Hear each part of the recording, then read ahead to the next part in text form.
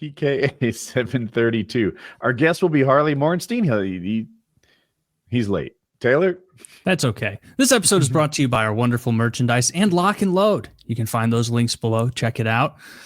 The Christmas season, did you guys enjoy your Christmases? More asking Woody. Me? Okay. Yeah, because Miles Grinch mode. Dude, our Christmas turned out dope. A lot of people want to know about the one gift for Colin's friend that I didn't tell you most of you what it was. We didn't give that to him yet. We haven't seen him. It's as we record this, it's the day after Christmas. It's a car. We haven't seen.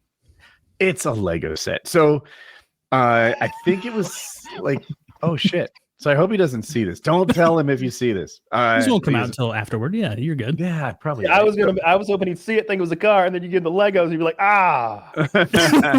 He's got thinking it was not a car. Not even a Lego car. He and his family were into Home Alone. This is their Christmas movie. This is their tradition. We've seen him in Home Alone clothing, all that cool stuff. There's a discontinued Lego set. Also, he likes Lego stuff. It might not be your cup of tea, but nowadays they're like models that people put together, and it's one of the bigger, more awesome Lego sets they've ever made. And he's just getting started in life. He'd never be able to buy it for himself. So that's what we got him. But that wasn't really like. Can I ask you a question real quick? Yeah. So I'm sure it's the big Home Alone mansion. Does it come with like any of the characters? Like, because what I would want to do is I would want to have the mansion built with like the front door ajar and like Kevin's at the top of the stairs and like the paint cans are dangling and Marv's laying on the ground and Harry's crawling. Like I'd want to do a whole like, this is. Of course it comes with Lego characters. I don't know. Yeah, it looks like the whole family's here. I'm looking at it. Even that scary guy with the shovel who like assaults the robbers. Oh, he's the savior. Yeah. He saved him from the rob. What a still scary. What an uncharitable way to interpret that guy who assaults the robbers. Did you know Joe Pesci actually bit his finger in that scene? There's a scene where Kevin McAllister has his fun, for those of you who haven't seen the movie, but then Joe Pesci and his associate grab Kevin McAllister. They catch him, got him pinned up against a door, like hanging him like a coat. And Joe Pesci's like, I'm going to bite these little fingers off one by one. And he starts biting his fingers. And I saw Macaulay Culkin on a talk show, and he's like, he bit my fingers. He's like, look, it bled. He's like, there's still a scar there where Joe Pesci bit me when I was a child. That's method. That. He's committed. Yeah, it's method. Yeah, you're lucky you didn't take the finger. So that's what we got Colin's friend. Hope's boyfriend. I got Colin a Quest. The Quest 3, the one without the S. Like I think that's the good one to get. Total flop. So far, no one has worn it. Like no one gives a fuck about what is it? Is that AI or VR? It's a VR AR gaming system, and it came with Batman. I downloaded and installed Batman, and no one has any interest in it because I got outdone by Hope's boyfriend. Yeah, he came over with an offer that really the big thing is time. He's like, I want to play Marvel Rivals with Colin. Marvel Rivals, the hot new like Overwatch type shooter, and we set him up. Colin had a 1070, and it like wasn't giving us the graphics that he needed, but I had a 1080 laying around, so. Boyfriend to the rescue. He comes, he disassembles the computer, puts the 1080 in, updates the drivers and stuff. And it's like, dope. That was really nice of you. And he wanted to get woodworking tools. And so I picked him out a nice router set, this Bosch thing with a plunge router and a fixed base. Like I got him the best one. And he's like, oh, thanks. Yeah. I'll have to, get this going. It's like, all right. So the present was like fine, but not like a whopper or anything. And him playing Marvel with Colin and giving him these like starting lessons and videos to watch. Colin is dove head deep into this thing, or head first. And he's like watching videos, studying, practicing. He wants to be part of the team. Hope's boyfriend is really good at games. He was like on the top collegiate CSGO team. 2 of the guys went pro from his team. He's top 5% in Marvel Rivals. Like, I'm not saying he's a pro gamer, but he's like, you know, he'd be amongst the better people that we know. And he's going to carry Colin, and they're going to get wins and stuff. So that's all cool. But the thing is, I don't know, they were talking and such, and he was installing Colin's new GPU. And I happen to have a 4080 laying around the house that I'm not using. And I'm like, how big is your case? And he's like, oh, I've got the big ITX whatever. And Hope is like, you could fit Colin's computer inside his computer, like in the free cavern in there. And I'm like, how big's your power supply? And he's, that's 1,000 or 1,200 or something, like big enough. And I'm like, yeah, you should take this 4080. I'm not using it. Dude, superseded all other gifts. He like was that more so than the excited. router? Yeah. He was the guy who needed this thing, and I wasn't using it. He held it like a baby, like he cradled it like this gentle thing. He's like, it's so much bigger than I thought it was gonna be. And then like he needed to take it home. He's like, do we have backing material for it? And I did. I had like, we have so many freaking bongs. I have a stack of bongs waist high over here. So do I. From sponsors. It's right there. Yeah. Yeah. So I grabbed some of that bubble wrap and we put it on the 4080. And I wish I could put into words what a bit. He's like, I wasn't expecting anything like this. He was very receptive of his present. So then he put the 4080 in his, and then Hope's graphics card was getting long in the tooth, and she got his, which I think was a 2080. And that was probably the biggest win of Christmas. Oh, 2080 to 4080 is such a monumental leap forward, because the 2080 wasn't great. Like, that wasn't a good generation. Not a big upgrade from the 1080. The 1080 Ti is like the GOAT. Yeah. That's like the workhorse of days gone by. Like, I know people who still have 1080 Ti's and play modern games. That card was great.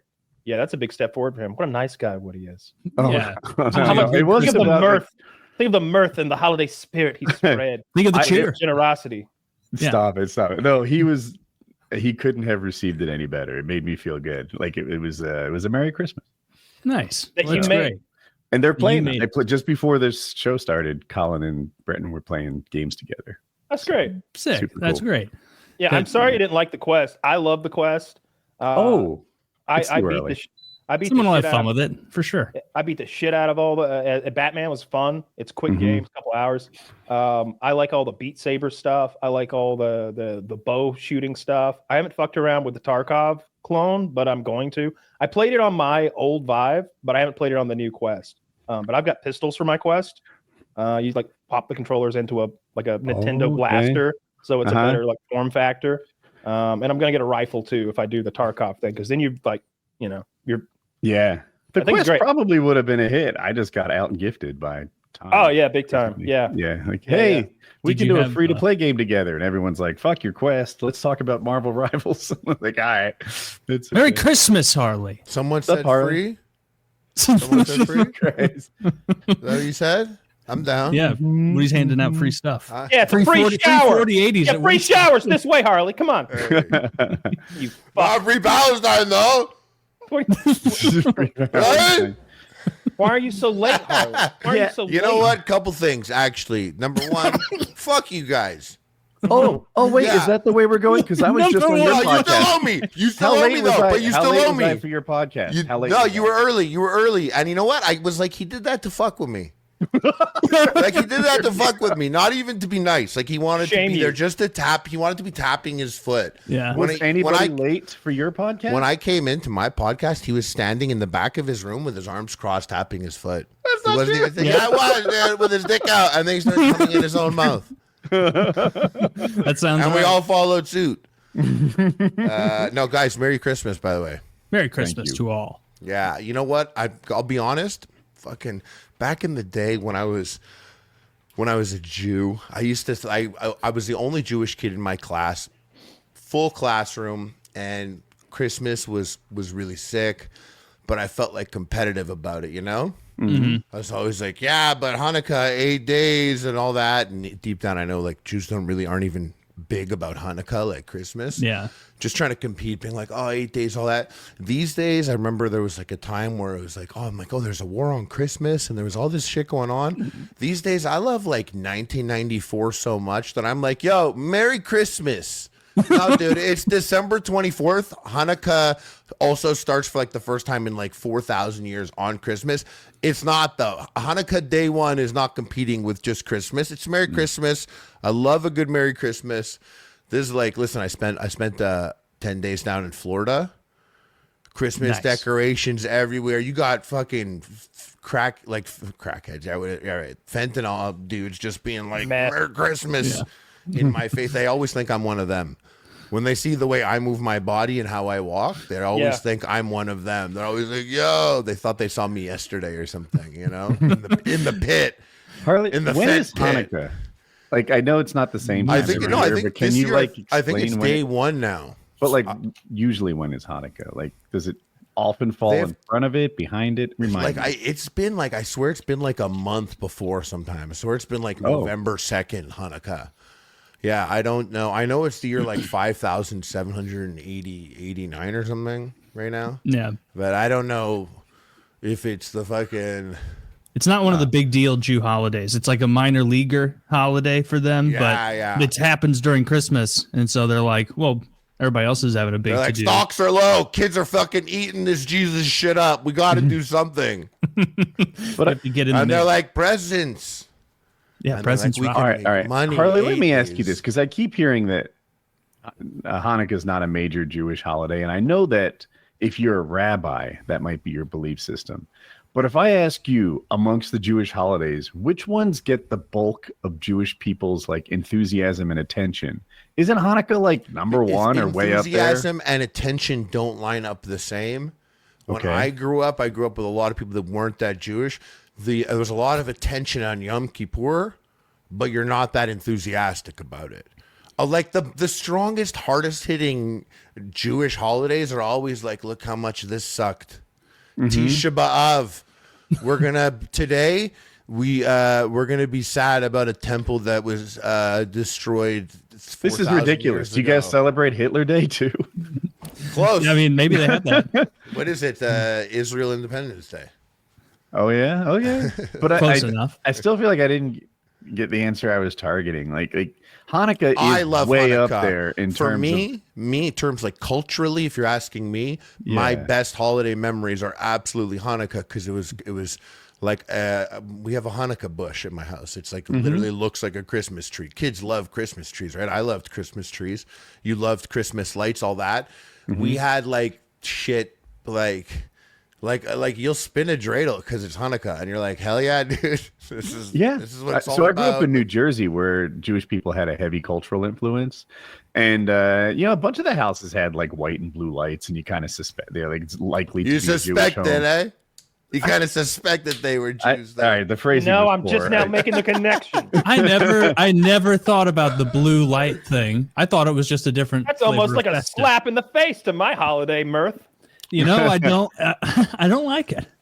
I don't really stepping on our toes, on our Christmas toes. You know, my neighbor did that last year, Taylor. You know what I did? What? Went hung some red lights up there too. America, baby. America. Oh, okay. Get out of here. Red, white, Get out of here. Yeah. So you're missing a very important color. So actually, I bet the reason that Hanukkah was a big. Over here, I helped you out. Is there another? Answer this. You said Hanukkah is the biggest deal for you, but is there another presents holiday? Because if there's not another presents Jewish holiday, then of course Hanukkah is the biggest deal for a kid. What if I told you there's a holiday where you dress up? Because when you're a kid, dressing up hits almost as hard as presents does. Not in the long run, but in that instant gratification, Hanukkah, like Halloween, holds a candle to Christmas. Let's not lie here. No. Well, a very dim candle. Christmas was the jam as a kid. Right? Absolutely. Right, Christmas is like Red Bull. So we're all kind of we're from that same era. Do you remember? Maybe this is we're all from the same era. I wasn't the industrial age. I remember. Do you remember the Toys R Us catalog? That big paperback Toys R Us catalog. My parents would get 2 of those and bring them home, and they'd give them to me and then my sister. And we'd go through that bitch with a marker. And I knew my Christmas was usually like $1,200 or something like that. So I would pick out $1,200 worth of shit, and then that would be Christmas. That's you had an amount of money in your head as a child? Yeah. Like, as you're picking stuff? Yeah, I know it's not healthy. I was raised by wild. The Southern Jews. Southern Jews. The Jesuits. Yeah. No, I had like a budget, because you don't want to be like, get me a snowmobile, and they're like, that's $8,000, Kyle. What are you doing? You're blowing the budget. I never had a fucking clue, and every time they nailed it, I was like, when did I reveal this to them? How did they know? Meanwhile, I'm like walking around in like a T-Rex outfit, and I'm like, dinosaurs. How did you? commercial God comes damn on it, TV, Mom and you're Dad, like- you've done it again. A commercial comes on TV, you're like holding your dick and standing in front of the TV, pointing at it like frantically. They're like, "Oh yeah, we should get him that for Christmas." No, we get the catalog out. We knew exactly. But then like after that, I would usually get like vehicles, ATVs, sports equipment, or guns. Like I would pick something that would last forever. And my sister would pick things that were made of plastic and would last for a month. And I just remember every single year this happened on repeat. February, she'd be like, "Why does he have this thing?" And they'd be like, "You had things too. Where are they? They all broke and fell apart, and you used all the little bits and bobs. You made all the muffin mix, and it's gone now." And he has a four-wheeler that'll last forever. You were good at choosing gifts. She sucked at choosing gifts. Absolutely. Yeah. I always wanted a vehicle. I was terrible at choosing gifts, man. I was bad at it. I like if you handed me that, I wish I was the type of kid that would be down to circle what I wanted. But if you gave me that, I'd be like, "Oh, this is a book. I don't care. I don't want to look at it." Fucking toys in that book. Dude, it was know, a but toy. I It was a didn't get catalog it. of toys. I'm telling you, I loved that book. By the time Christmas came around, it was so dog-eared from like you could so many pages had been. I wish like, I was pinned that down, kid. And You know it when I had, did that? You know when I got circles that? everywhere. I got that when I grew up when I was about like 12 years old. Then that started to hit for me with the Columbia CDs. I used to look at those and I wanted all the CDs. It was like Columbia House CDs. It was a What year? Like this is like 1998. Oh, you're almost ready to steal all those CDs. Just give it a year. I know. No, it had to be 96. Probably 96. Yeah, 96. LimeWire and shit like that came around. Kazaa.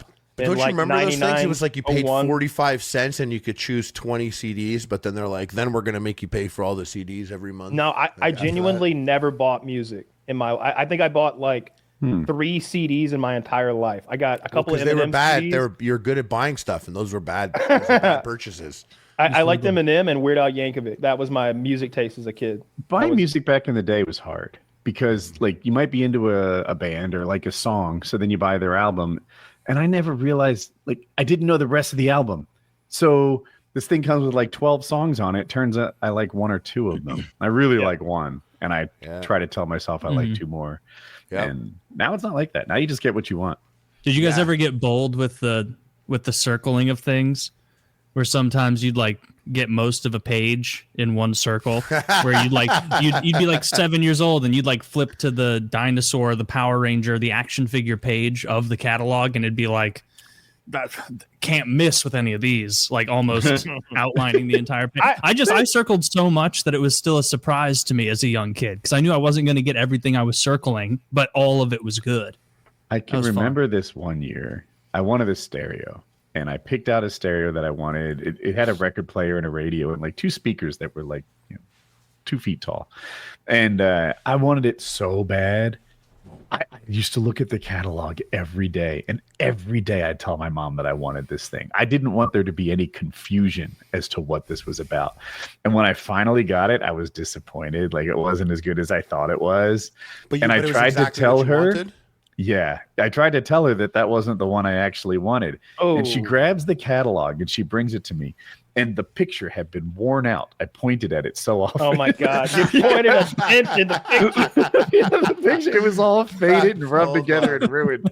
And I was like, oh, yeah, you're probably right. Yeah. Wait, hold on. How many times did you go there? Hey, wake up. Look. Dude, look, this one. I must have been such an annoying autistic child. Like, give me this. I was going to ask.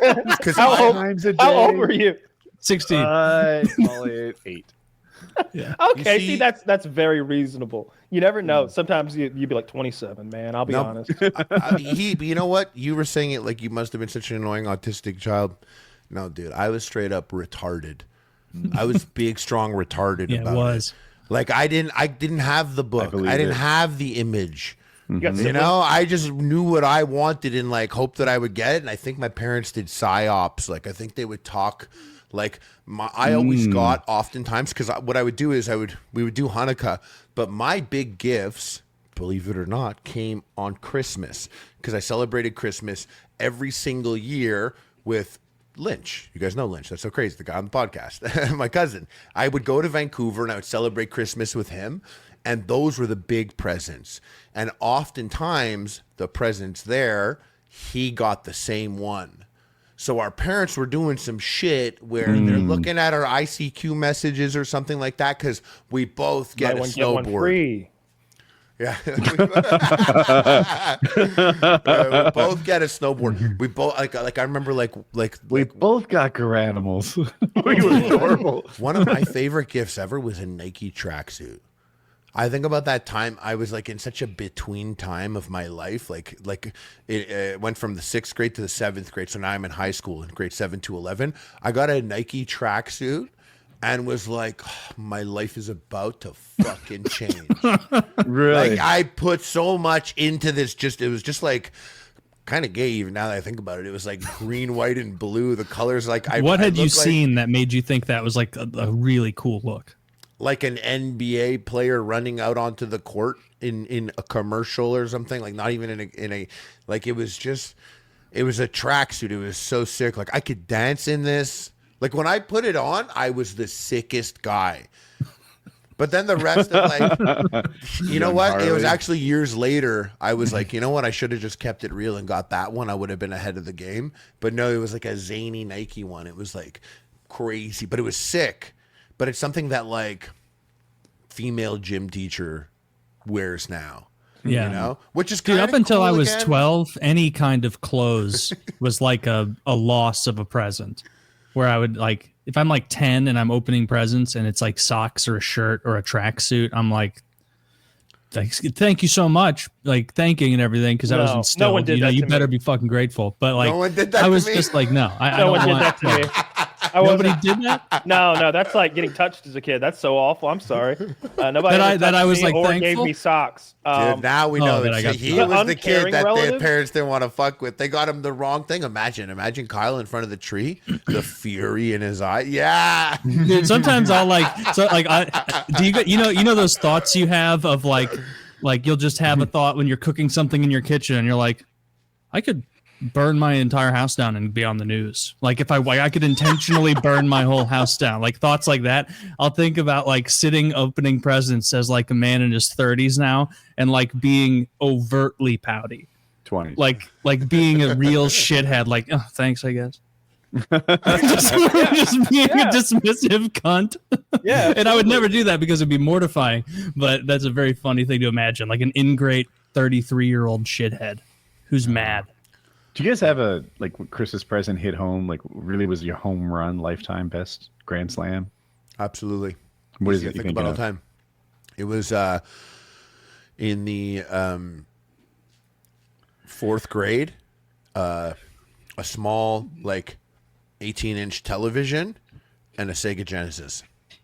Okay. And so you get 8 days. The deal is 8 days.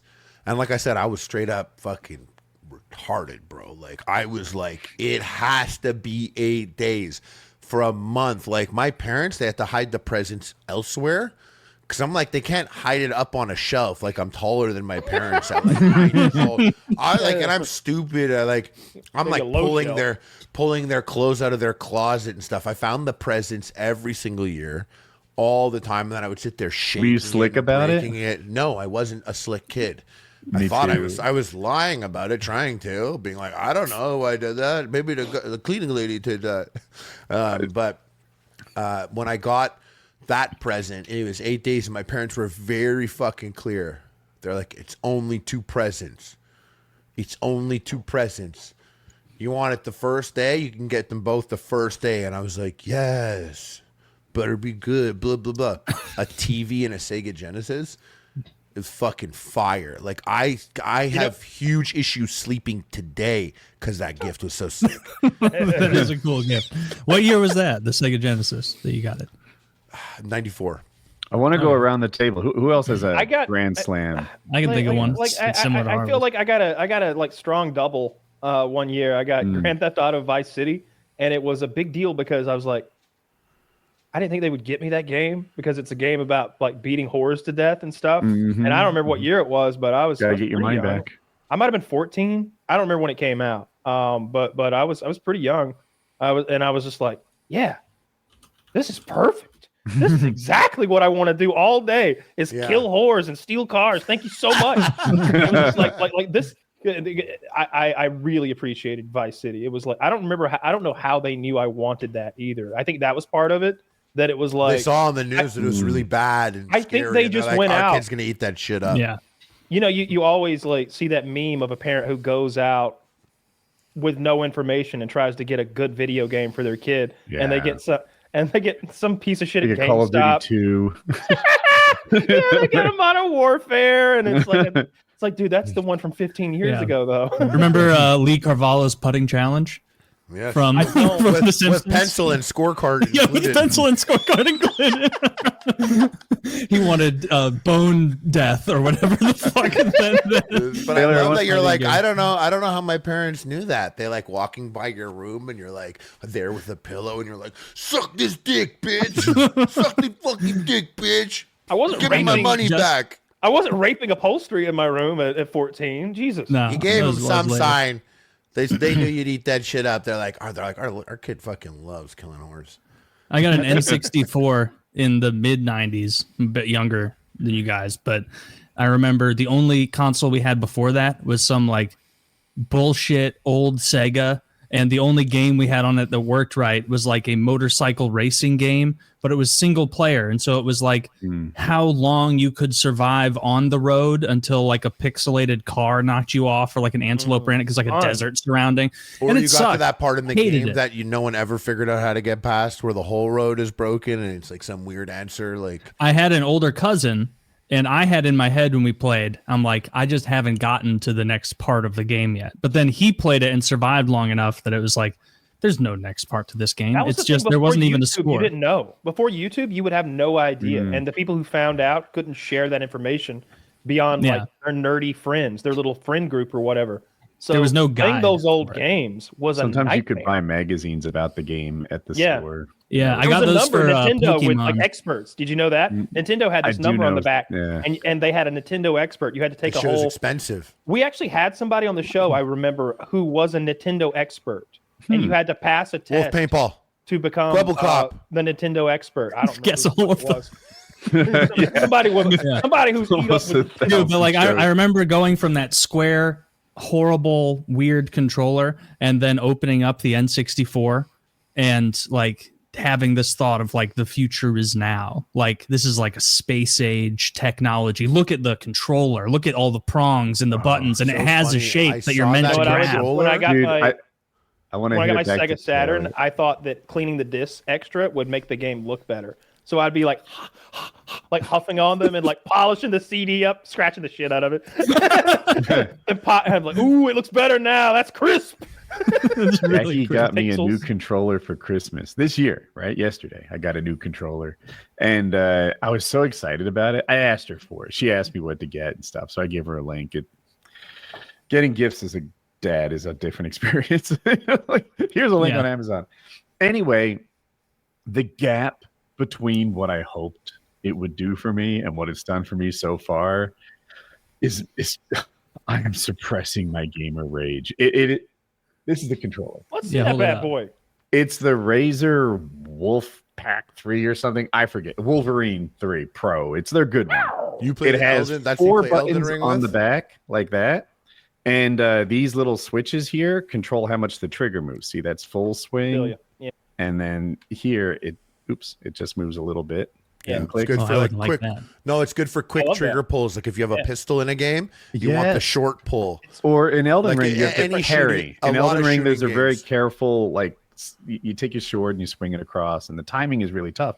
And when you have a long trigger pull, like where in that trigger pull is the binary like time to go thing? It makes it a little harder to time because it's squishy and it's long.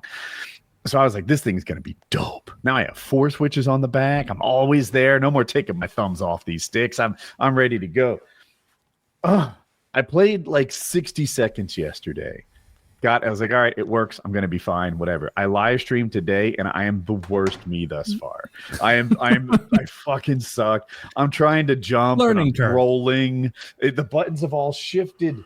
This gap, like from here to the top, has moved like by about. You went from a PS5 controller. No, it was an probably Xbox controller, an old school SCUF controller that I had from like 10 years ago. And this is the new Xbox, whatever they're called now. One, I don't know. Official, like This is the modern controller. And man, the buttons move, the buttons on the back, everything's different by a little bit. And I'm embarrassing myself in front of hundreds of people, not playing as well as I'd like to.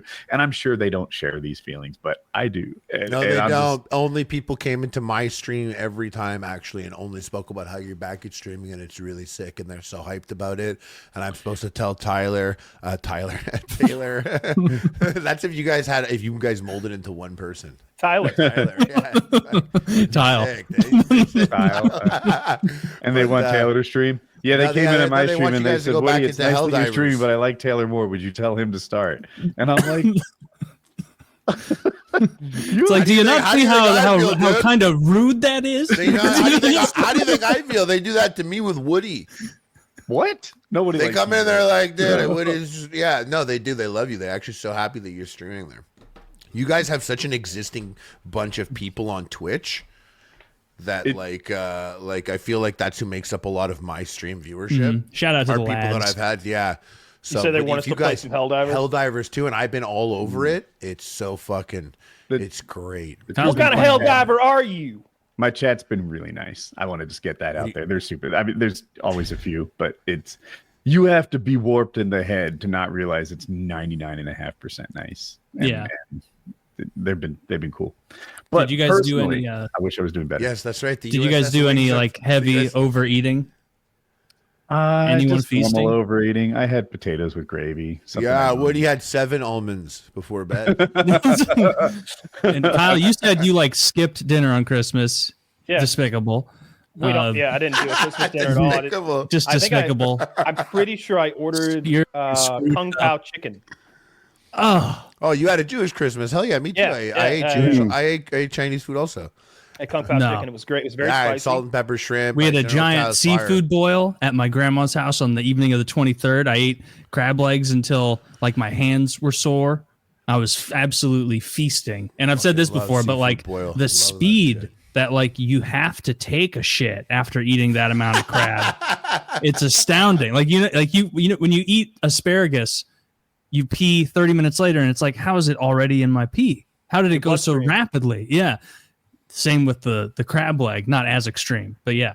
And then the next day, I think the crab legs are triggering your body to evacuate whatever's already in there, because and like this bothers me. Like, first of all, I see people talk about Taco Bell, like, oh, instant diarrhea, and it's like, what's wrong with your digestive system that you can't process Taco Bell? First of all, get that checked out. Like no, not instant diarrhea, you weirdo. You're sick. You're literally ill.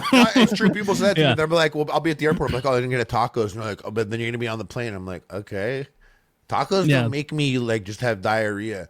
I don't get that either. I have an iron stomach, and so I can eat whatever I want. And I think that's also just like that's just some shit, you know. That's some thing. I think maybe some people got their asses beat by spice back in the day.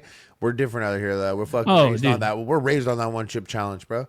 I had a shit ton of crab, a bunch of andouille sausage. Obviously, there's a bunch of andouille sausage in the fucking boil. That's what it is. And then there's potatoes and corn and all that. I just like the potatoes and corn. Insanity. Just evil.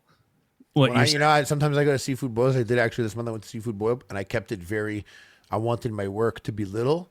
So I was like, yeah, just sausage and calamari. I don't want to peel anything. I didn't even get any. You know what? If we ate just crab, like hand in there like it was popcorn, like pulling it out and eating. Dude, if we ate crab next to each other, I'm like a crab ambassador. Like I looked over at my girlfriend, and she's not an experienced crabasseur, and so like I'm on her behalf getting perfect breaks, not even paying attention. That's just how I do. And you're like, you're not even showing her like, breaks, oh, giving her look at that. Yeah, then I eat it in front of her. No, I'm giving her the good bits also, not all the good bits. I'm not ridiculous, but then I had like 4 pieces of chocolate sheet cake.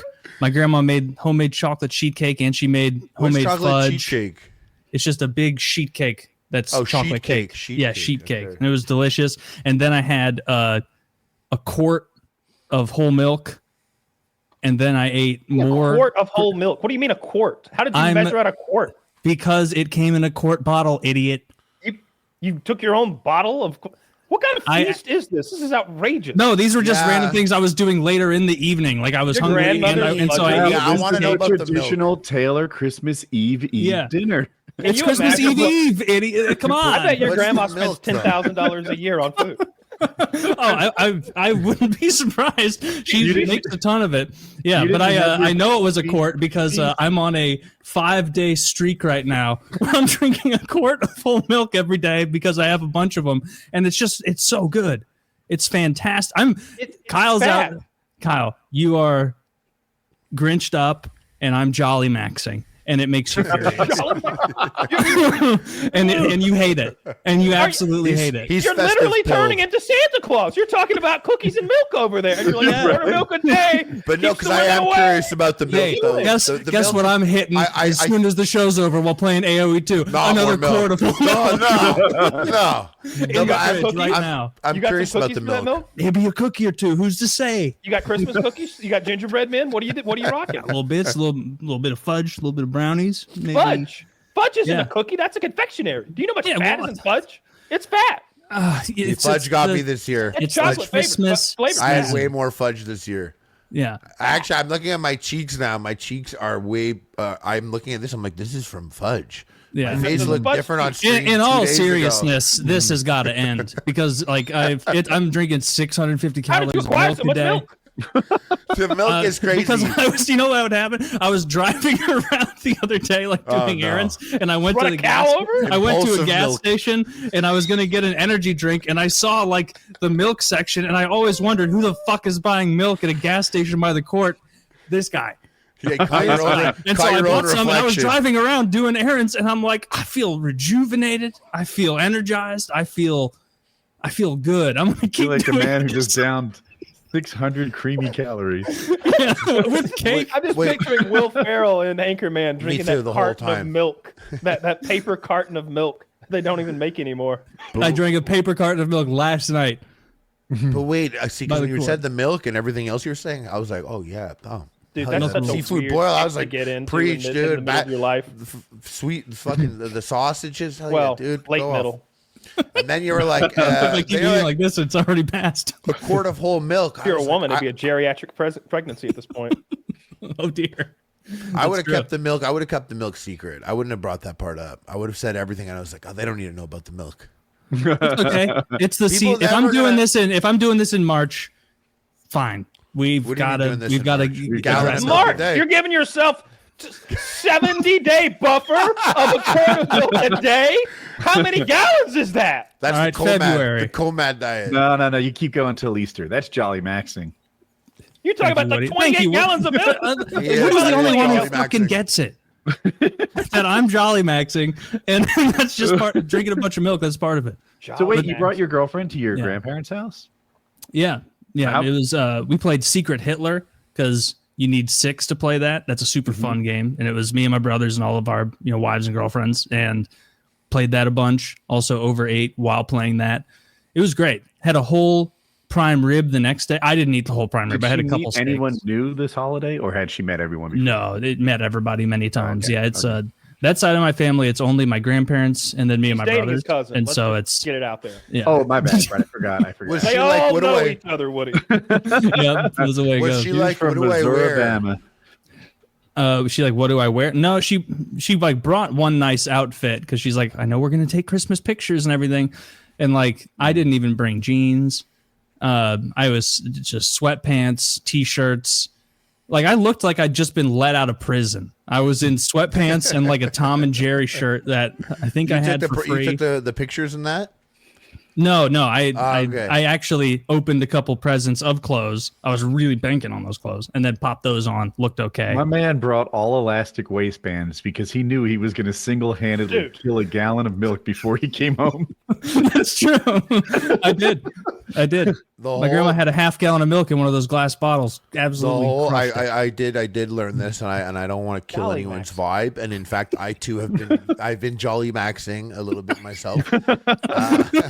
I've been seriously festive pilled this year, and what I'm really noticed a couple years back is you could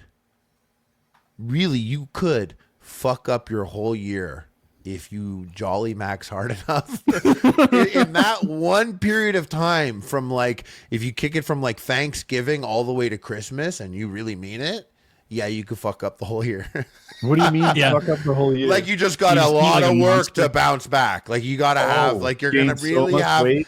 like, you could really put that work in there in that time. Because you're inside, the video games are fucking fire. Thanksgiving's great.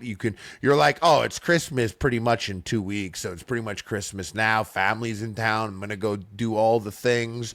Movies come out. So you have dinner and then go to the movies. And you're like, I'm not going to get popcorn or the movies. You know, there's so many rooms for fuck ups in that 2 month period. Yeah. And I do always, like, I always try and leave room to jolly max a little bit, even if I'm jolly midding. Like I gotta, and I'll tell you, my mid is very jolly right now.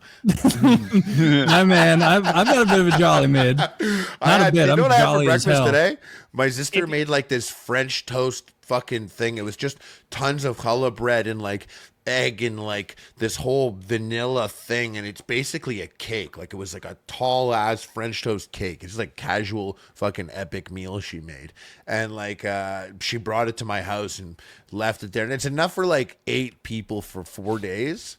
Jesus. Or apparently me for 2, just whenever I want to like take fucking syrup and put it on it in like a spoon. And like, it's also like you have this thing, you're like, oh, cool cake, I'm going to dump liquid sugar all over it. All like real maple syrup all over, like just to demolish it. Bet it was delish. Is that something that's a big deal to you as a Canadian, real maple syrup? Like, would you, if I offered you Vermont maple, would you even like? Oh, for sure. Care? Vermont maple's fire. You know what? Because I'll say this, and this is the American version of that. If somebody offers me Hunt's ketchup, like I'm not gonna say anything because I'm not a psychopath, but I'm gonna think something. I'll definitely say something. Yeah. Oh, you will. Some oh, for sure. I know I wouldn't turn it down, but I'd be like, whoa, okay. You know what McDonald's did, right? Who's this guy? What they do? They made their own ketchup a couple years ago, and it's so much like Heinz and so good that nobody noticed. Yeah, they must have some sort of deal. They must have. No, they made their own. They shit. must have been synthesizing that shit backwards since the day they had their Heinz deal, learning how. Or they're it works. paying to private label it. Ketchup, dude, you cannot fuck Heinz with won't ketchup. do that. Ketchup Heinz has is to so be the serious one. about. So one things that restaurants were doing, they were taking Heinz bottles and filling them with Hunt's because it's cheaper or whatever, you know. But everybody wants Heinz. So Heinz has made their bottle the exact color of their tomato ketchup. So if you put a different ketchup in there, the bottle doesn't look right.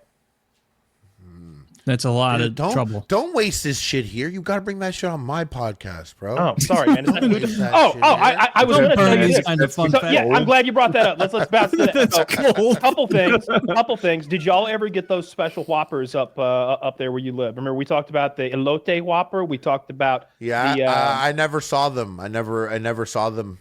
I got the bacon bourbon barbecue jalapeno Whopper, and it was like way too sweet. It was like they didn't balance the sweet and spicy, and there was like too much like sweetness in a burger. I don't really like specialty burgers at these places. I don't like when fast food places do like a one-off. We had the Krabby Patty too. Did y'all get that? Yeah, we had that here, but I thought it was just like a pineapple. I thought it was just a pineapple frosty with like a burger.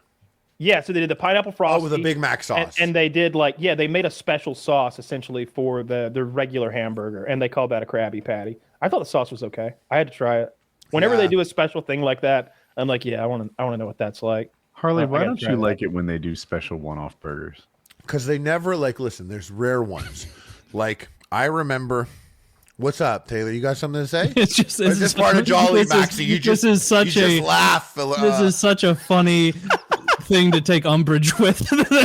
To have a problem with promotional burgers. I just what's going on in the world today, and it's like, hold on, we'll get to that. What's up with you? Russia shot down a plane, but before we get there, Harley doesn't like promotional burgers. What's still deep? It's just the whole specialty ones. I'll tell you, like, I could keep the list short by saying the ones I loved.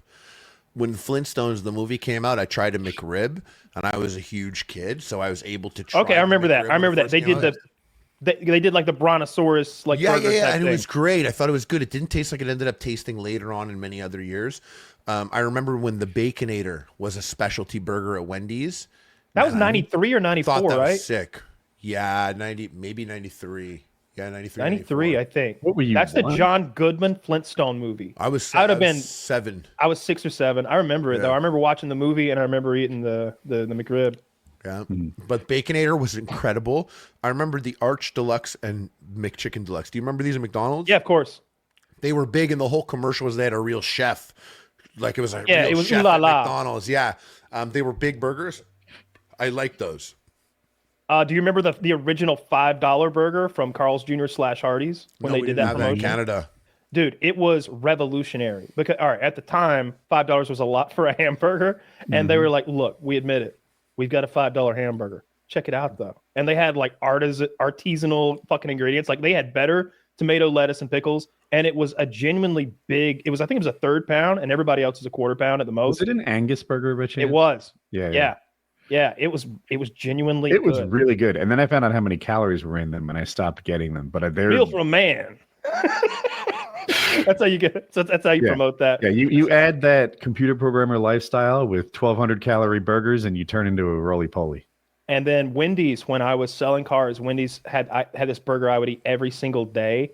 It was a jalapeno. It was like a nacho jalapeno burger. It was just a Wendy's hamburger, but they put jalapenos and melted nacho cheese. They just poured it on the fucking thing, and I loved that. Taco Bell. 19-year-old me loved that. Taco Bell kills specialty items because their specialty items tend to actually end up being pretty permanent.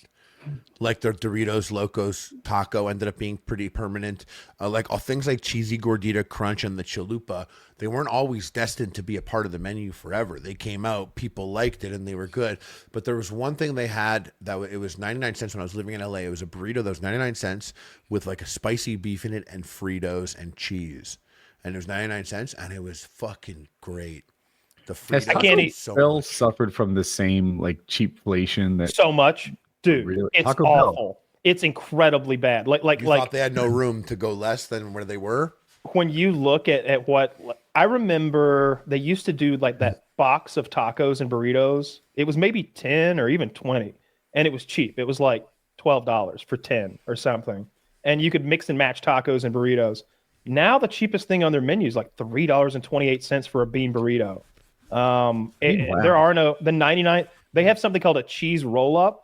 And it's just cheese rolled up in a tortilla. Very bad. It's a mini tortilla, and it's like $2. Everything there is crazy. Like they saw how low we were willing to go. They saw that we.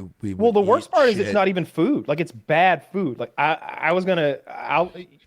if you like those burritos, that's fine. I can't eat any of the meat at Taco Bell. They have to put an asterisk next to beef.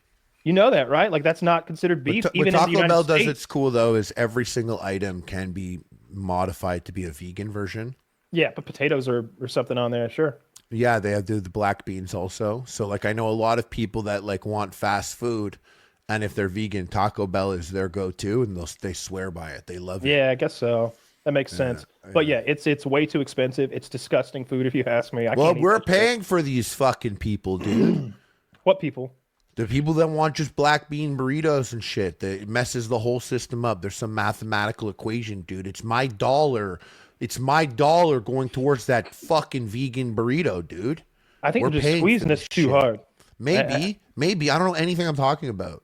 I love. I want to talk to you about this because we talked about getting you on some TRT because I think you might or may not have a fight coming up sometime. You should be on the juice at your age anyway. I talked to Derek. And I sent him. I was like, "Hey, Harley would like to do this, that, and the other potentially. How would that work? And because you're in Canada, and his stuff is usually in the U.S. And he sent me the longest reply.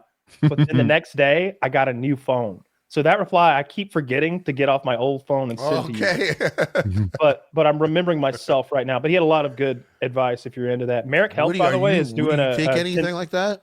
Why? Why a new phone, Kyle? It was just time to get a new phone. I can't remember exactly. Not an iPhone.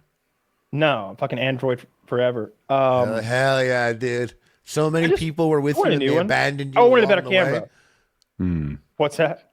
So many people were like that and they fucking changed their way, but you're still like, Android forever. Yeah, I haven't had an iPhone since the iPhone 4. I got a couple people in my circle like yourself that are like that still haven't got it. It's not even a question. It's like now it's so far like someone like my dad was just like iPhone. This phone is better because XYZ. And everyone was just like, yeah, shut up. No one cares. Yeah, your phone sucks. But he was like that, but then he made the shift. And I know lots of people ended up there. Like, friends were like, they texted me. I'm like, they're you got an away iPhone? From the phone? Yeah, they got an iPhone. Like they got an iPhone. They were shifting like to the iPhone. Yeah, they were Android, but they succumbed to the curse. They got the iPhone, and I would text some friends and it would come through blue, and I'm like, they got you, bro. They got you. You used to be one of the only ones left, and they got you. And now, just Kyle's like one of those guys. Like he said, he got a phone. I'm like, for sure, it's not an iPhone. Love that. Yeah, I wouldn't fuck with it. If you gave me an iPhone, I wouldn't use it. I'd rather have my Android. I thought you were saving money. It's not about money. No, I couldn't care less. Some of these, sometimes I do get the cheap ones, and there was a time where it was like, I kept getting the authorities kept taking my electronic devices away, and they don't give them back in a timely manner. So it's like I'm gonna get a $200 phone. This one was like $700 or $800, I think. Did you say what it was already? I don't know what it is. Okay. But the thing about it to me, I like the camera and I like the battery life. The iPhone kind of does everything pretty damn well, but there's an Android that does each thing really well. Like there's an Android with a better camera than the iPhone. There's an Android with a better battery life. They're just not the same phone, maybe, and that go down the laundry list of features a phone can have. But I just don't care to be part of that ecosystem. If I had other Apple products, it would be more appealing. The Apple Car is coming in a year now, I'm sure. I think that's back in development. Okay. I'm out of date. I heard it was back in development. I know it was on and then it was off. I think it's back on. And so you can imagine, look, I'd love it if my car was made by the same company that made my computer and my phone, and everything was just seamless in this. You want your car to know what porn you look at though? It already does. Like the new BMWs with those subscription services for things like the I think maybe the auto dimming lights and I know the heated seats is one that not BMW but some other car companies are trying to make subscription based, and it's like I don't want to be part of that world. I don't want to be part of that world. Yeah, I want my heat. They're my seats, motherfucker. I bought them. You don't. How dare you try to make me pay you $10 a month to make my seat hot for me? I just hate the waste concept. It's all there, and I'm sitting on it, and we're not using it. What are we wasting this shit for? It's not even about money. There's some things I'm just unwilling to pay monthly for. We had a guy in the Patreon who really liked his heating and cooling mattress for his bed. And he's like, if you think about it's $20 a month, sure, but you think about the value you get, how much time you use it, how you use it every single day, 8 hours a day, $20 a month, it's a great deal. It's I hear your words and I hear how that logic makes sense, but no, some things I just want to own and not have a subscription fee for. It's easier to get $1,000 out of me than it is $20 a month. I want an appliance, not a dependent. What the fuck are you talking about? Get out of here. I know my dog is occasionally going to be like, this hurts. I need $1,000. But my bed should never ask that of me. My bed should just want me to lay there. If I gotta, what if I miss a payment on my bed? Right. I gotta turn off the heat to my bed. That's the whole point. Cruise control is worth a lot to me. I use it a lot when I drive. I think more than most people. And even though $20 a month, it provides a lot of value for that. No, I will buy a different car that doesn't charge me monthly. I'm not into 100%. it. Yeah, that's 100%. Absurd. It's insulting. Just having to needle you for something. I wonder if the next gen will feel the same way. Because there's a financial argument that's why would you pay $1,000 when you could pay $20 a month? How many months? It's incalculable. I don't know how many months it takes to get there. But I don't understand who's buying these cars anyway. I watch these YouTube videos, and these guys will go to a new car dealership, and they're like, look at all these old units, boys. Look at this. You see these two trucks right here? $437,000. These two trucks. Who's coming in here? And he pans the camera to where they are, the area of the country, and spending $209,000 on either of these pickup trucks. and he goes through a whole inventory, and they got like millions in inventory just sitting there, and it's 2 years old. It's 2 years old because people don't want to spend 6 figures on a pickup truck. You know what I mean? I can't imagine a $200,000 pickup. I couldn't either. I was shocked. What brand is it? A Raptor. Oh, it doesn't matter if it's Chevrolet or Ford. If you Isn't there a Raptor? One of those brands? I was imagining like a Lamborghini truck, like some niche thing. No, a Chevrolet or a Ford. Like if you get the good one and the big one, and then you get like Rocky Mountain Customs to put their little spin on it, you're getting to $200,000 for your truck. Yeah, an F-150 Raptor R can cost $150K. I saw my grandpa as a farmer in his trucks growing up, and I saw all his farmer friends' trucks, and none of them had $200,000 trucks. You know what my dad's they had very utilitarian trucks. Not even nice ones. No, not at all. They had a separate car that they would use for they had a separate truck for like road work, and then they would have like a farm truck that like they drove Toyotas. They drove beat Toyotas, and they drove $250,000 combines. You know what I mean? They had maybe 15,000 acres that they were farming corn and wheat on, something like that. They had semi trucks, gigantic grain bins that are bigger than a house, but they drove Toyota trucks, and they wouldn't run the fucking AC because it burns more gas. I swear. That guy drove me one time. I was like, hey, give me a ride over. He didn't burn AC. He rolled the windows down in the hot Georgia summer. And this is a millionaire. This is a man, his own son. This is another thing. This is what I hate about these cheap wads. Like it was dove season, and like you go dove hunting, you need shells, obviously. And they had only bought their son a box, one singular box of 25 shotgun shells for dove season. And like, we're hunting on their giant property. Well, Kyle, those birdshot are. He's charging $100 a head. He charges $100 a head for people to come there and hunt on his property. But he has afforded his son one singular box of shotgun shells. Sounds like a husser. You know what a huzzer is, Kyle? I do know it's exactly. A pig. A husser? A huzzer. What movie is that? Huzzer. What is that from? You know what that means, Frank? You know what a huzzer is that a? It's like a German thing. I think it's a Yiddish thing. Okay, well then Germanish. But yeah, it might be Snatch or something like that. But anyway, they didn't drive 50,000 at the time. A $50,000 truck would have been a really nice truck. They didn't drive anything like that. They drove beat Toyotas with the windows down. Speaking of combines and phones, you ever see those like cat phones? Cat phones? Yeah, it's like a feline truck. phone? No, the truck company like that makes. Oh yeah. And they make like phones, like because you were talking before about the phones, and it was like I was trying to think like, what would I not have an iPhone for? And I was like, oh, you know what? If I was a guy who traveled a lot and went to like all these different places, I would get like one of the rugged phones. They look so sick, where it's like the phone where like you could literally like run it over or like smash it, and like it has like some like special screen. They cost as much as like an iPhone and don't do quite Zach, as can you much show as us an a iPhone. cat phone or a caterpillar phone? Yeah, or look up like an indestructible phone. I think cat. You could probably get a case for your iPhone to do something similar. I would think. But then it's like in there, you know? I'd want a satellite phone of some kind that does, like, I don't know what sat phone technology is like right now. Like in the 90s, it was like, you've got one of those. And I feel like now it probably costs a couple $100 or something. Oh, that's neat. Seems that one's got a thermal lens on it, a FLIR lens. I want to say every iPhone has satellite built into it at this point. Yeah. I feel like it does, right? But does it have like the kind where is that cat? It is. It's a flip phone. That one's pretty cool. You know about those kosher phones that they have for the Jews? I believe there's some everything I see online where it's like, I'm a rabbi, I'm going to teach you about Judaism. Well, the crux of this is tricking God into thinking you're following his rules.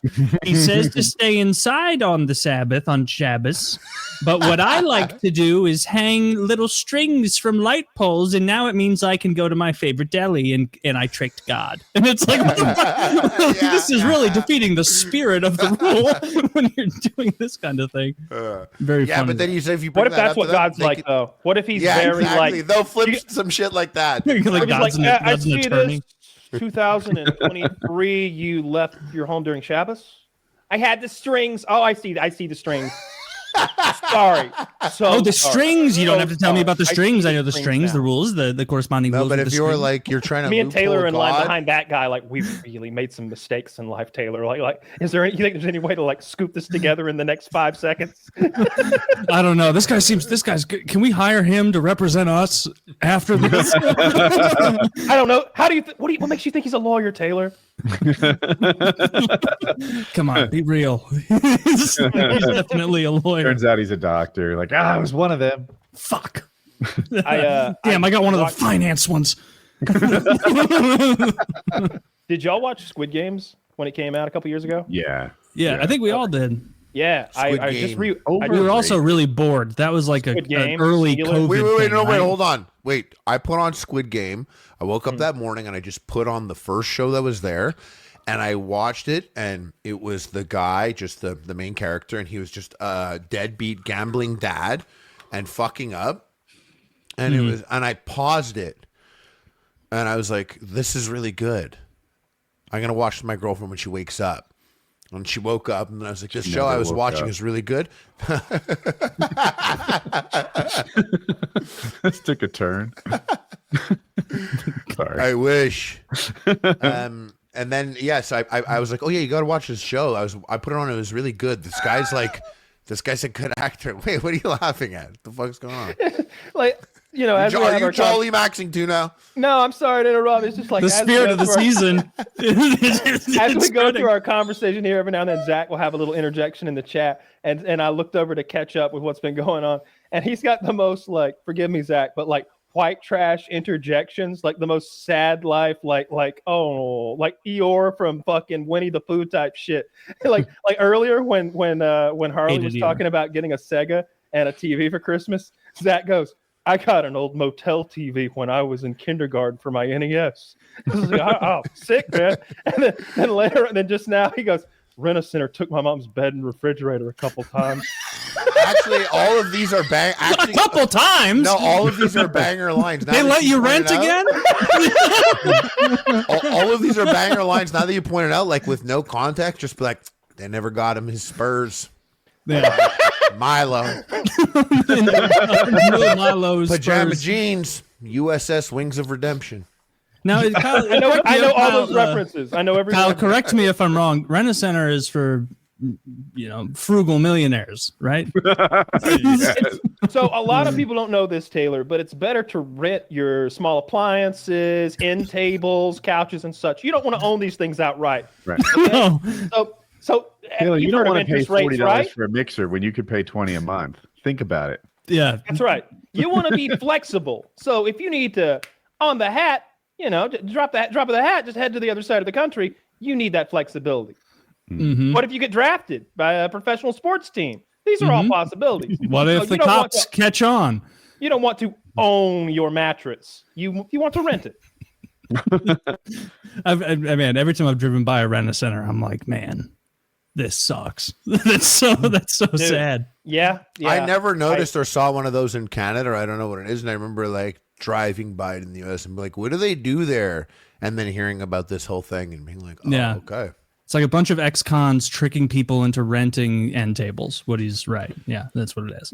Yeah, it's good stuff. Good I stuff. wonder what it's like being a salesman there. I wonder if you get a bonus for really ruining someone's Christmas. All right, you sell the. I imagine the manager of a Rent-A-Center smoking indoors. All right, you sell this love seat. It covers from the smell of calling the used your furniture. parole officer. That's You guys heard about the honey scam? Yes. Honey scam. Yes. The honey I affiliate have. scam? Oh, It's is that like the thing honey- Mr. Beast was pushing? Everyone pushed it, but it was like A lot of it was people like did. you get honey, you put it on your browser. The short of it is you put it on your browser, and if you go to like some random site, like you're about to order something, it's like, hold on, let me see if there's any coupons for you. And then it'll be like, whoa, I found this coupon, it's 2% off or whatever. And then you're like, sure, so you go and do it, but now honey made the affiliate sale off of you. Which is kind of whatever, it's fine, or to an extent, whatever. But the thing is, YouTubers like Linus Tech Tips would be like, yeah, here, go to Honey, use my code or whatever. Then you'd go and like use his code. Maybe you didn't buy it that time, you go back or you go anywhere else. Wait. Honey is always going to give you You its missed a affiliate step. link. He would say on Monday, check out honey, put that in your browser. You'll always get the best codes, right? The best discounts. And then on the next day, he might say, hey, go to whatever, Newegg, and use my code. Well, these people all now have honey installed. So they go to Newegg, they say search for coupons, and it would change the affiliate code from Linus Tech Tips to honey. And honey is basically stealing all Everyone's the affiliate sales. It was always the final step before checkout to put its own affiliate link in, so it was making money off all the sales. Masterful, Edmund. And they weren't transparent about it. And I wanted to say, this is what I was going to say, what are the chances, and what do you guys think, and it's going to sound like I'm making a banger joke here, but I'm serious. Do you think it was a Jewish person that thought that up? I think it was a smart person that thought that up. That's some gold right there. That reminds me of like some Tony Soprano sitting around a little table and whispering that whole plot to each other type shit, like some calling card scam or something. What do you think? If it was a Jewish guy, we wouldn't know about it yet. He would have been more clever with it. I think this is an Indian guy scam. I know where you hang out. This is an Indian guy scam. To be like, oh, this could be a Jew. However, we wouldn't know the Jews are far too sneaky for us to know that. But they're too clever. They wouldn't let the honey market be revealed so quick. I think this is so much money. There's a guy named Koresh behind this. They make crazy money for that. Yeah. Well, good for them. That's really crazy. That's a really. I don't think they're Jewish. That's my theory. You and think they're Chinese? That because I looked up their names. Ryan Hudson and George Juan. Is that how you guys pronounce that? Imagine you saw them both and they were ginger guys with huge noses. Yeah. And you're like, whoa, they fucking. No, it's like Bert. It's like Bert. They're just using an alias. Key people, Ryan Hudson and George Ruin. I could see that. Let's see. That's a good one. Scam. I bet now this, I can tell by looking at this guy, not Jewish. George Ruin, definitely not. Definitely not. I have my sights. Let's see. He has a sixth sense about these things.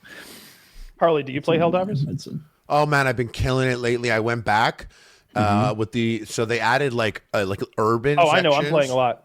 Oh hell yeah, let's do it, man. We got to get down. Sure, anytime. Got to get down. Absolutely, I love it. I love that they like switched up all the stuff that you would use against the other enemies. I wouldn't say these enemies are the hardest. You know, this is kind of like, they always do this. What's cool about the game is they have like their like vanguard force that comes first, and it's a set group of enemies, but then later some enemies are now armored or they have different things. For those who don't know, it's like a live service game with an ongoing story. So they'll announce to you, hey, Helldivers, the east sector's been invaded by a new enemy. Rally forces to planet Klindathu. We have to lock down these resources right away. And there'll be a bar that keeps track of how many hundreds of thousands of Helldivers are like, okay, boss, and go to that planet and start working on that objective. And you see like 100,000 of us are working on this thing, and the bar barely moves, every hour. And it's fun. And they'll be like, go there, and they'll be like, torch all of these. We were building these toxic things to study the bugs. Make sure you torch it all and blow it up because we can't leave our intelligence to the bugs. So we go and we do that for 4 or 5 days, torching this planet and destroying all the like reserves of the toxic gas that we have there. And then they're like, great work, Helldivers. But then like the next week, they're like, oh, these bugs mysteriously have mutated, and our scientists confirm it has nothing to do with the gas that we released on the planet. Nothing that wasn't do with us. that. That was totally good what we did. This is something else. Don't know how, but yeah. Go and like now there's a whole new type of enemy that's in the game, or a mutated version of one. Yeah. So they added these new enemies, and I know like they're not per se hard right now. It's just a different way of playing. It's got a fun story. I like the lore. I like that Earth. It's like those AI stories that we used to listen to on YouTube, where humans are just the best at fighting. Earth is the bad guys, but we're just better at this than anybody else. So the bugs, like their blood is like oil, or there's oil on their planet. Either way, so we're gonna just kill them, and we're gonna keep framing them and false flagging them. Well, we're only the bad guys to the bugs. We're the good guys for humanity because we're taking resources that humans want. Well, we lie also, like the bugs like had set out, like the Illuminates, our main enemy, like set out to peacefully in the first one, and like we had attacked them and stuff, and like we attacked the bugs. We're like they're coming to our planets and killing us. Oh, were they not ready for it? But what's actually happening?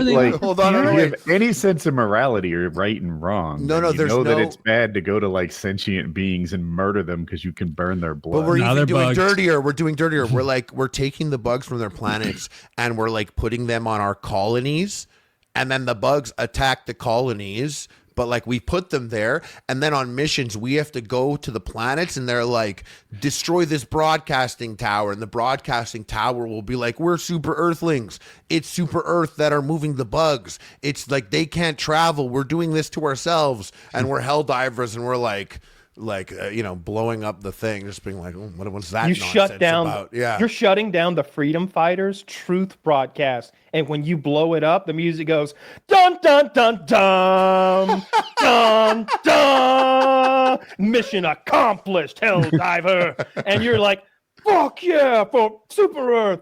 Yeah. Have a nice cup of liberty, and we all high five, and it's like we're fascist pawns, and I think we might even be clones who all think they're the original version of us, because like there's no way we actually own this. Sounds like humanity's winning big time, and we are. We're kicking two thumbs ass. up to humanity kicking ass. We're kicking ass. That's for sure. Like you're taking the sides of the this guy Warhammers. Gross. One of the funny memes in like Helldivers videos, there'll be some guy and he'll be like, "Hey guys, you think maybe we're like the bad guys?" And they'll immediately execute him.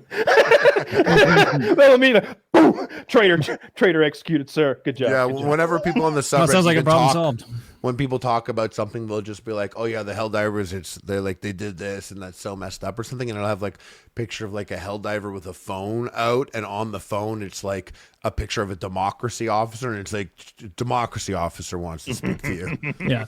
I mean, I've seen enough clips that Kyle sent me that like they're pretty ham-handed with the forced democracy thing, where it's like, we're storming into Afghanistan. I'm sorry, I mean a bug planet. And engaging in forced democracy.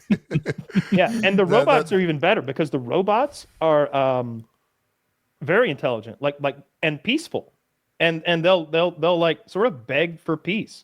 And the robots actually were humans from the first one. They started the cyborgs, and they used like Cyberstan. They used like they're from Cyberstan, Taylor. Yeah, they're from Cyberstan. You know what their blood is? You know what the robot's blood is? Did I write this?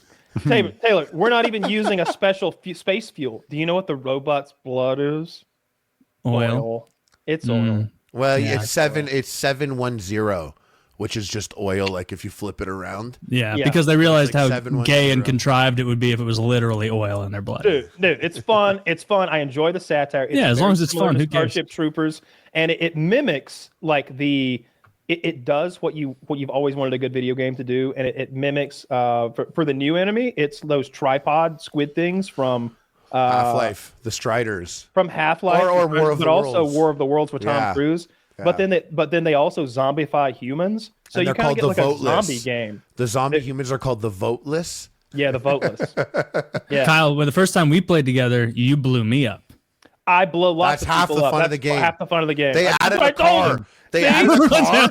No, they added a car, and it's the simplest thing. They made the car like stick shift, so it's just like a little modification, but you can't just like press a button to go to reverse and then another button to drive. So the amount of times people like reverse over guys, like run them over and then go, and they're pressing the right trigger, but it's just backing them up more into like more enemies. And you're like, oh shit, you got to shift keys, or whatever, but you have to like shift to drive. It's easier on keyboard. The game does that. They make you like do things like you can trash a magazine if you like shoot 5 bullets and then reload. He just threw away a full magazine. You need those bullets. You have that is fun. Oh, Kyle, I wanted to ask you. I use my phone for it, but I need to buy that. I really need to get that. The Stream Deck. Do you have like how much utility are you getting? Macros. No, he's got all of them on there. But, like, how much utility are you getting from that on other games, or do you find that like pressing it takes your attention away from the game? Because Scum has one of those, and he set it up for Age of Empires. And like 5 minutes in, he's like, "This is making me way worse at the game because I'm having to take my hand off the keyboard and then punch." It's deeper than just a game, though. That thing has so much function, across the board. But for other games, like what other games are you getting utility, Kyle? Like or are you enjoying using so it? that Stream Deck is 100% for Helldivers. I don't know that it works on anything else. It would be great if I were streaming. So you got like push of the button, so many macros and so much utility and functionality. But that's 100% for me a Helldivers accessory. Could you just Tarkov stuff on there, or would that not even be useful? I can't think of any. So the reason that it's useful for Helldivers is because you have these Mortal Kombat like combos that you have to very quickly on the fly type in. By Mortal Kombat, I mean up, down, left, right, and it's a mixture of those. So if you don't have one of those, you have to push a button and open a menu and then very quickly type that in, or you pause D it, which is even slower. But with this, one key, it does a full macro, opening the menu, typing the thing in, and I'm still running around and ducking, diving, darting, because it's like zombies. You know, like you need to call in those stratagems. The things you're calling in are things like air support, like gun strikes, or even like a machine gun or a rocket launcher, tools your team needs to win. So you need those things quickly, and you're going to be calling them in all the time. I see why that would help. Your teammates. When your teammate dies and you need a new one, when you call your buddy back in, there's a button I press. And it goes, and it's instant. Are there any other games you played where it would help you, or just Helldivers? One I can think of. Macros are banned in a lot of games, and so they wouldn't. Yeah, the bugs don't. You know, it's PVE. Yeah, it doesn't matter. Like I know PvP games they don't allow it sometimes. I have evolved towards PvE lately. I don't know if it's me being old and avoiding competition, or is it just a trend? Are other people going PvE now too? I swear it's more fun, and there's no cheaters. Avoiding the cheaters is a big part for me. I like the PvE where there's cooperation. I really like we play on the hardest difficulty. I wanted to ask Harley that, and Super I need Helldive, baby.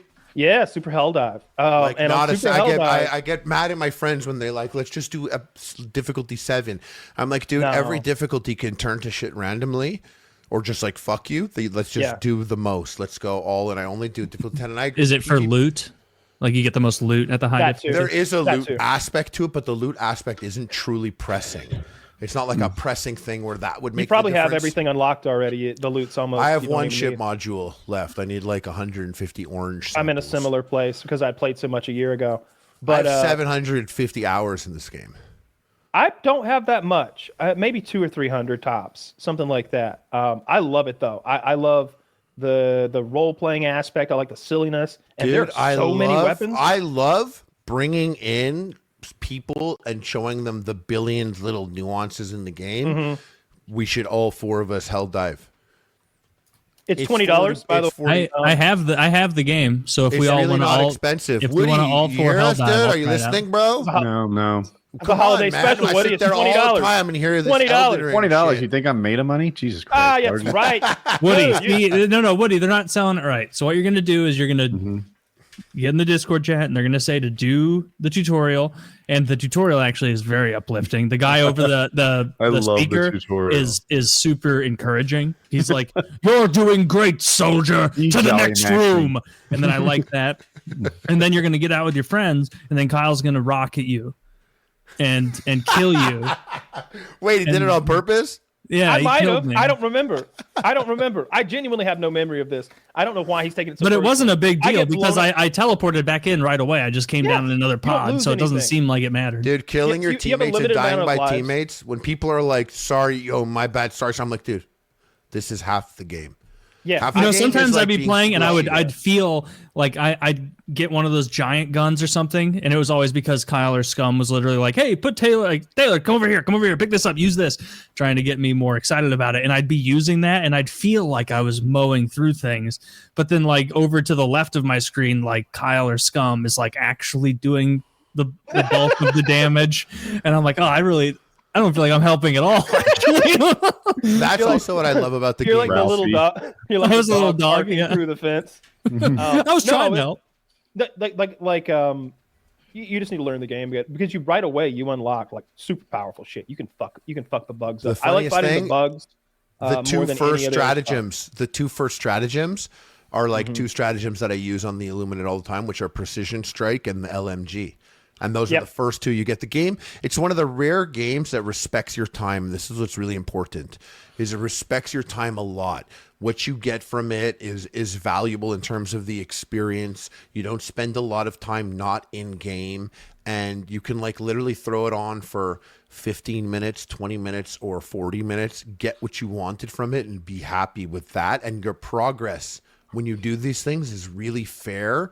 And the developers, you know what? They just deserve it from us, because like they released a Killzone collabo event, and the gamers were so mad because they were like, what the heck? It's more expensive because what, licensing? Yes, exactly.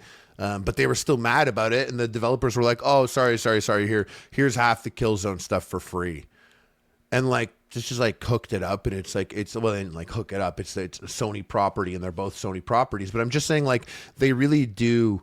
They're better than engage with the like. How the big is it now? Community. Player base wise, really big right to now. like They're heyday. second biggest since the heyday. I was looking at it on Steam numbers, but that didn't count. What I'm looking at didn't count PlayStation, just Steam. It was at their second biggest, and I think a lot of PlayStation people bought the game after the Game Awards. And I imagine more PlayStation gamers watch the Game Awards than PC gamers, because PlayStation gamers are stupider people than PC gamers. Mm-hmm. So like I think a lot of them watch Shorter, the Game fatter. Awards. Yeah. Gayer. Mm-hmm. Yeah. And like, dude, put a fucking battery in it. It doesn't stop making noise. It's never going to stop until you put a battery in it. Or mute your mic. Why do I have to hear the chirping? Wait, what are we talking about? The PlayStation The microphone on the chirps? PlayStation. No, just whenever I play PS and someone has their mic on, I hear a smoke detector beeping. Oh, Only that's so funny. It's so PlayStation. funny you mentioned that. We did our hangout. Patreon link down below if you come hang out with us. And not everybody has their camera on. And but I just hear beep, and I go, "We got a black guy here? where you at, brother? Don't hide." He turns his camera on. Sure enough. That's so funny. Hearing a chirp immediately. But yeah, being like, PlayStation, because the microphone's on. So like the amount of times like I'm like someone joins my ship in like Helldivers or something, and they're like running around, and then I just hear like the chirp like through the thing, and I'm like, I turn my mic on. I'm like, it's never gonna stop ever. That noise. I know you hear me because I heard you. Okay, that noise will never stop, and I know it's a weird shaped battery, but you have to go get it. It's super dude, you guys are all like the same. I'm sure. $14. If I hear one of those things in my house chirp once, I'm pulling the ladder out because it's the most grating, upsetting sound imaginable. Like I'm getting that. Yeah, but done you do the immediately. responsible thing, don't you? I switch the battery out. Yeah, it takes 2 seconds. You know what I do? You just take it down and pull the battery out and like put it under a pillow, don't you? At my last house, I got so mad at it because it had this very. I got so mad at it. It had Like this, one T battery. no, hear me out. The smoke detectors were wired to the house, so like that. Oh, okay. And I'm like, why do you need a battery? There's a fucking wire here, and I'm so mad at it because it's chirping, and I couldn't. There wasn't enough slack in the wire to pull it down from the ceiling to put the new battery in. And I'm like trying to get my little fingers in there, and the ceiling shit is scuffing my knuckles up, and I'm like getting all chafed. And finally, this is 3 a.m, by the way. There's a house full of people trying to Yeah, it sleep. never happens conveniently. Like my girlfriend's got work, and it's chirp. I beat that thing to death. I don't remember what I hit it with. But I got myself a cudgel and I went to fucking town. I didn't like poke it carefully to just shut it up. I beat it like it was a monster in a Stephen King movie. I beat it like I hate like that cigarette stealing hobo in that movie where those seat guys whooped his ass. I beat it to smithereens. And when I sold that house, it was still beat to smithereens. I told the people, I was like, you'll need a new one of those. There's one of those like goofy end male cords hanging from the ceiling. Yeah. It's like a weird the weird thing with a bunch of implants. plastic with the clip you can push on the back. My house is smart. My house is like a quote unquote smart house. So like when I Great Disney Channel original. I took I went to the thing that like was beeping or whatever, and I was like, oh, I got to get one of these batteries, and it is a dumb shaped battery, and it's like it's a 9-volt battery. What are you talking about? I just like I don't have that. Battery. That's not a like rectangle's dumb to you. No, you know what? You're right. That's stupid with wording. Kyle. It's actually a phenomenal shape. I do think rectangles are probably one of the best shapes out Are there. you talking about a 9-volt all this time? This ridiculous, weird, arcane, He made it unknown sound like it was one of the old battery. camp batteries. Woody, it's a I'm battery, saying- and it's got like one nub on one side, and then some sort of weird socket. Guys, I got drawers. They taste hard to terrible. I got at every store drawers. ever. Let me tell you something. Available I got in checkout. I got Right? drawers of batteries. I got drawers of batteries. Any battery I need, I can get it. Like I got you batteries for Really? for literally that stupid fucking controller that you buy you don't even like. I got a battery for it. A Literally, double A. lithium one, even if You're need be. gonna be my battery guy. I am, but don't ever bother Unless me about it's a a fucking 9-volt, dude. How much do those cost? I don't know. I've got like 70 of them on the shelf. We have like You Amazon do? battery subscriptions. What? That That's weird. Me we need to not having a cancel our 9-volt battery battery. Battery We have, subscription's like, way 45 weirder. pounds worth of batteries in the server room at this point. You I'm still not have sure a there was- battery subscription guy? You're doing what Kyle and I did with Blue Chew, where, where I have 700 dick pills in my house, and it's like I have a lifetime supply. Yeah. Harley's over there flexing. You got CR362 One for your 9-volt battery. One 9-volt battery Use a lot of is the, batteries. is the cost of 12. Well, you got one in stock. I don't know how many I have in stock, but more than you need. But One you have it. 9-volt battery is the cost of 12 AA batteries. I And doubt didn't- that's true. Well, I just looked at Amazon. One 9-volt battery was Okay. $10, and this Duracell one is $17 for 24. Yeah, but you're not everything buying is one Canadian E numbers. battery You guys, or your 9-volt. dollars killing ours right now. Well, you buy like 2 9-volts max. It is true. A 9-volt battery is like 17. I bought low and sold high. I should get in the battery biz, boys. You should. You are. You're sitting on inventory. Yeah, I changed. I put a 9-volt in one of my smoke detectors like 5 years ago, and it's fine. Like it's still going. So I if you have to still do go that that long. once, I every know. year- So yeah, that's Maybe it fine. died But suddenly and well, because the if point I is- click it, it goes. "Dip." touche. Yeah. Well, so the point is, I opened up the smoke detector. I took out that totally normal battery, regular battery that everyone sees daily. People always see 9-volt batteries. I took it out, and I'm like, I'll deal with it later. My other shit was talking to me, like my thermostat. Like I walked by it, and it was like, boom, and it's like, boom. You don't have a battery in your smoke detector upstairs. Like I shut it up, but my other things are like boom, like my alarm at the front is like beep beep, and if I go there, it's like no smoke detector upstairs. Tell me about the cool and I'm stuff like in your everyone's smart talking house. to me now. What? I get how you're being nagged, but what's cool about the smart house? There must be something. I didn't set the smart house up. The guy who I bought it from was really about it. So like turning on the oven if you want to preheat your oven before you get home is pretty cool. Unlocking or locking my side door. I don't have it on the front door. But what I really think is underrated and very easy to do in terms of a smart home is I think buying a Philips, and this is costly, buying a Philips Hue bridge and getting your lights to be Philips Hue lights is insanely powerful in terms of cultivating a vibe that you want for your house. So if you bought the Philips Hue bridge, and I have these, they double as lights here, but I have these Philips Go lights. Okay. And they're set up just like on the natural time now.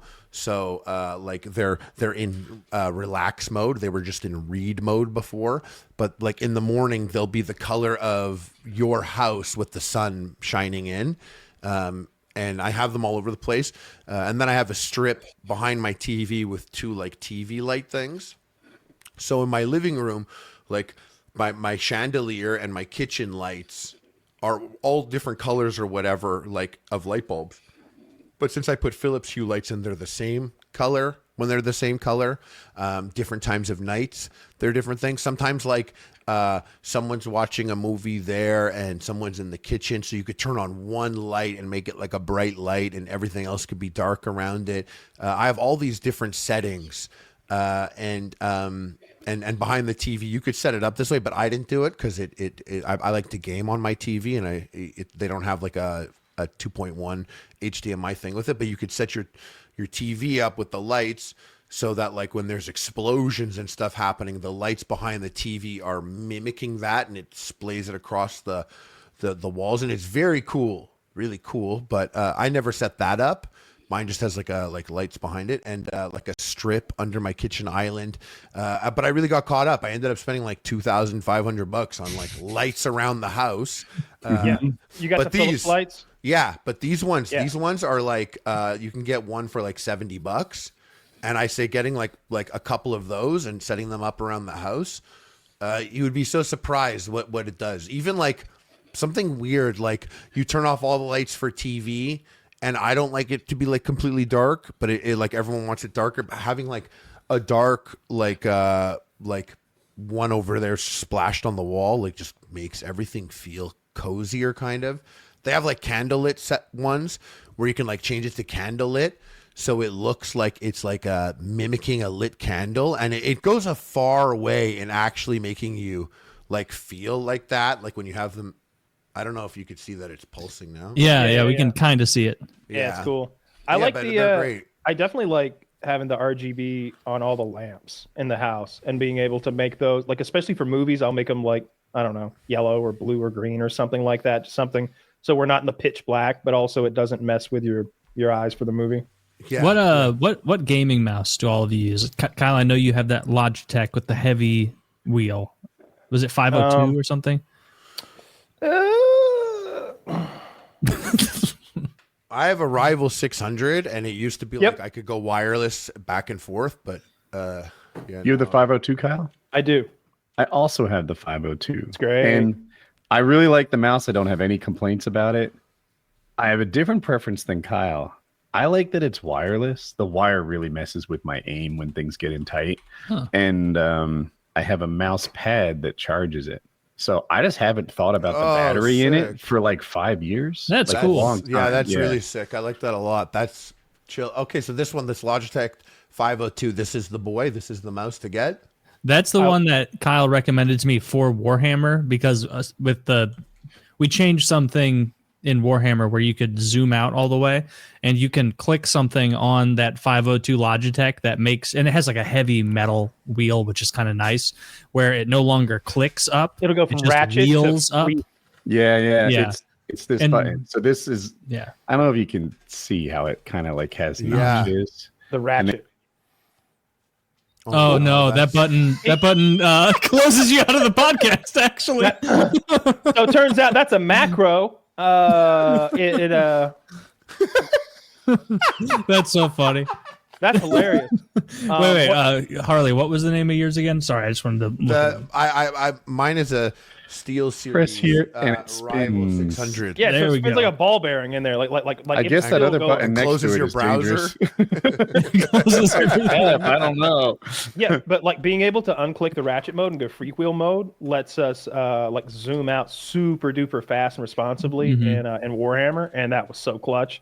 I think I got it because I do this thing where I go and I look up rich streamers mice, because I figure they can use any mouse they want. But they chose this one. It's like, why not use Shroud's monitor? He probably like I don't think Shroud can be bought to use a shitty monitor. He's using the good one. And we're I like the about big the G502, right? We called it the 502. Mine says G502. I've got the 502 Hero. Oh, I assumed. But what is that? Just an aesthetic difference? I have no idea what the difference is. I do have a wire though. G502 Lightspeed. Does it come with weights, like to change the weight of the mouse? mouse? I think it does. It does, but I took my weight out to put the rechargeable battery in there. Yeah, I got all the weights in there. I like them heavy. That's a weight. That has a weight. I prefer it heavy too. And I had I asked the mouse thing because I had a Razer something, because I like the really big mice that you can put more of your hand on. And I bought like a new version of it, just wanting the exact same thing. And now it's like, it's noticeably lighter. Like moving it now, it's like feels more plasticky, more. It's Razer Naga Pro, because it has that big slope for your ring finger. I feel like it's easier to control if you have that. Like 2007, like a little behind the times, and now everyone goes wicked light. I just mean what's easiest for me to control. I like it a little heavier. I see people using all sorts of crazy stuff. There's that one guy using the pin and the pad, playing like FPS, like at a super high level. It's incredible, like, because he's just like drawing on people's heads, you know. Oh, really? Cool. Great. Yeah. But anyway, I always hated that conversation of things, because like it always made me feel like that's why something about PC gaming. I was always just like, there's so many steps along the way, from the wire you choose to your monitor for the frame rate to the mouse that you get to like how much weight did you put in your mouse, and then what settings on your Windows do you have, and then like you go to the game, and and like what's really crazy about like kids these days or gamers these days is like they're all serious. Like when you're playing a lot of these games, there's a whole very large section of people that are dead serious. Everybody's sweaty. Dude, they like they warm up. They like go to aim labs before they play. They're they're stretching. Like they go to aim labs and I had somebody yell at me and tell me to go to aim labs. Dude, I What is aim you know lab? what? I listened. It's an aim I got trainer. called. I went to it, and like I like warmed up when I was really into Valorant. And like if I warmed up before I played, it made a huge difference. Huge difference. And I'm like, obviously, I guess that makes sense. Like I'm gonna act surprised about it, but really, like, what happened? Where now we warm up before we play our games. You need for Rust too. Like if you go into you haven't shot your AK in a while, you go on another server and do some aim train, get back in the groove. Makes sense. Yeah, everybody's very sweaty, but they always have been. Like the last 15 years of gaming, there was never a time when people were just taking it easy. I've been getting cursed at by children for over a decade now. Just screamed at. Horrible things. Most of the games I play now, they can't yell at me anymore, or it's a friendly game where people don't yell. Nobody really gets mad in Helldivers, I've noticed. Not really. None of the games I play have live They're chat cool with the public, but I'll hear my like friends playing Call of Duty and like immediately reverting back to like the 2006, 2007, I guess that was COD 4 version of themselves. Where I'll be like, "Hey, buddy, like, what's new? Like, how's life going out in California?" He's like, "Oh, it's pretty good." Go fuck yourself. Fuck you. This makes You're me a fucking nervous. idiot. Like, Colin started a game with push to talk today, and so far no one's been mean to him. But if you heard Colin talk for even half a sentence, you'd know that he wasn't like everybody else. And I'm like, someone's going to be mean to him. Yes, but You'd be they were gonna surprised. be It depends mean. on the game. They were going to be mean no matter what. No matter Not what you in sound like, PvE. someone will be mean. Someone will always be mean no matter what in every game, no matter even PvE. I don't But think so. In like they're much nicer in terms of like specific things. I actually think like Rust. I know in Rust, like we'd run into people's speech impediments all the time, and like nobody like picked on them, like not openly. It was like, you hear that kid? Like, why are there so? At Rust, it seems like where kids with speech impediments go to play. It's a weird thing that I think needs to be studied because most of the kids on a Rust server, it's like that kid has a speech impediment too. No, it's a different kid. It's a you different. sure kid. it's not like a foreign accent? No, it's not. You sure? He's not Swedish? I'm positive that they're not like a dozen Swedish kids playing. Wait, is Rust. Fall Guys? Can you talk to your competitors in Fall Guys or no? I don't think so. Not that I know of. That'd be a but good in game Marvel for it 'cause Rivals, he you kicks can. everyone's ass. Marvel Rivals is so much better than I thought. I can't believe it. I was so done with Overwatch that I just didn't care, and I played at Marvel Rivals and was just so. The thing is, they did the biggest thing, most important thing is it runs smooth, and you get into a new game instantly. So the whole one more game thing is the most lethal part about it. Like once you put it on and play, it's fun enough to keep going because next game. Whereas Battle Royales, you spend half the time in a menu or waiting to drop and all that shit. There's so much game to be had that I'm like, I'm scared because I bet if I went back to Overwatch, I'd be like, whoa, this is sick. This is great. But like I played Marvel so much Rivals right Overwatch. now. I don't recognize any of these heroes. That's because all You don't their recognize best- Iron Man? No, but their most recognizable in here. costumes, they're gonna like release later for pay, you know? This guy's playing What? some That's girl. not true. Iron Man's in there. Captain No, I'm America's saying in there. in Thor's there. in what I'm watching now, there's no Iron Man jumping around. Can you link what you're looking at? Those guys are there, like, and you can recognize Punisher and such. But like, for example, like Wolverine has a jacket, like it's a different type of skin. You know, it's like Hawkeye looks like a weeb, like he's full weeb mode. I actually This don't recognize most of these people. This must too, be Taylor. the ant or something because she has bug antennas and No, she's not. that's Oh. Mantis from Guardians of the Galaxy. Yeah. Once I saw the antenna, I recognized her too. Mantis. Mm-hmm. Who Yeah, would she was opt into Mantis when Iron Man's on the table? Oh, this is Shroud Live. There's a lot. Like, that's the thing is, like, there's like a character, Jeff the Shark. I don't know who that is. He fucking kills it, though. People use him all the time. Oh, look at him there. There's Jeff the Shark. Everybody loves Jess the Shark. He runs around with 4 legs like a dog. He bites you, carries you under the map, and throws you off the side of it. That's fun. That's like he's Donkey Kong from the original Melee. I think you can grab multiple people too. So, grab a like, whole if you're team and really jump off good, a yeah, ledge, you could yeah. grab the whole team and throw them over the side. Do you guys remember that? Did you guys play Super Smash Brothers Melee? What's that biracial duo in the think center so. top? What's going on there? Oh, I stopped watching. The biracial duo. I can't tell I'm anyone. playing it's Zach. scoreboard. It's, The red versus blue. What's their name? Cloak and Dagger, I think, right? Interesting. It's fun. There are characters that work well together. So Hope is not very good at the game, but she plays a healer that rides around on Groot's shoulders, which is her boyfriend, and she just heals him the whole time while he goes and slays everybody. Yeah, there's a couple characters can jump on his shoulder. Are there any games that Hope is like kick ass at?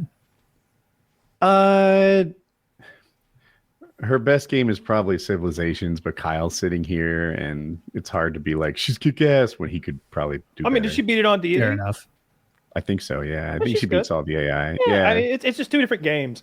Like single player and multiplayer are two different like sports. I don't know what else I'd apply. It's like hitting pads versus fighting almost.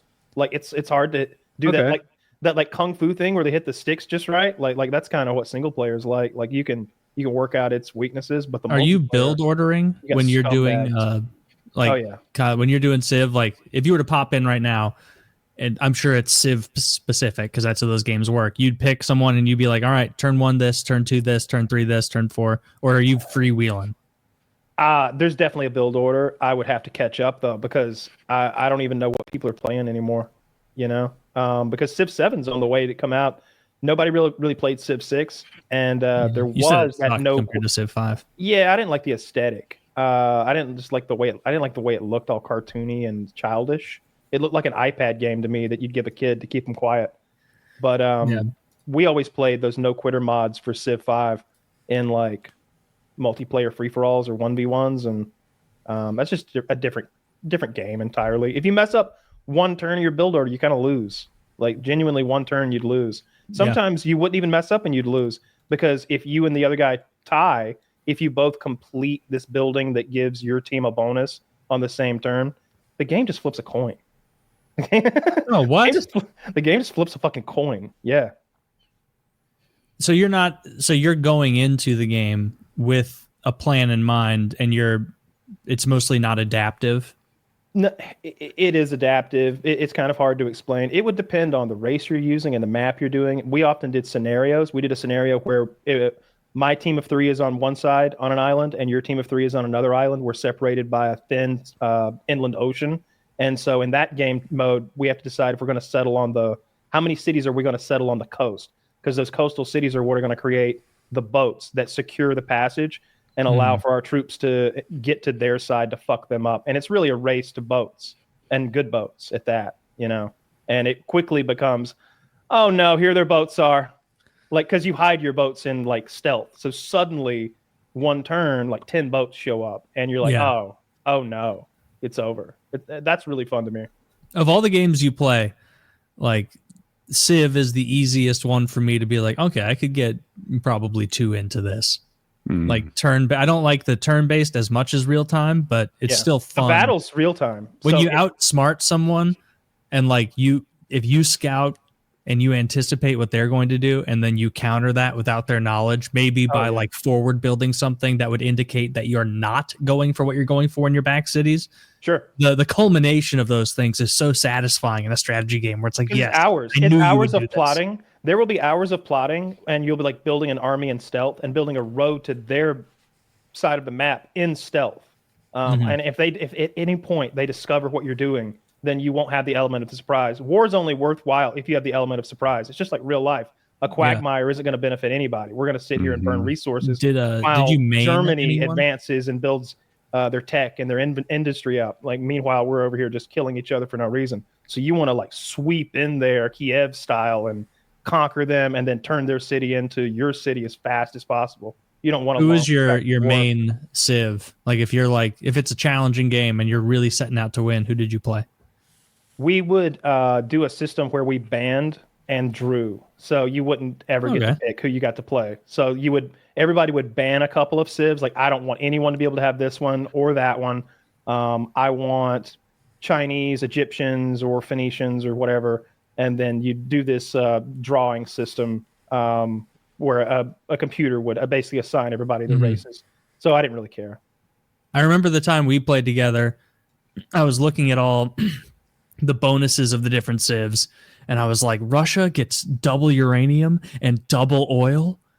How can I miss out on uranium and oil? And so I picked them, and like not fully understanding the game, like starting it, I'm like, okay, so I'm making archers. So it seems as though I picked a very late game bonus civilization here. Yeah. All right, just have to survive until uranium, and then I might be okay.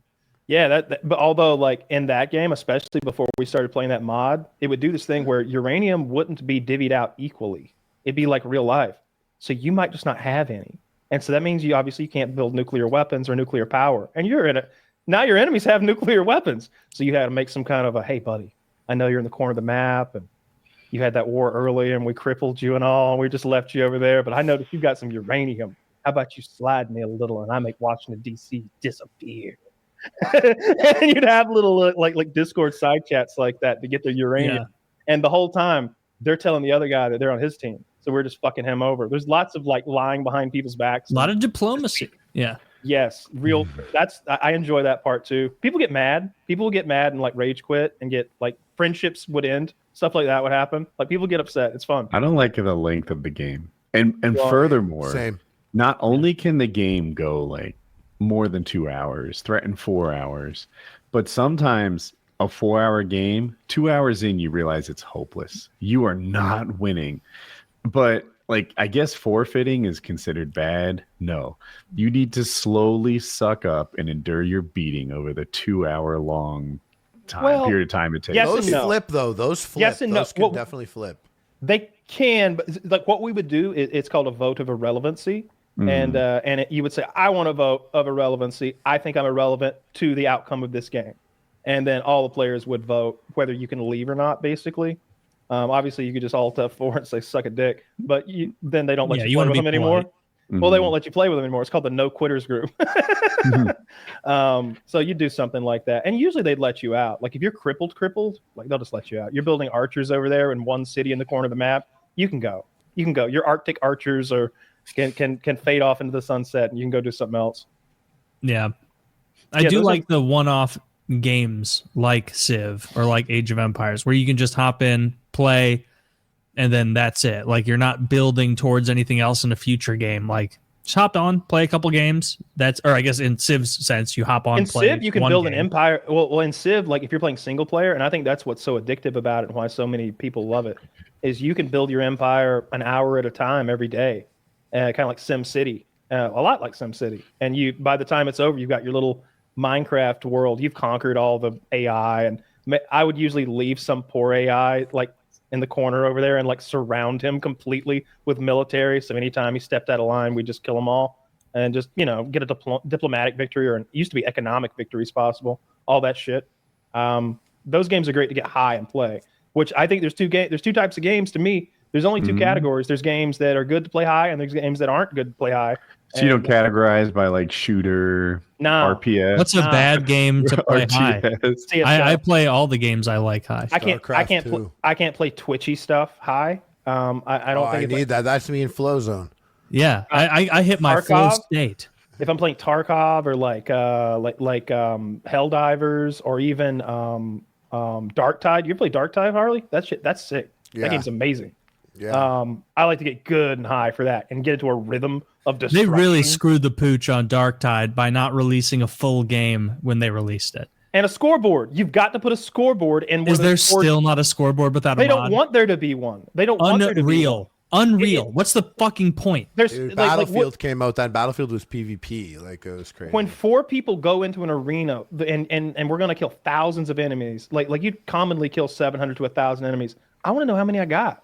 And I'm not going to bully you if you only got 100. But see, it's also important then. I need to know, like, who did the most damage deflection or all that or healing. Because, like, if I'm the guy Vermintide did. If the I predecessor do healing, did. Yeah, they literally if had I do that. healing, like, and you're just showing me kills at the end, I No, don't really want to no. be the healer. No, but they Vermintide had a showed great- the specific categories, Specials and so is it would be important, like Kyle would play a very high damage archer, and so Kyle went in every time knowing his job is to snipe the specials. He's not supposed to be wasting time on the meat and the grind. And I would play a tank character, and so like at the end, I want to see how many meat shields I ground through in the furtherance of allowing Kyle the space to hit the specials. If it doesn't show that at the end, then there's like it doesn't Neither feel of us as can much. get better. Yeah, I always because look at that that's also a game. scoreboard and do mental gymnastics. Like, the real measure of a player is the number of times you block something with a shield. Just Yeah. saying. Oh yeah, dude. I look like- at what I that like graph about like I'm Nate Silver. I'm Yo, like, actually, I'm gonna interpret something totally different that's good for me. Marvel Rivals actually kills that part because at the end they'll say who the MVP is, but then all the players there, you can click on any of them and see their highlight, their best play. Every player. That's cool. Just I like really that. cool. Like it feels like a gift in these days because it's not a service or feature you get in a multiplayer game. Yeah. It is cool. Yeah. Yeah, they should have more of that. you can save it to You your got to have a computer. scoreboard, though. I want to improve. That's also a game. I like games that have really high difficulty levels that we can like approach. I want there to be an easy. I want like if I'm just chilling out, I'll play on 6 or 7 difficulty. If I'm just playing solo and getting samples or something. But if I got all my boys together, I want to be able to I want to lose. Is what I mean to say. Yeah, I can't. I want wait there for to be a episode- difficulty that'll beat 12. our ass. They went up to 15 in the first one, so I'm hoping they do that. Yeah. I Darktide's like it that. when the game's Darktide's hardest broken. difficult, and I found Vermintide's Darktide. I found them both very hard, actually. Vermintide hard difficulty You need was a hard, team, like but it everyone's was role. like, Like if someone fucks up their role, like it fucks up the whole team. For Absolutely. real. Yeah. I like when games get harder, at least RTS and stuff like that, tactically. Like with Vermintide, you'd set the difficulty to higher, but it really was just increasing the amount of damage the opponents did to you per hit and decreasing the amount of damage you did to No, them they per did. hit. That's not exactly true. It's half true. It increased the damage I think that they would do to you, but what I think it does is just add more enemies. I think it just adds more enemies. I know in Helldivers that's the case. Like damage stays flat, and they just add more fucking bugs and Terminators to contend with, and bigger ones, and they mix in more of the their specials. behavior is more But aggressive. the specials get really thick in Darktide to the point where if you don't have at least one character who is 100% of the time, I mean, you can't smoke a fucking joint. Like I will. dealing with the net shooting guy, the flamethrower guy, the grenade throwing guy, or the dog that will just pin you to the ground and maul That you. jumping guy, I hated It's like him. Left 4 Dead, Woody, where there's like multiple ways yeah. for a player to be incapacitated. Yeah. But unlike Left 4 Dead, they give you the tools if you have a high enough skill level. Like, oh, you're coming to pin me? Duck, dodge, dip, fuck See- you in the ass. So I can shoot see that why you would guy. like that. But Yeah. I liked that in Left 4 Dead you couldn't. In Left 4 Dead, I would bet that the best player on the planet still gets smoked sometimes, still gets, vomited Yeah, on no sometimes avoiding or it. whatever. There's no avoiding it. And what that means is that regardless of how good you think you are, you need to stay with your team because you're going to, the smoker had this really long tongue that would pull, you'd usually stand on top of a building, hang you with his tongue from the side. And it's super easy if you have a teammate nearby that he would just snipe him and you'd drop and you'd be fine. But if you're solo and you're trying to leave your teammates around like some sort of hero, or maybe you're a dick or whatever, antisocial for one reason or the other, I don't care how good you are, you probably won't succeed. And because of that, we're all in this together. We're all going to rely on each The game other. was cheap. They caught you no matter what sometimes. I swear you mlayed them, but they Didn't matter. always got the benefit of the doubt because they gave Valve knew See, that, like, they Darktide- punished you for not being with your team in that game. Yes. Yeah. And I Darktide really even has a mechanic for that, Woody, where like if I can't, it might be called convergence or something, but basically, if you're near your team, you get X bonus, and each player has an aura that they exude. So like if we're all together, then your character is going to make me reload faster. Taylor's character is going to make me immune to fire, and Harley's character is going to make me like do more headshot damage or something. And you also have similar auras coming from me. And if we're all together and our characters are maxed out, then we've got like 2 or 3 at a time, and we're just a mean, lean killing machine if we're just in this pocket of destruction together. That game is at its best when we're shoulder to shoulder, and the enemies are so thick that all we see is maggots and viscera, and we're all just hacking. That's what I like about that game. And then your boy comes in with a flamethrower and just melts everyone, and they scream, and someone says something racist. I like it when games rely on teamwork like that. I dig it a lot. And then I actively work not to talk about Elden Ring, but the successor that's coming out in I think they're network testing it in February. It's like Left 4 Dead, and that has me excited. No, that's awesome. I'm glad that you have found this game that you can just I didn't know you could see how much I played. I didn't know. I put my Discord on privacy mode so no one would know the extent of my loserdom. And Kyle's like, you didn't look at Steam. That happened to me with Kanojo VR. Okay. It also the thing with Discord games is if you just leave a game open, it counts that as playing. Mm-hmm. And so my Discord says I've played 2,000 hours of Warhammer 2. Because on that gaming laptop that I had back then, it took a while to boot up, so I just left it on for months. And that's the way it goes. Gotta get space heater. You're saying games when you play them high, what games you could play hard at. Once Twitch shooters, I love that shooters, I love that high. But ones that really got me sneaky when I would get higher, games like Mass Effect or Baldur's Gate, where I'm making decisions. Because then I'm mad high, and then this person's you could fuck me now, only now, or I'm never gonna fuck you for the rest of the game, or you could save that planet. Let me ask you a question. And then I'm mad high, and I'm oh shit. There's a decision to be made. I gotta figure this out. Should I fuck this digital gal? Or they're it's you could save that guy who gives you all your ammo, or you could save that girl you fuck. Who are you gonna do? You gotta save the ammo guy. How much Baldur's Gate have you played? I didn't beat it yet, but I've played 35 hours. Okay. I was going to, okay. Kyle's on his third beat. I heard that Baldur's Gate had sex scenes. So I was all right, I should investigate this. And I there was a 2.5 hour compilation of Baldur's Gate sex scenes. Fuck yeah. I'm what? Dudes blowing dudes, girls blowing guys, furry stuff. Everything you might want is in Baldur's Gate. I did start to see the patterns. It's basically the same sex scenes with different animation. Is that your guy jamming out the fire? Is that your character? That's my guy. I see he's well hung there. That's nice. Yeah. So what is he? Is he a dwarf or a gnome? He's a halfling bard. That's a halfling, that's what I thought. I was couldn't handle a whole. That's a whole thing. A halfling, buddy. Trust me. But when I made him, I was okay, I never played Baldur's Gate game. I know it's D&D, and I'm just gonna make the most character that. Honestly, let me try and break it. I put everything in intelligence and charisma, and I made a bard, plays the bongos, and it's just I have no he could shoot an arrow. Or swing a sword, but really, it's only going to hurt the lowest level people. But he could buff the team and stuff. And so when the game started, you run into this girl, Shadowheart, who's got this armor on and stuff, and and then you run into Lae'zel, and she's a barbarian, and she's huge. And they come out, and they're both they both have these huge swords. Now, if I made a type of character that I always make in any Skyrim or type game like that, if I made that guy, that archer dude or that barbarian dude, seeing these characters wouldn't be anything. But because I'm literally a little dude with the bongos, you need help. This is my team right now. So I got them, and then I got Karlach, who's this big, huge red bitch. Yeah. And I roll with my 3 warrior women. Mm-hmm. And I like that.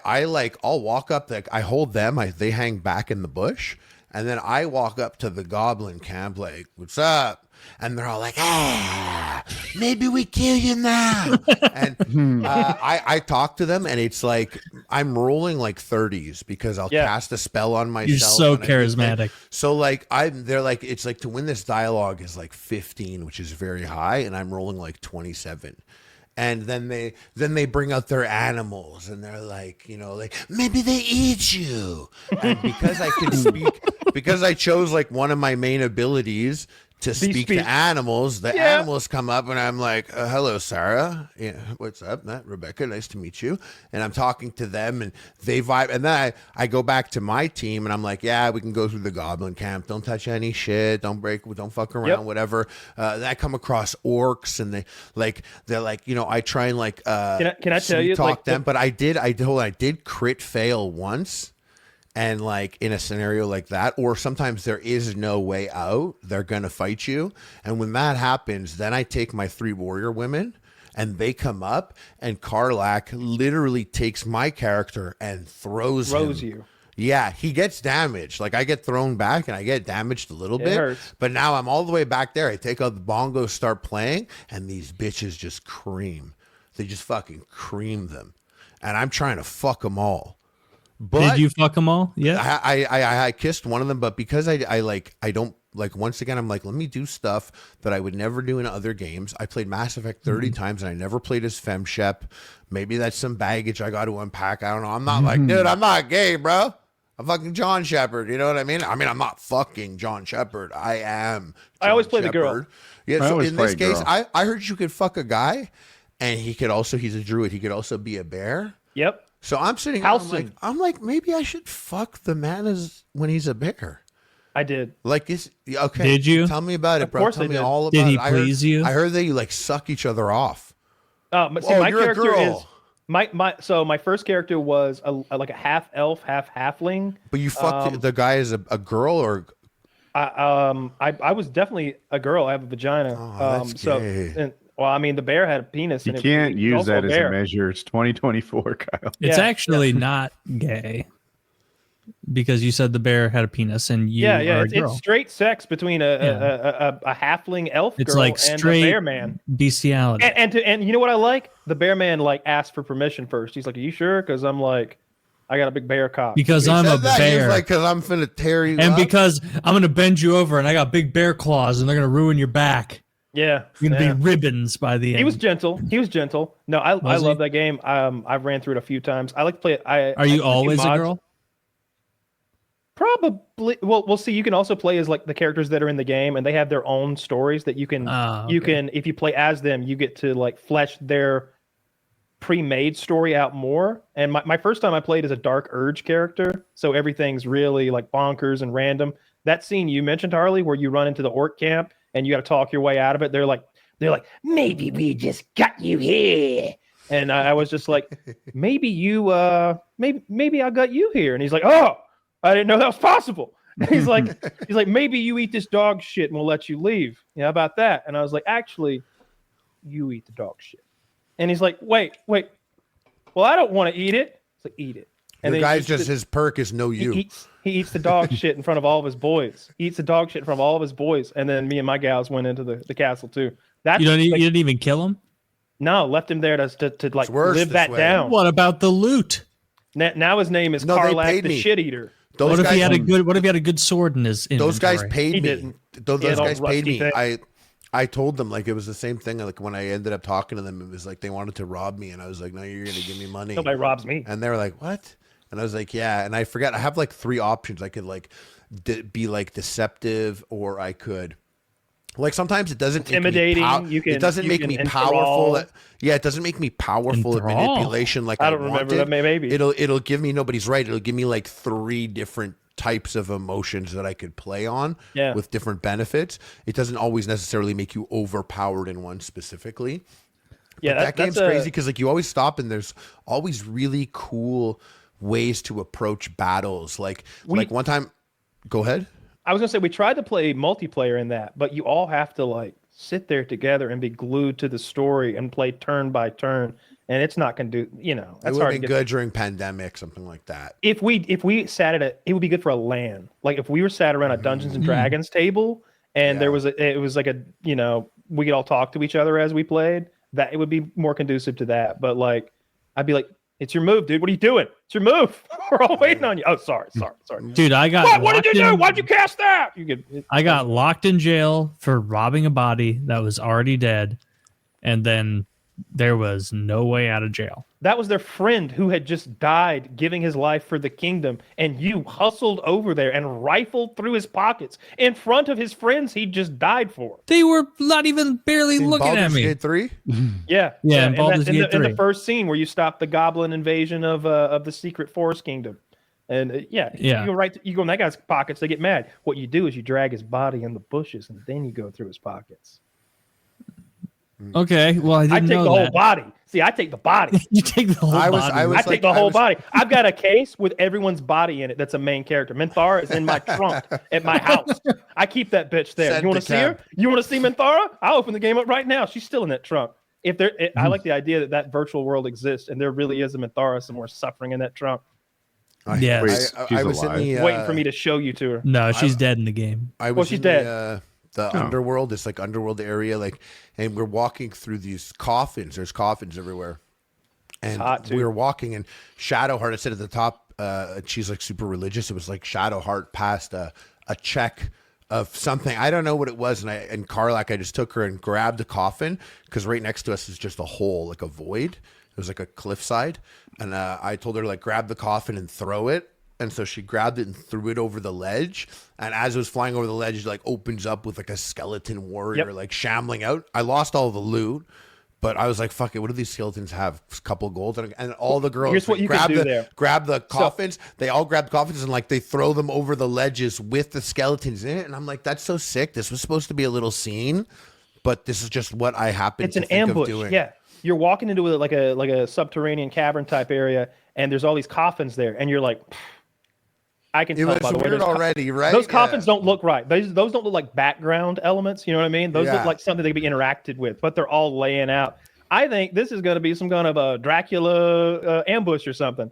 So I stacked all of the coffins up manually on top of each other next to the chasm, and then I woke them up and they all popped out, and then I blew them all off into the chasm. Oh, that's even. You can better. play the game 1,000. We were able ways. to throw 3 off the ledge, and then we had a couple more to like fight there. But I was like, that was so sick. Like just the choice of throwing the loot away. Like this game, it really means it. Like in the sense of role playing.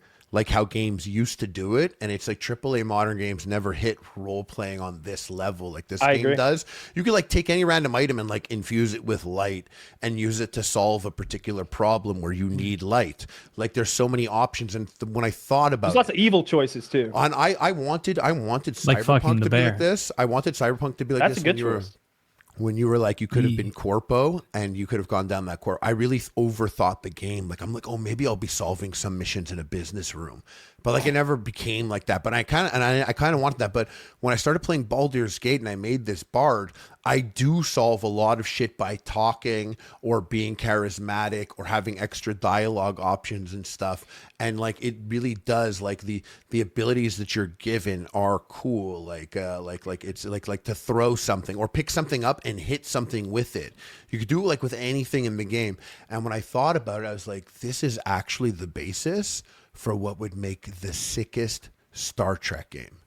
Because if it worked like this and you had your team with you and it was like Baldur's Gate, diplomacy is so important to the Star Trek universe and it's never used in gaming. And like the closest like was Mass Effect, you know, doing something like having peace between the Krogan and the lizard dudes. If it had been, you know, across all 3 games, Baldur's Gate hits that level and goes way beyond. I thought so. There's a mod for it to make it Lord of the Rings, and it's perfect because you just style your characters. You just style all 4 of your characters after Lord of the Rings characters and give them those stats, and it's perfect. That's sick.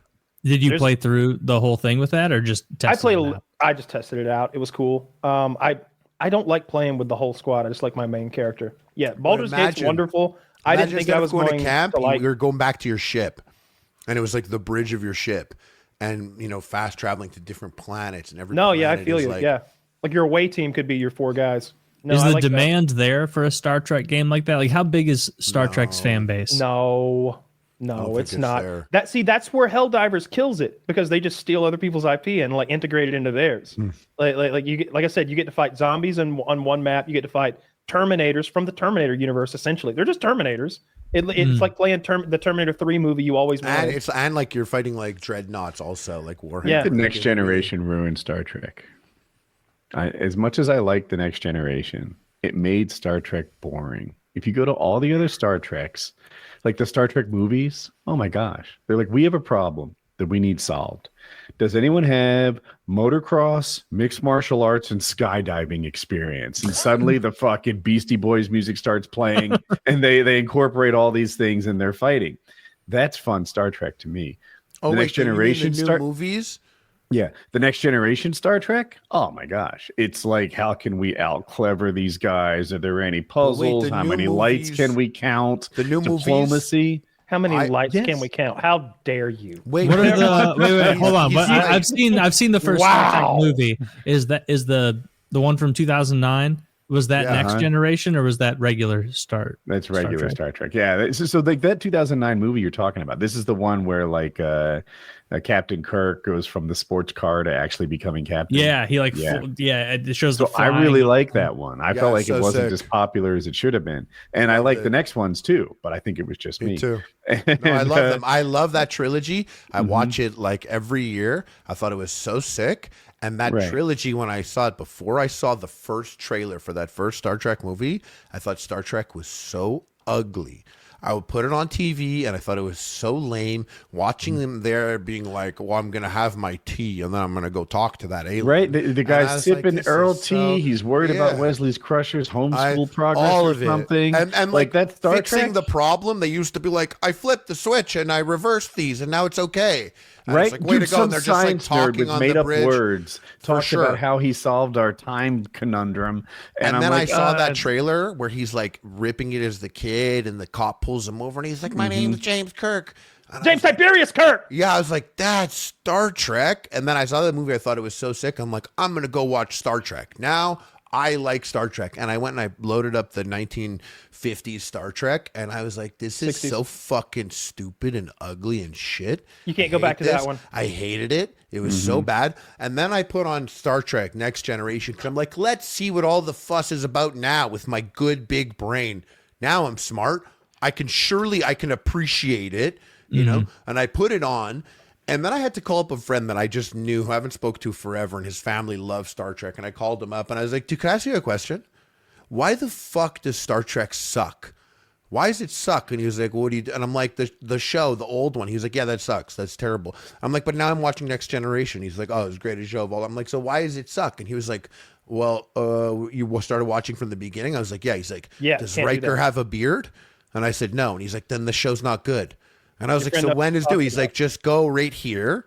Go right here. He goes, even if you want, just watch these episodes. And he gave me like 15 How much episodes. of this show is actually good? Is most of it dog shit? Well, once I watched those 15 episodes that he gave me, I could tell you that if you're like standing on the bridge and solving shit from this bridge, and you're talking to that captain, and you did it in a conversation while holding tea, is so much sicker than having to go boots on the, like, my appreciation for the whole universe is so different. When I learned the rules of things, like when I learned the prime directive, the whole concept, which they give it to you in the third one. Remember when he saves the planet, and then the people are like, ooga booga, and they draw the thing in the sand. Yeah. They draw the spaceship, they see it, they're like, like, that's like the biggest no-no in Star Trek universe. And I got to appreciate that more because I started to watch the show, when really in the show, they're just like, oh, we can't violate the prime directive. And it's just a sentence. Right. Like, so what happened was that they started off with Star Trek: The Next Generation, and they had big shoes to fill. The last of the movies were from the previous generation were happening still, and they were picking a bald captain with a French name and he thought accent. It was weird. He was like, but look at me. When they asked Jean-Luc. He thinks of Flash Gordon.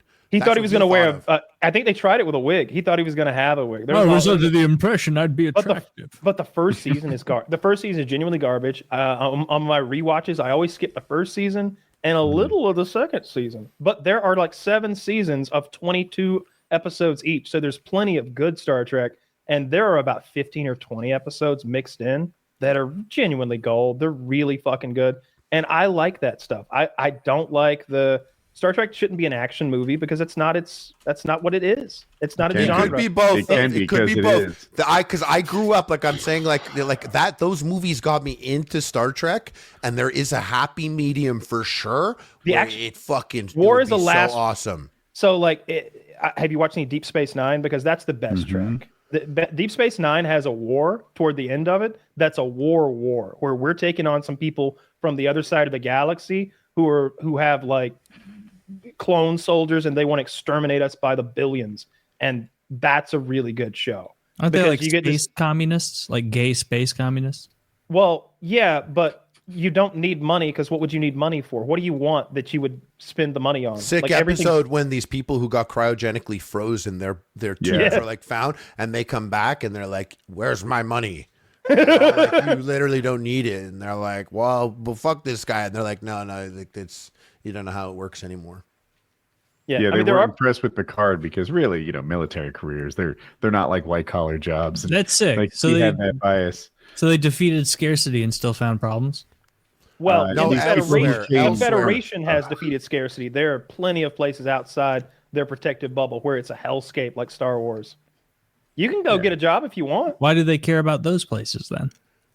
Those places, like they're just why explorers. engage in so they're just in it for the love of the game. They're like, I want to see what kind of fucking frogs live on this blue planet. We're gonna go out there and show people. Yes, that Starfleet like humanity didn't have military vessels until they were backed into a corner. All of the Starfleet vessels were exploratory, short-sighted science vessels with weapons on them. Everywhere outside of our wonderful quadrant is a hellscape. Well, Let's not put guns on our ships. No, they have guns. They just didn't have purpose-built warships. They measure societies are part of the Federation, the part of it when you can travel to light speed. Because a lot of societies will kill themselves or destroy the planet. They won't make it to that level. But if you do get to the level where you can travel at light speed, your planet isn't fighting each other anymore. So you're now like going outwards, because if you're still fighting each other and you get this technology to travel at speed, you will blow up your planet, and that's what happens. So if you did get to that point, you've done it in a way that like you've passed the litmus test, and now the other aliens are like, there's a whole other universe out there. So when the humans got there, we kind of got the perfect ending of our society where we're like, hey, let's go out there, man, and show people that we also had our problems. And these purple blobs can definitely get along with these we're space evangelists. We're the best.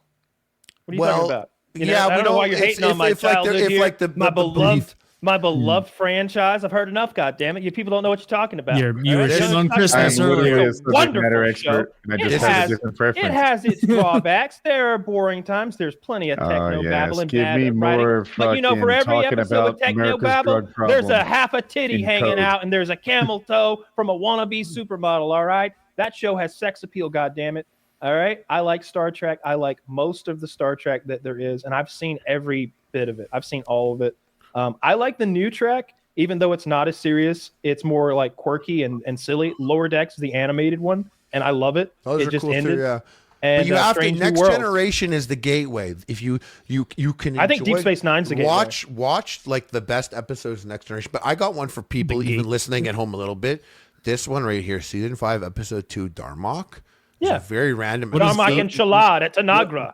What does gateway mean? Like your gateway drug to the rest of Star Trek. Oh, gateway. Series. Sorry. Like you'll like Lower Decks, the cartoons and stuff when they reference certain things or bring back, But like this episode, season 5, episode 2, Darmok is really fucking. Is that the one where they speak in code? Yep. Yes. They speak in metaphor. It's it's just such a funny. The thing is, the concept is so goofy, and the execution is so goofy, and it's carried by 2 fucking incredible actors that take it dead serious. That by the time this goofy thing is done, you love this alien guy. You've gone through what you wish movies could do this in 90 minutes, and they do it in 1 episode, and it's just fucking great, and it's so goofy and hilarious that it's one of the most quotable things. I give my friend something, and I'm like with Temba, his arms wide. There's this the things it's a great Shaka episode. when the gates fell. when the man, walls fell. Shaka when the walls fell. Yeah, Shaka when the walls fell. So When the walls fell, get it right. I need the Someone floor for a fucks up, second. I they're quietly like- listen a lot. Yes. The way this episode plays out is they have universal translators, but because these people don't just need a word for word translation, they speak in metaphors. So they'll say something like Shaka when the walls fell and everyone's head scratching. It means failure. Or they'll say, I can't remember all the different lines, but eventually they figure out the translation by working together as a team. And it's this sort of cooperative, feel good, problem solving thing.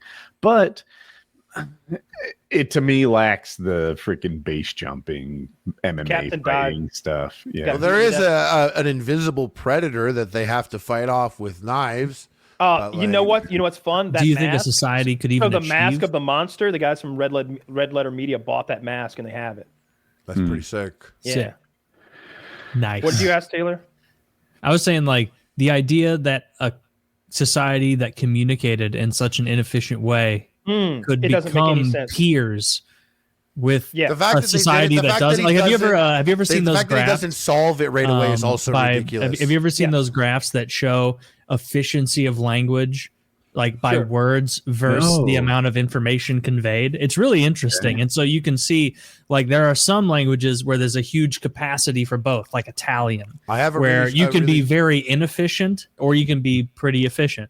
Oh, Or you within can the be same more language? efficient, like English, or you can be, I want to say, like Vietnamese or Korean or something like that. It was like it takes a huge amount of words or something to convey the same thing. I have an And so I example of never that thought about specifically. that conceptually, like truly, until I saw that, and it was like, fuck, that really makes sense. Like, so German, English, these are languages that you can convey a huge amount of information rapidly through a relatively terse statement. Whereas there are some where, you know, there's more buildup. You have to, even their sentences, their statements, they're all structured differently.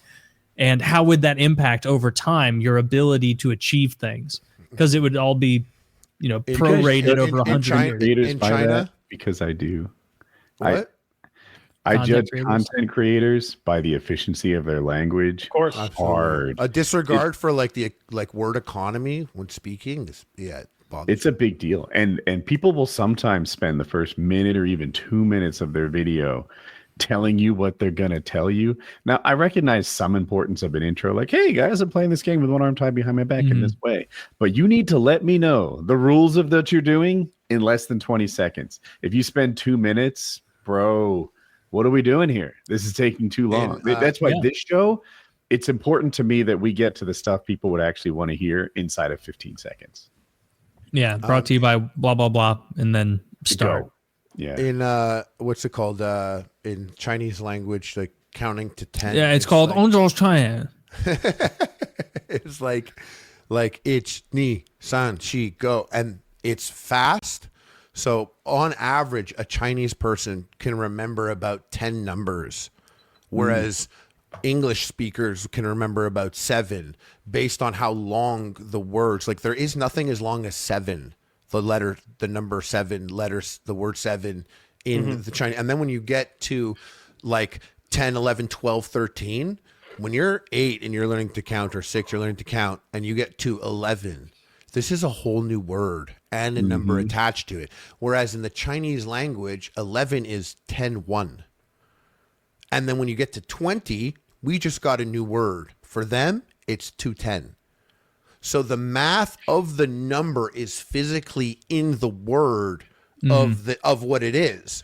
So then when you get to things like fractions now, counting has been easier. You're better at counting. You're more prone to be accepting of math if you're good at it. Whereas us, we maybe are not good at words, some of us. So now math is frustrating because we can't keep track of 80, 90, 20. These are all new words, you know, whereas Chinese, it goes all the way. And then fractions, we say like 3/4. What? I wonder how the written language 3/4 compares. is very confusing to teach to a kid the concept when you do that. Whereas in Chinese, they're literally like, you have 4, take away 1. And that's the language for 3/4 a fraction. So that's why, like, it's not that far off when it was like, oh, you know, they're better at math. To an extent, yeah, because the language makes it easier to be better. And when you're better at something, you do it more. Back to the core of the thing. You could Mean IQ You as couldn't well. evolve to be flying around the universe or the galaxy rather with Darmok and Shalad starts the engine. How do they express when like a valve O-ring is degraded? But what would they do? Shaka when the walls almost fell. Like what if a specific kind of radiation was making a valve O-ring go bad? How would I need to tell you that concisely, and then you need to know which O-ring to get and the procedure to put it back on. What are their instruction manuals? They're look like, okay, it wouldn't Miri, work. okay, Miri at Kulis, when the ground rose. You'd have to remember a storybook where someone had the exact same O-ring failure. You'd have to be like Pete when his ship exploded. You'd have to find an analogy for like, and think about the difference in just the requisite knowledge of history you would need in order to meaningfully communicate. Like if something was going horribly and Woody was like, Taylor, what's wrong? And I was like, 476 Rome. Like you'd have to know that the Roman Empire fell in 476. Otherwise, there's no understanding of what. Well, when you say when breaking down your concepts into smaller concepts with just other concepts, right? Yeah. It's inherently bottlenecking. This is why it's a good episode. The concept is so fucking silly. Even the fact that he has a hard time being like, I don't understand what you're saying. He's like, bro, he said Shaka when the walls fell like 3 times when 3 bad things happened. Yeah. Shaka, the walls falling at Shaka sounds like it's bad, and I don't even know where Shaka is to know that. So he should get it really quick also. But this is the beauty of the episode, is that like they're both great actors and like theater actors, and they're dead serious selling this the whole time. And that's why I find it's a good episode for people, because like if you really hate this episode, then you'll probably never find any beauty in it. But if you could find the beauty in this one, there's much better things in here for you. Did you get into any of the Wharf stuff? Wharf is my favorite character in all of the Star Trek stuff. He spans across multiple movies and Deep Space Nine and The Next Generation. He's got and Picard. So he's in 3 different series and like maybe 5 different movies. He's the guy that has to fuck every 10 years or something. No. That's Ponfar and that's Vulcans. It's every 7 years. But Klingons, I know you. I appreciate the effort. You know what's even better? The females apparently they go into heat every 7 years and they need some dick. And everybody in the Star Trek Enterprise, everybody's like, no, I don't want your perfect pussy, Jolene Blaylock. I'd be the scumbag of the ship. I'd be taking care of Jolene Blaylock's needs. All right, she needs to get back on the bridge. All right, she needs some dick. Stat. Y'all are treating Dick like she doesn't need it. If she needed some Novocaine, we'd shoot her up. She needs Novocaine, though. She needs to get fucked. Kyle's just doing a public service. Goddamn right. Patrick Stewart is not a very good actor. And he's classically trained, right? He has all that theater shit. He sings. But he brings that to a starship captain. I've watched movies where he and Data sing back and forth to each other on the fucking shuttle. HMS Pinafore. Say that again. They're singing the HMS Pinafore. Okay. I am the very model of a modern major general. That's only famous because of the Cape Fear episode of The Simpsons. There's episodes that take place that are like where they're all like in a Shakespeare cosplay thing, like stuck in it's like a Sherlock Holmes thing. Like Sherlock Holmes. I don't watch those. Like those episodes really. I don't like them either. I think these actors wish they had landed a different gig. So instead, he handles being a starship captain in the wild, wild west of space as if he was playing fucking, I don't know, Romeo. And it frustrates me. He's singing, he's doing these deep-chested proclamations, and I'm like, bro, you're not in a theater right now. But this is a TV show about space and lasers. But this Woody's because right. You have so many episodes, and like, listen, you guys are right, but the thing is, it's not for me either. But this builds up a person and a character to such a crazy level of detail. Like there's one episode where he goes and they go by this like planet that was blown up. It's not there anymore. It's supposed to be there. And they bring this box on the ship and Picard looks at it and Picard falls unconscious. And he wakes up on this planet and he was like, what? I'm the leader of the USS Enterprise. And they're like, his wife is like, honey, relax. It was a bad dream. You're freaking out. And he was like, no, I was the leader of the USS Enterprise. And she was like, no. Like you're making You're it up. Tovin. Yeah, exactly. You're Tovin, the merchant. He lives this life, like, and he was like, I still can't, like, it's like 20 years later. He's like, I can't believe I had that previous, like, I don't know what it was. I love you. You know, this was such a great life. And then he finds out that the planet is ending his planet. And so the planet ends and blows up. And then he wakes up on the starship and it was 10 minutes have passed. He's and they lived were like, the you were whole knocked lifetime. out, but he lived the whole life. Now, if there were this no were, stakes. Hang on, let me add one little thing. Wait, hold on. If this were an anime, this would be a filler episode and this would be shit. And I would be like, this is garbage. Like, I'm fucking wasting time in this stupid fucking dream. Fuck this episode. Nothing, blah, blah, blah. Then he walks over to his bedroom and he picks up the flute that's in there that at the beginning of the episode he said was a gift and he didn't know how to play. He picks up the flute and he starts to play the flute. Now, why this is so cool is because this guy is a captain of a Federation ship, and there's nothing more useful when making these decisions or these calls or anything than wisdom. Wisdom is the ultimate thing. So the fact that he lived 2 lifetimes of wisdom that no one else would, when things happen later on that he has the answers to, or they don't have access to him, I'm like, they need to get to him because he's literally a fucking superhero. He's lived 2 lives. And so, like, this little stupid filler episode that I would have hated built the character up. Now, for me, but for gay people, the fact that he loves theater and he knows was he gay in his second life? That he should have been, because otherwise I have a tremendous craving for cock. When he wakes up, he just wants to fuck. Dude. But you see what I'm saying? It makes it like cool. It makes it like something did happen. There was no consequences, but this guy who he just got this major perk, like this major upgrade. So I like that all the captains are different and they've all got their nuances. But they didn't acknowledge that it's cool yet. That you could play the fucking flute. Can they acknowledge that it's fucking cool? Kyle, I scrubbed through this link you had, which is like Patrick Stewart in a Nazi movie. It's good. There's not a single Nazi in the whole trailer that is balder than Patrick Stewart. I know. Well, like, you know what I mean. That's again, a good if you're movie, gonna go 10 on 10, love this movie. Incredible movie. Yeah, it's a really good movie. If you go to Deep Space Nine, like they do a bridge over episode between TNG and Deep Space Nine, where Captain Picard is delivering some people to Deep Space Nine, and he has a meeting with the captain or the commander at the time of Deep Space Nine, who will be the captain of Deep Space Nine, Benjamin Sisko.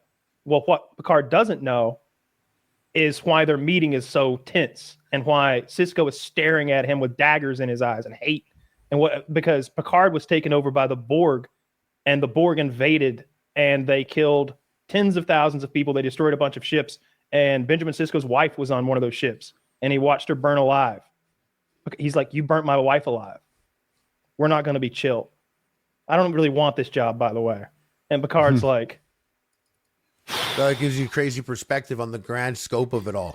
Yeah, it's cool. Yeah, I love the Star Trek stuff. You're right. These guys don't know what they're talking about. You're right. Star Trek. No. Everything Woody said is right. There are tons of episodes that I think are so silly that I won't even touch them. I don't watch the holodeck episodes because I do think it is just them wishing that they were on a more artistic show, maybe, and being silly.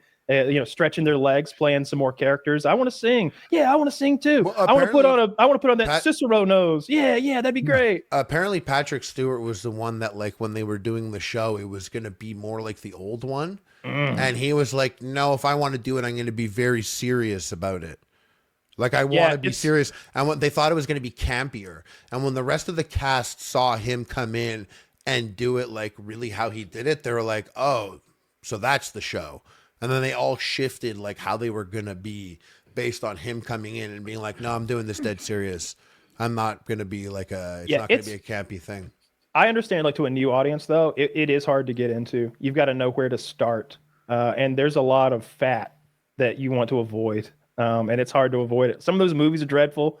The next-gen movies are cool, though. I like those. I don't like any of the next-gen movies. I think they're all bad. I like The Wrath of Khan. I like Star Trek 2, 4, and 6, the originals. So the Wrath of Khan's crazy because it's like in one room the whole time. Yeah, it's Ricardo Montalban and William Shatner are never in the same room together. Montalban's got like a few minutes on screen the whole movie, but he's commanding and he's scary and he's great. I love his accent. I love the idea of a super soldier. I didn't like Cumberbatch playing him, and when they remade it, did you like everything. that one? You like that one? That was 2 Woody, the movie, the newer Yes, Star Trek I did like movies. that one. Me I did too, like liked that one. Woody and I they watched nailed that in it. People were theaters pissed together. about it. Oh yeah.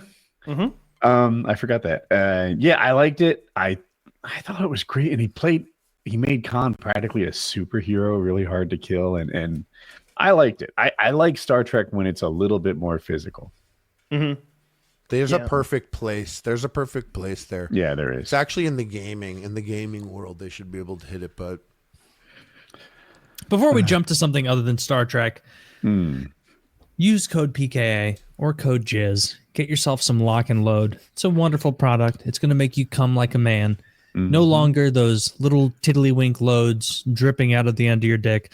Strong loads, projected as far as your Kegel muscles can push them. Can muster. And so, as strong as they can muster, exactly. So check it out. Lock and Load. Use code PKA. Use code Jizz. But it doesn't stop at Lock and Load. You fools. It's pre-workouts. It's energy supplements. It's protein powders. Anything you need, even tangentially related to the fitness and wellness market, you can find over on GorillaMind.com, and you can get each of those products for 10% off, with code PKA or code Jizz. Taylor, I saw a thread on Reddit, and they asked, "What amount of cum is too much?" And the answers caught my attention. There's no such thing as too much cum. Yes. Is If that the I top could answer? blast buckets on command, I definitely would. This person says there's no such thing as too much. I want to be covered in it, dripping down my soft skin. yo, Yeah, let's hope that was a woman. It's too much when the washing machine clogs up from the towels used. Until then, please more. It just goes on and on. You know For what's me, too there's much? No I'm limit. picturing a man. What's too much is when your RA has to put notices on everyone's door in the dorm that the clogs are coming from cum in the showers. And so I guess maybe one of my roommates. I mean, The maybe limit I does not contributed exist. a There's bit. no Who such knows? thing as too much. However much I can't keep down. She's got a good attitude. Yeah, Anyway. you saying she is charitable for Reddit You don't user? know. You don't know. It could be anything. But, It's not gay. I'm imagining a girl.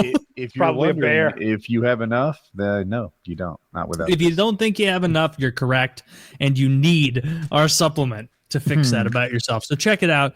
And also, after you come, you're not going to stay naked the rest of the night. You're going to put clothes back on and go hang out in the living room or whatever. And so be sure to get your clothes from our merch site below, PKA 10. Get 10% off your hoodies, your t-shirts, your stickers, I think that's about it, guys. And so get 10% off all of those things with code PKA10. You're free not to use it and pay full price. That's fine. But You said Nazi. I did hear that. I said Nazi. Yeah. You said you're free not to use it. Is that a dog whistle? You're free not to use it. And so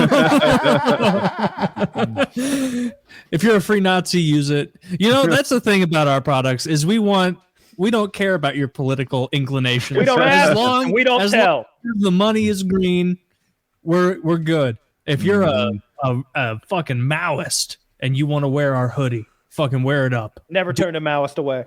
Never turn the Maoist away. If the money's there, we don't care. It's been true Well, from day one. To some extent. To some extent. No, If you're gonna nothing be a truly Maoist, corrupt. you better be the Maoist.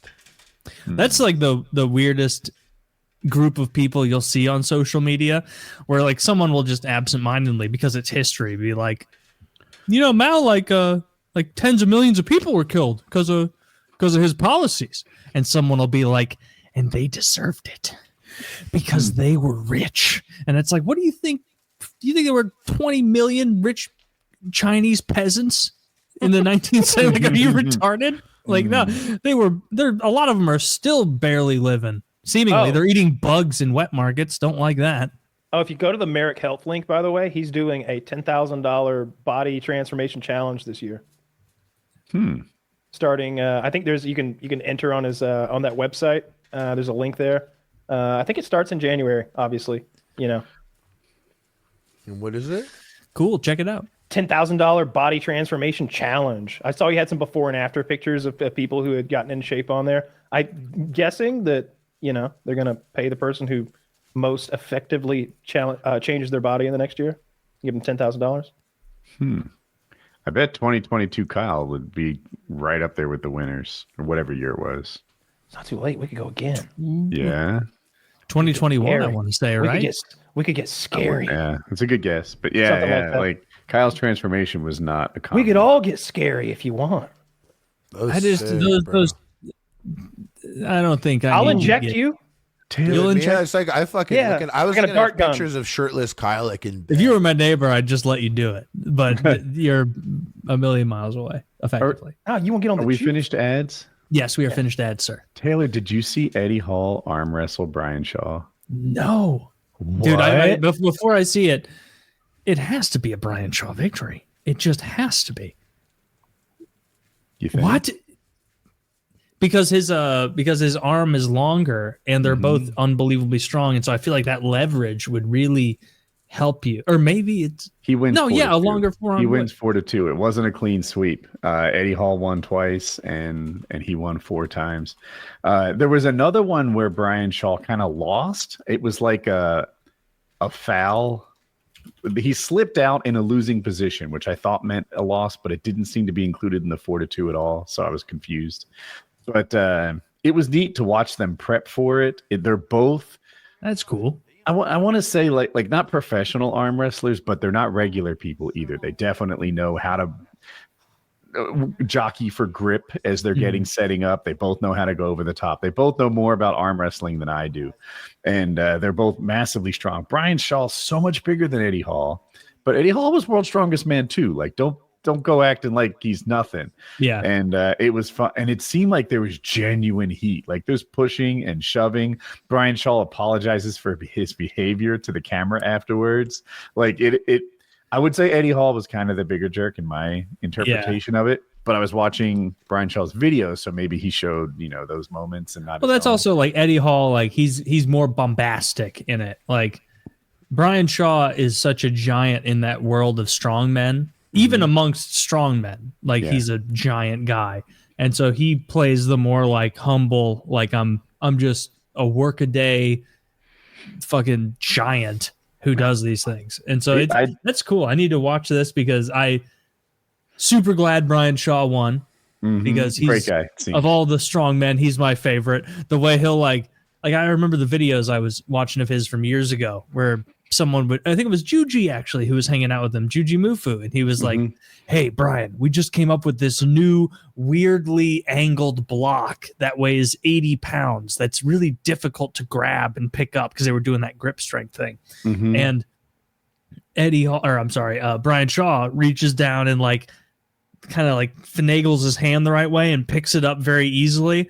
And then they're blown away. And he's like, well, guys, I trained for this. This is my thing, and I have large hands because I'm 6'10", and so it's not as hard for me as maybe for you guys, but it's great. You guys are doing that, and so I really like that vibe of Brian Shaw, just a genuine gentle giant, and it's complemented perfectly by Eddie Hall. I keep forgetting their names.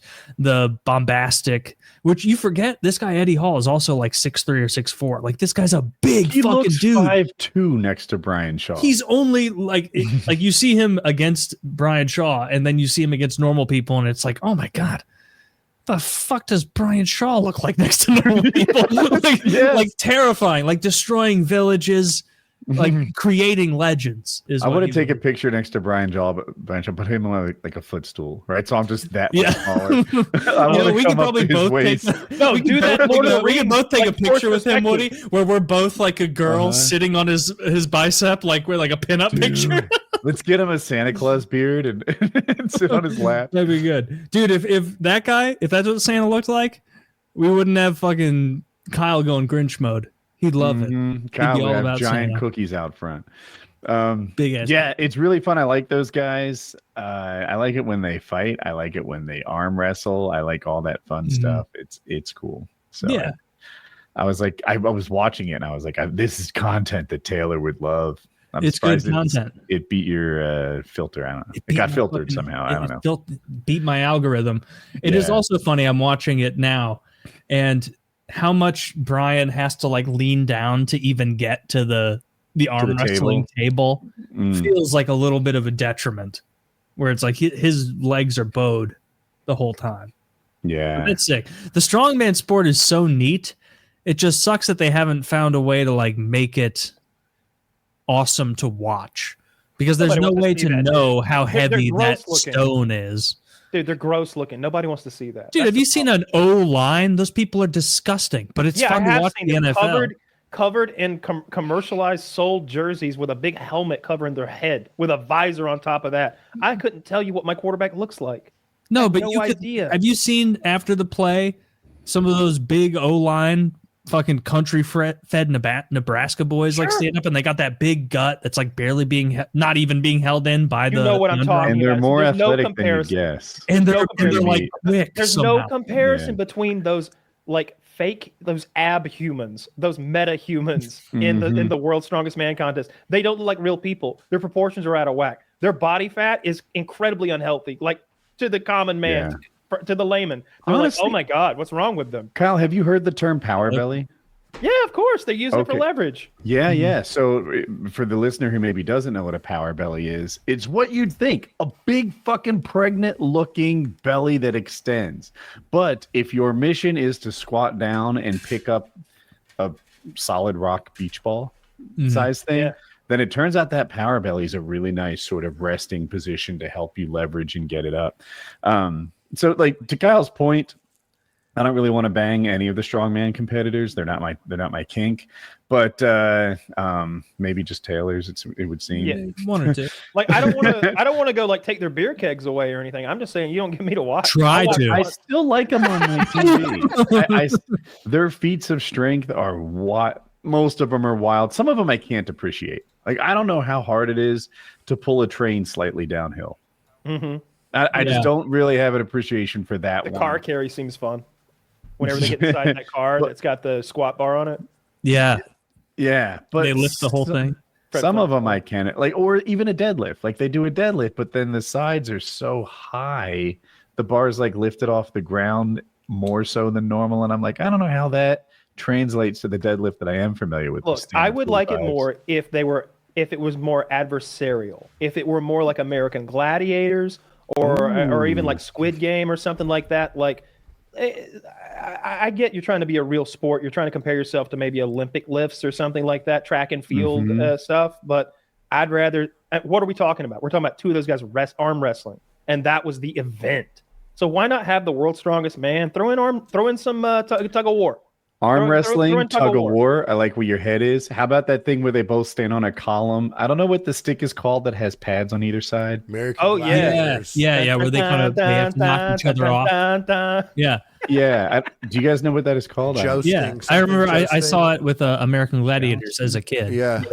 And like jousting, Turbo would kick someone's ass. I don't think it's called I've seen military use it too. Like I've seen Marine Corps do this fighting with it. It's the stick with the pads on either end, but I don't know the name. Yeah, it's called the joust. Okay, well then the joust or whatever it's called. Yeah, I'd like to see if they were more adversarial. Because look, if you've seen one giant man throw a beer keg, you've seen them all do it. I flip through ESPN and I see they're throwing kegs. I keep going. I'd rather watch. You're going to find the same level of physical insecurity in a 7-foot tall giant man who is made of legends than you are in like Conor McGregor, who's like tough as hell, but he's also. Let's shit on Conor for a while. Like last night, did you see that link I sent to you, Woody? It was like Conor McGregor becoming a devout Christian. Oh yeah, I saw it. You scumbag! Taking the is there a lead up to this at all, or is this a out of nowhere? This is like out of nowhere. This is a post-rape conviction shift. Yep. So he had no interest in this at all, and then suddenly this happened, and now he's Russell branding it, basically. Yes. Absolutely. Mm-hmm. Okay. Well, I don't believe that's he's got he's got some like Catholic icon medal or some shit, like photos of him praying and stuff. What do you mean? What's an icon medal? I don't know. They got those little medals with the saints on them and shit. Like there's some saint's face. Like I don't know what those Catholics have a made up religion, by the way. Like Harley knows what I'm talking about. I bet Harley's has. Is he holding a rosary? I bet Harley's heard the adults talk. I choose to believe it's Jesus on a cross, and Kyle's never seen it before.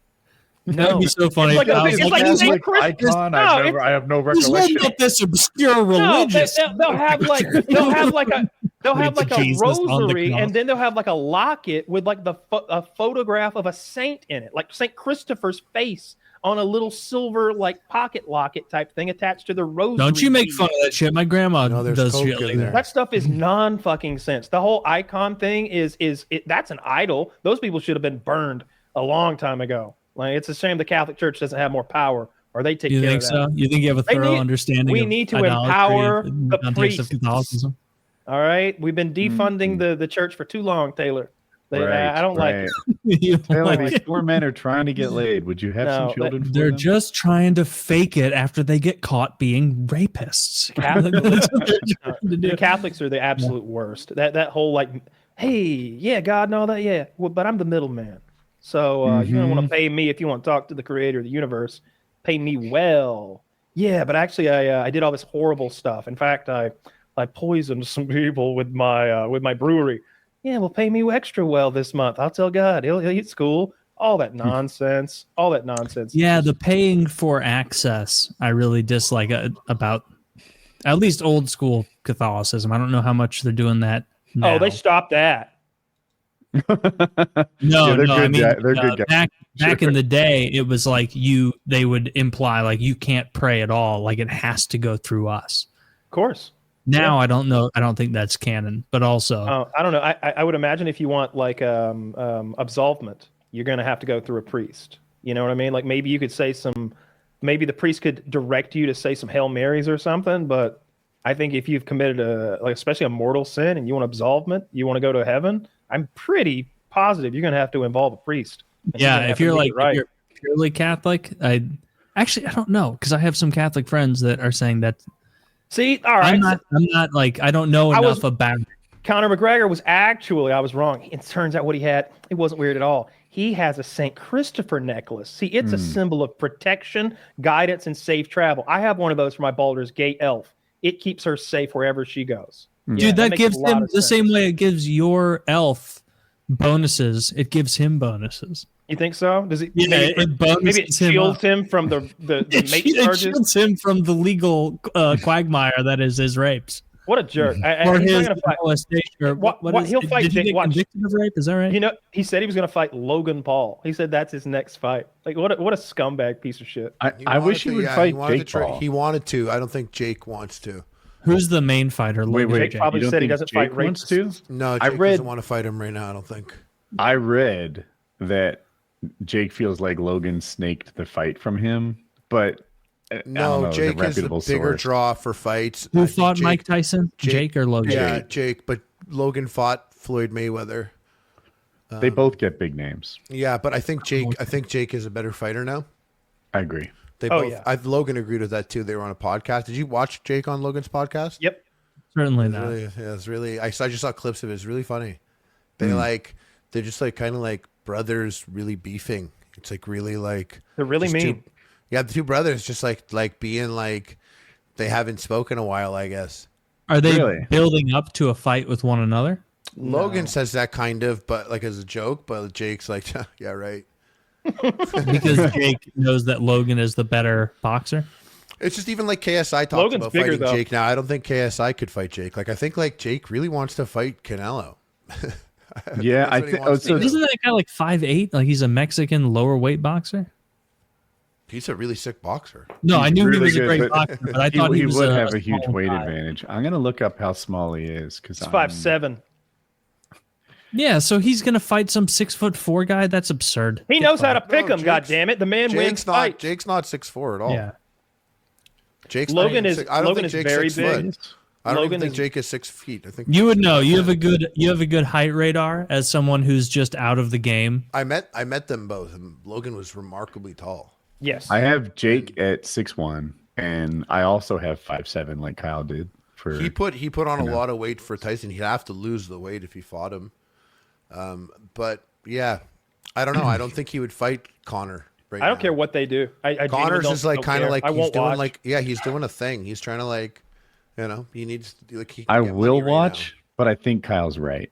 I'm wrong in this, and I can't stop it. I repeatedly fall for the same scam, which is like they hype up this fight, they pull me in, I freaking break diet and live stream it, and I'm with all the PKA Patreon boys, and we're all disappointed in how boring the fight is. Boxing is not a very good sport. Unless even amongst the big clash was pretty cool. Remember that one guy flew out of the ring?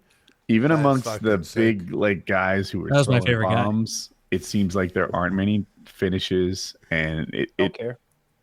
It's fake. You know, of the big strong guys. WWE is more real to me than the boxing that we have in this modern era. I genuinely believe that. I think occasionally in WWE, the outcome, they're like, hey, I'm winning this one. And he's like, oh, but the plan was the other thing. Yeah, but I'm taking it. And but in boxing, I think it might be the other way. I think those judges are fixed half the time. I think anytime you've got a sport that's so goddamn corrupt. Imagine if like the umpires work for the Braves.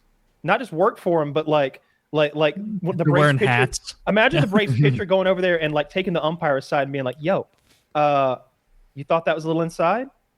Huh. Maybe I won't call you next time I need an umpire. And get your shit together.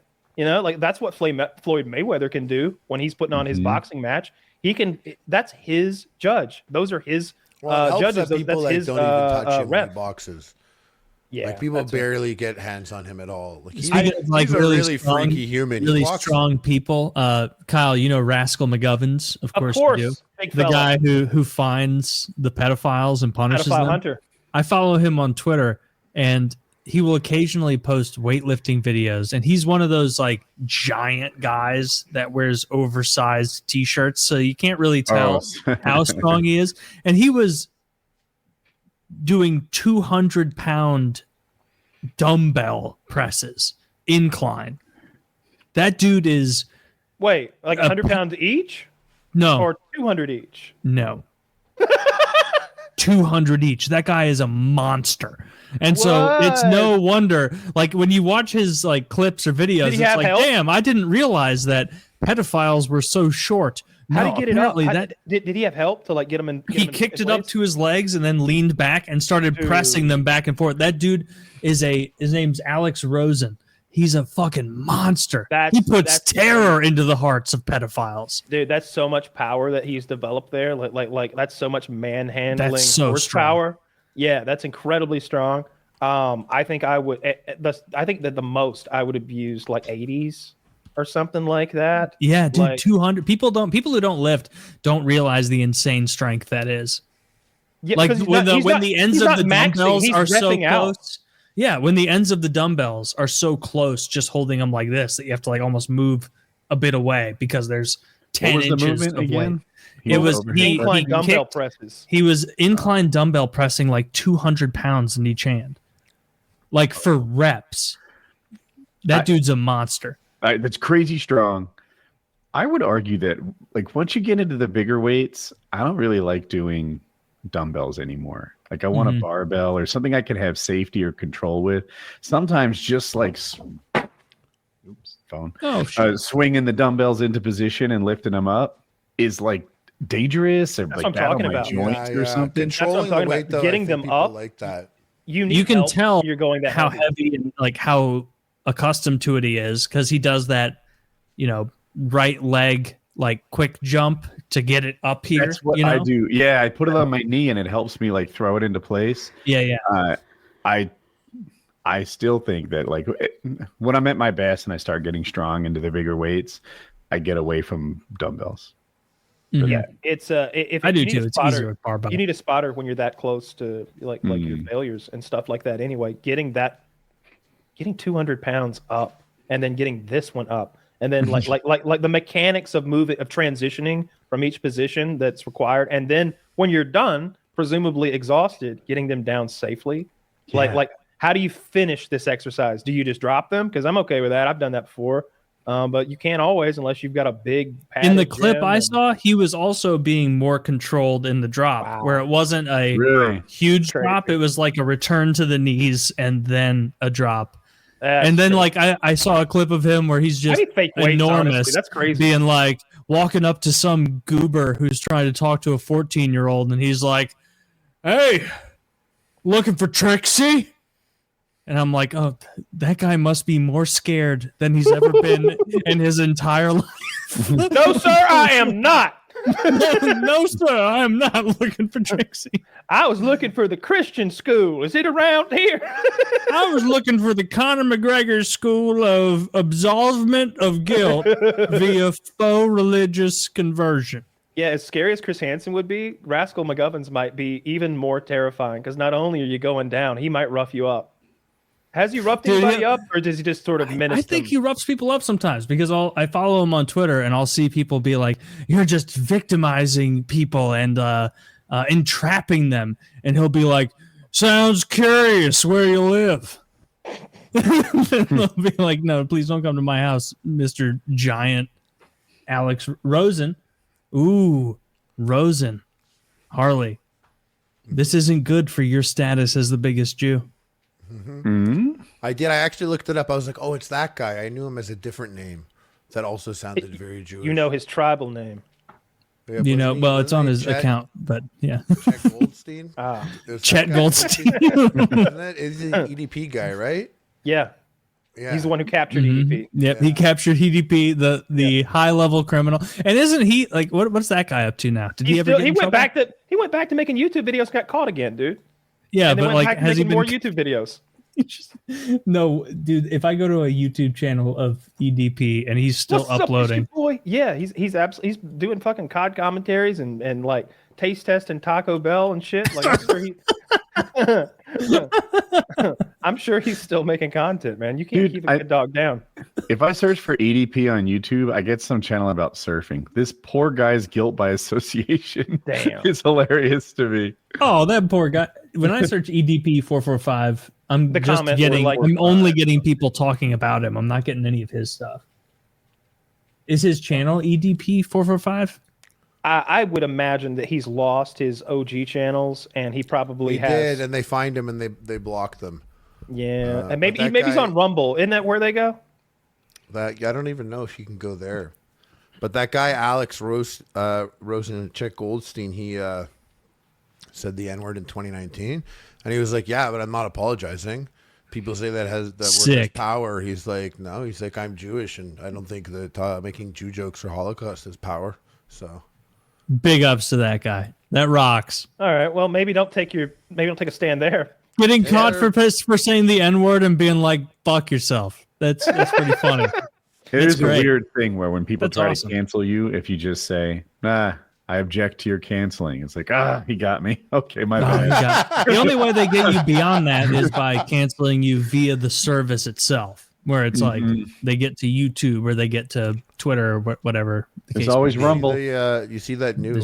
I never go to Rumble. What the fuck is on Rumble? No, I think they buy viewers there. Aspiring pedophiles go to Rumble. Oh, you don't like Rumble? Is that where that's where Dr. Disrespect is hanging out? Is it? Let's see. So Rumble is a right wing YouTube where you can say right wing stuff and not where worry you can about say where any you're free to say what you want. Truth. But they also found a home for Dr. Disrespect. Well, I don't like that. Dude, he's doing cool stuff now. He streams with his kids and stuff. Leave that man alone. I mean, if it's a video site like YouTube that allows you to actually be right wing, like if it's just a YouTube where you can be right wing without getting banned, that's pretty great. But you can be right wing, or you can try to bang children. Yeah, we can. It's an either or. Oh no, I guess both. My bad. All right. Well, now you're talking my language. Yeah, because I won't Matt be Gaetz should show up on Rumble soon. Would they let Hunter Biden have a channel? Because he's accused of the same stuff as Gates, right? Well, Hunter Biden has been absolved of all his crimes. Adult sex workers. No, children, underage sex workers. That was a big part of it. Hunter. Yeah. That was a big part of the whole thing. You don't remember? I don't remember. I don't, but let me see. I was going to talk about the Biden. What do you call it when the pardons? Of all the death row inmates except for 3, I think, on the federal death row. Yeah, what the fuck is up with that? Letting like actual murder, or he's just commuting it, so now they're life in prison. He changed death row to life in prison. That's just a waste of money. Like if you find someone who's like raped a bunch of kids or like murdered a bunch of people, just kill them. Like enough. Why? That's absurd.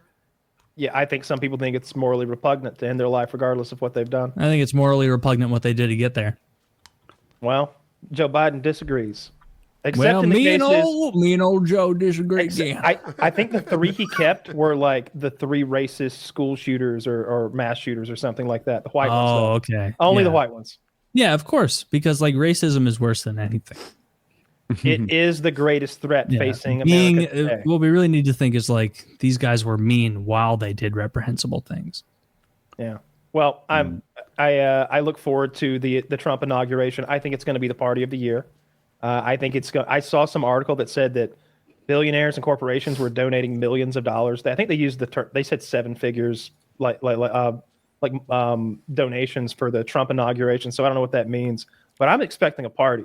And if his numbers aren't fucking impressive, it's going to look bad. So he better start like advertising soon. I would already be getting the word out. I feel like he's not. He should be teasing this thing.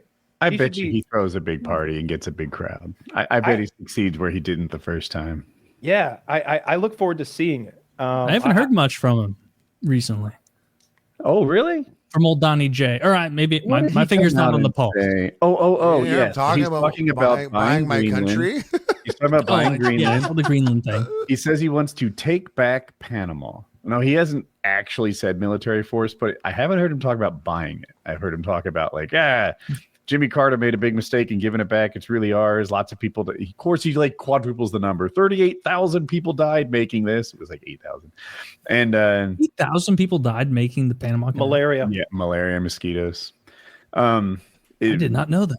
Yeah. So he thinks that America has indefinite rights to Panama for that. And Greenland. And I feel like there's another one that I'm leaving. Canada. Yeah, he said he was going to make Canada the 51st state, which would be bigger in both population and square miles than any other state. But he doesn't know how many provinces y'all have, so it just makes it easier for him to say that. And so I was like, okay. Are you saying Americans died building the Panama Canal? Those were American lives? I'm actually not positive that they were American lives. I think Trump said they were, but I would need to fact check it. I don't know. They were live. I don't know either. Yeah, but Trump, I don't think he sees it. Yeah, but were they American? Kyle, I'm using the Kyle Irish no, I feel you. Here. Look, I like all that. Let's take Panama. Yeah. Let's conquer take Panama Canal back. Get fucked, Panama. Look, what are you going to do? Bitch about it? I don't want the cold, frigid parts of Canada, but we looked at the map the other day, and that part that's touching the Great Lakes, anything touching the Great Lakes should be ours. That's what 100%. Yeah. So I found this. Despite the monumental effort, about 5,600 workers died from disease and accidents during the U.S. construction phase of the canal. Does that mean that they were Americans during the U.S. construction phase? I can't be sure. That's what I found so far. Okay. Well, yeah. I don't give a shit about that. If he wants to take the Panama Canal back, that's fine. What's Panama going to do? What's all of South America going to do? What are you going to do, guys? Send more nonsense up through the border? You don't want the whole world ganging up against you or hating you, but we already have that supporting Israel. The trend, like, Canada, now it's our fault. Canada, you're a good Canadian boy. You're just not a hockey player. Yeah, you guys can buy the country. Does that mean I could fucking drive to your homes without having to cross the border? Canada, can I get a rental place in each of your cities? Hush, Harley, hush. Hold on, we're talking about important Canada stuff. and Greenland are the Northwest Passage. It's a shipping lane that's like opening up, and then Panama is an obvious shipping lane too. It seems like that's what's in his mind. Like that's the connection between these things. And I don't know if it's a strategic thought or if I'm just putting one there when one isn't there. Really, I'm not sure. You know what? And look, I'm only okay with this because it's my team. But man, if the Democrats had their own Elon Musk all up in like federal governing business like this publicly, because there is no like Soros doesn't do this. Soros doesn't do this stuff. Yeah, right? He buys DAs. Yeah, okay, he does lots of things, but he doesn't do this stuff. Like Elon Musk's involvement right now in government is a bit much. Dude, right? Have you seen his nonsense with the H-1B thing? That's getting him so much hate right now. No. It was like I said this, saying that you have to be a fucking genius. You have to be not retarded to see that like he was going to import a jillion Indians, and he's trying to frame it as though like, oh, Americans, they don't. And Ramaswamy is doing the same thing where he's like, oh, in America, they reward mediocrity. And so it's important that we get foreigners to come in and do these jobs that Americans won't do. And it's like, get fucked. Really?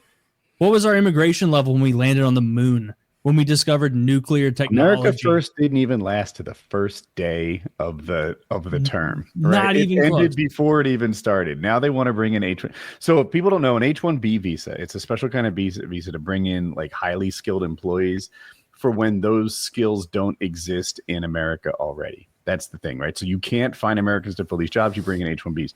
What it actually is a way to bring in people from other countries, usually tech employees, and when they can only stay in this country for as long as they maintain that job, which means they're often underpaid because they don't get the benefit of like supply and demand. Instead, you have to work for this company, and if you lose this job, then you get deported. That's how an H-1B visa works, which means they can't like, oh, what raise do they want? No one gives a fuck what raise you wish you had. You'll take 0 and you'll suck my dick with the thumb up the ass because I'm into that. And that's your negotiation position. That's all you can do, because if you don't take 0, you get deported out of this country. This life that you built for yourself, it's over.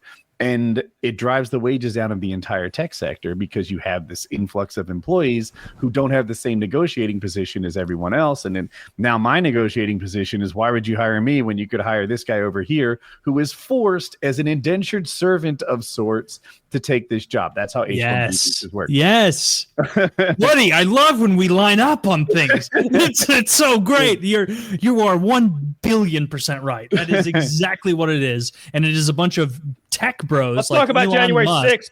It's a bunch of tech bros like Elon Musk masquerading as though, oh, we can't find the skills needed in the US to do this. No, and then you have retards being like, is it crazy that everyone who hires people in the tech sector is in favor of this, and it's only the peons who are against it? And it's like, no, bitch.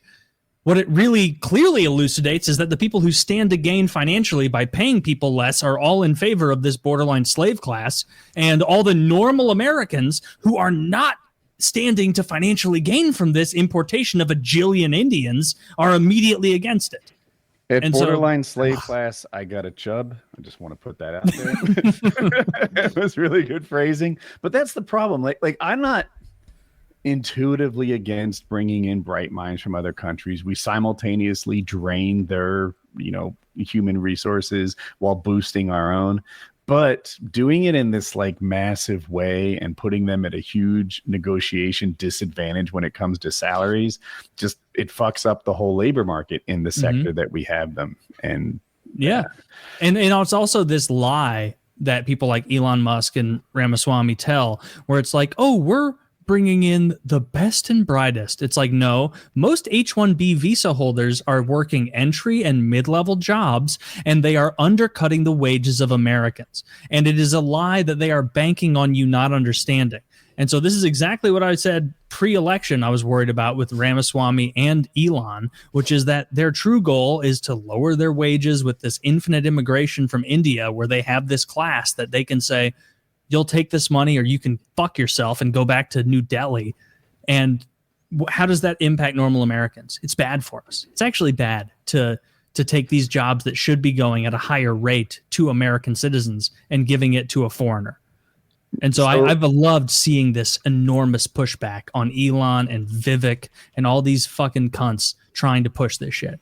And it frustrates. I don't know. They're all America first, except for when Elon's own pocket is involved. Yep. And then it's Elon first and Vivek Ramaswamy too. So we'll see where this goes. I'm looking forward to Trump starting. I'm like, enough already. I want to see how this experiment goes. I'm done waiting, right? Like, I don't know what Biden's doing, fucking making sure that murderers don't die or like whatever. I'm done with that one. Let's see the next one that's getting boring. Yeah. Chocolate chip. And we'll see. The only thing I'm 100% sure about Trump's presidency is that H-1B visas will increase and Israel will get everything they want and more. Ooh, I don't disagree with either of those. If H-1B visas increase, I do think that the Democrats have successfully pushed a narrative of this whole President Musk thing, Vice President Trump, in a way that could get under his skin that makes him assert himself. We'll see. I hope not, because I think that Elon can be an incredibly important partner for Trump if he's able to temper some of the negative thoughts that Elon has, like you two just elucidated. But at the same time, to take advantage of all the strength that he provides, and more than anything, as a whip, as to get the party in line on voting measures where they maybe normally wouldn't. And I don't like it, but I bet it'll work. Like I hate the idea that this South African-born billionaire is like, you better get behind the MAGA crowd, or maybe next year I give $100 million to your opponent. $100 million in my race? I raised 17 million last time. Exactly. It'd be like 5 times as much, more even. It's easy math. Dude, they better entice middle Americans to vote in 2026, or Elon and Vivek are the kind of guys who are going to go to jail when Democrats win again and they say, you're fucked. And there's no Republicans behind them, because it turns out actually that normal Republican voters are not in favor of a billion trillion Indians coming here. Turns out we're not in favor of that. We don't like that. We want these jobs going to actual Americans. And so we'll see what happens. We have that's happened with us in houses. Like, we have a lot of people that came here, like 500,000 immigrants. And, you know, I'm okay with that. So many people I know come from immigrant families here, but that amount, there's an amount. And like, I feel like Canada's going through it and has been going through it. Houses are so expensive. Cities in Canada are like, to live are way more expensive than cities in the US, and our salaries are way lower because of the dollar. So it's all broken and fucked up. And it's really just, we have so many people that need houses, so many people that own houses that don't live in this country. Like, we have people that are like born and raised in China that probably maybe even never set foot in Canada, and they own like a huge condo building. It's fucked up. How is that? I have a housing question. So in America, like, say people want to live in Atlanta, but Atlanta's expensive. So the suburbs just spread and spread and spread. And if you're willing to tolerate like a 90-minute commute, your home is much less expensive. I never hear that in Canada. I hear this city's crazy expensive.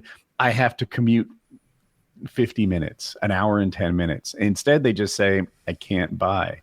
Do you guys not have sprawling suburbs that impact the supply and demand? We do. We, like, more often than not, I've lived in places like that are like 30 to 50 minutes to the city. You know, when you get to a place like Toronto, the city isn't just like one place. There's like many cities that make up the greater area of that place. Like, when you say Toronto, a lot of people are including multiple boroughs and places that are around Toronto that really could be 40 minutes from one to the other, but are all kind That's of how close. Atlanta is. Atlanta's the city of suburbs. Yeah, like LA's like that also, you know what I mean? You're like, you could be in one place, downtown LA or Hollywood, and they're different places that are all connected. But no, like, I looked in Canada, I went and for what I wanted space wise for a house, like, I went and I'm looking forward, and I'm in a place where if I look at my Facebook towns, like, drama, it's people who own horses that horseback ride through the park, and then people who have kids that play at the park and there's like horse shit at the park. So it's like, oh, like, pick up your horse shit. And you're like, no, this horses have been shitting here for a long. Go back to the city, motherfucker.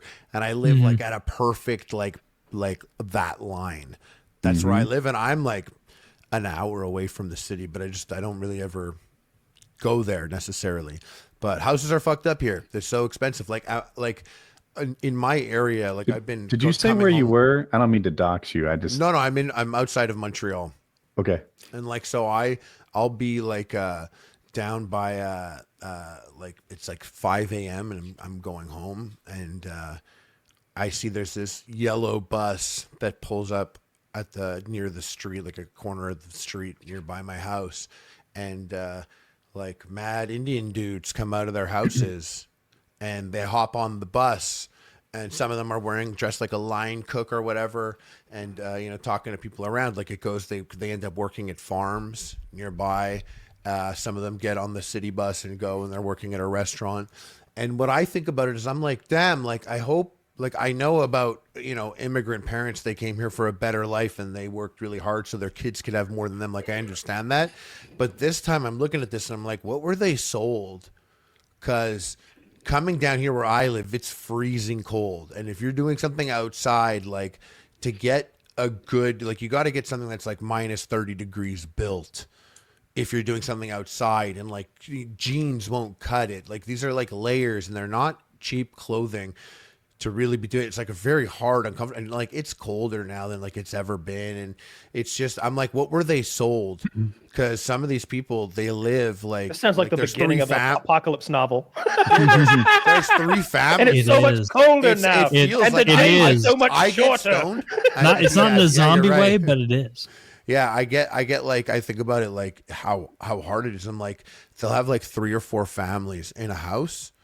Like I'll see like a garage is fashioned into it, like a second kitchen, and or like someone is like the garage opens up and I see it's like a room for a couple people.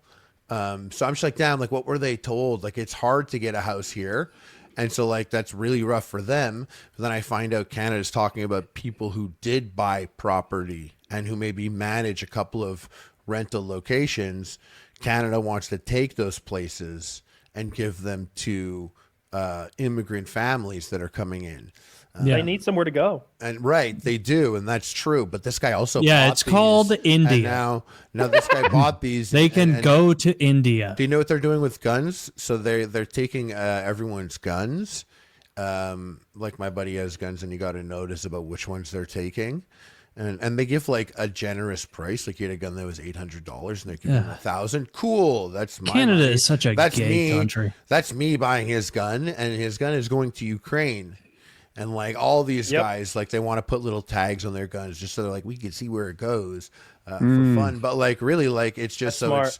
You'll find like, them in Mexican cartel hands. We're paying for the guns. That's what we did. to be bought and then get sent out there.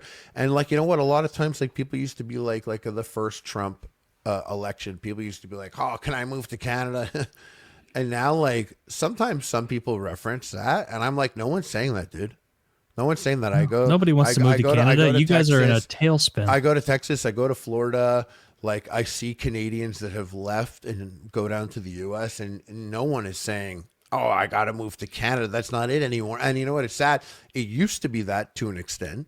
It did actually be. It was actually true. But the country's in such a crazy place that a lot of people I know that would have always voted liberal are just like, they want the next person in, and this guy Pierre Poilievre is just such a personality, like fully out of like the Trump playbook, like doing everything that is so blatantly the Trump playbook, and you just know he's going to get in. He has like 2 million followers. You think it will work? Yeah, it has been working, but he's not a type of guy that I would have ever voted for in my life. It will work because when a people of a nation start to feel displaced, they will turn towards more nationalist ideologies where they think, never voted hey, for a guy like let's this. take care of our own citizens before we take care of foreigners being imported here by large capital firms that seek to lower their own overhead costs via their importation. So they capitalize the gains of those lower payments, and then they socialize the costs via government programs.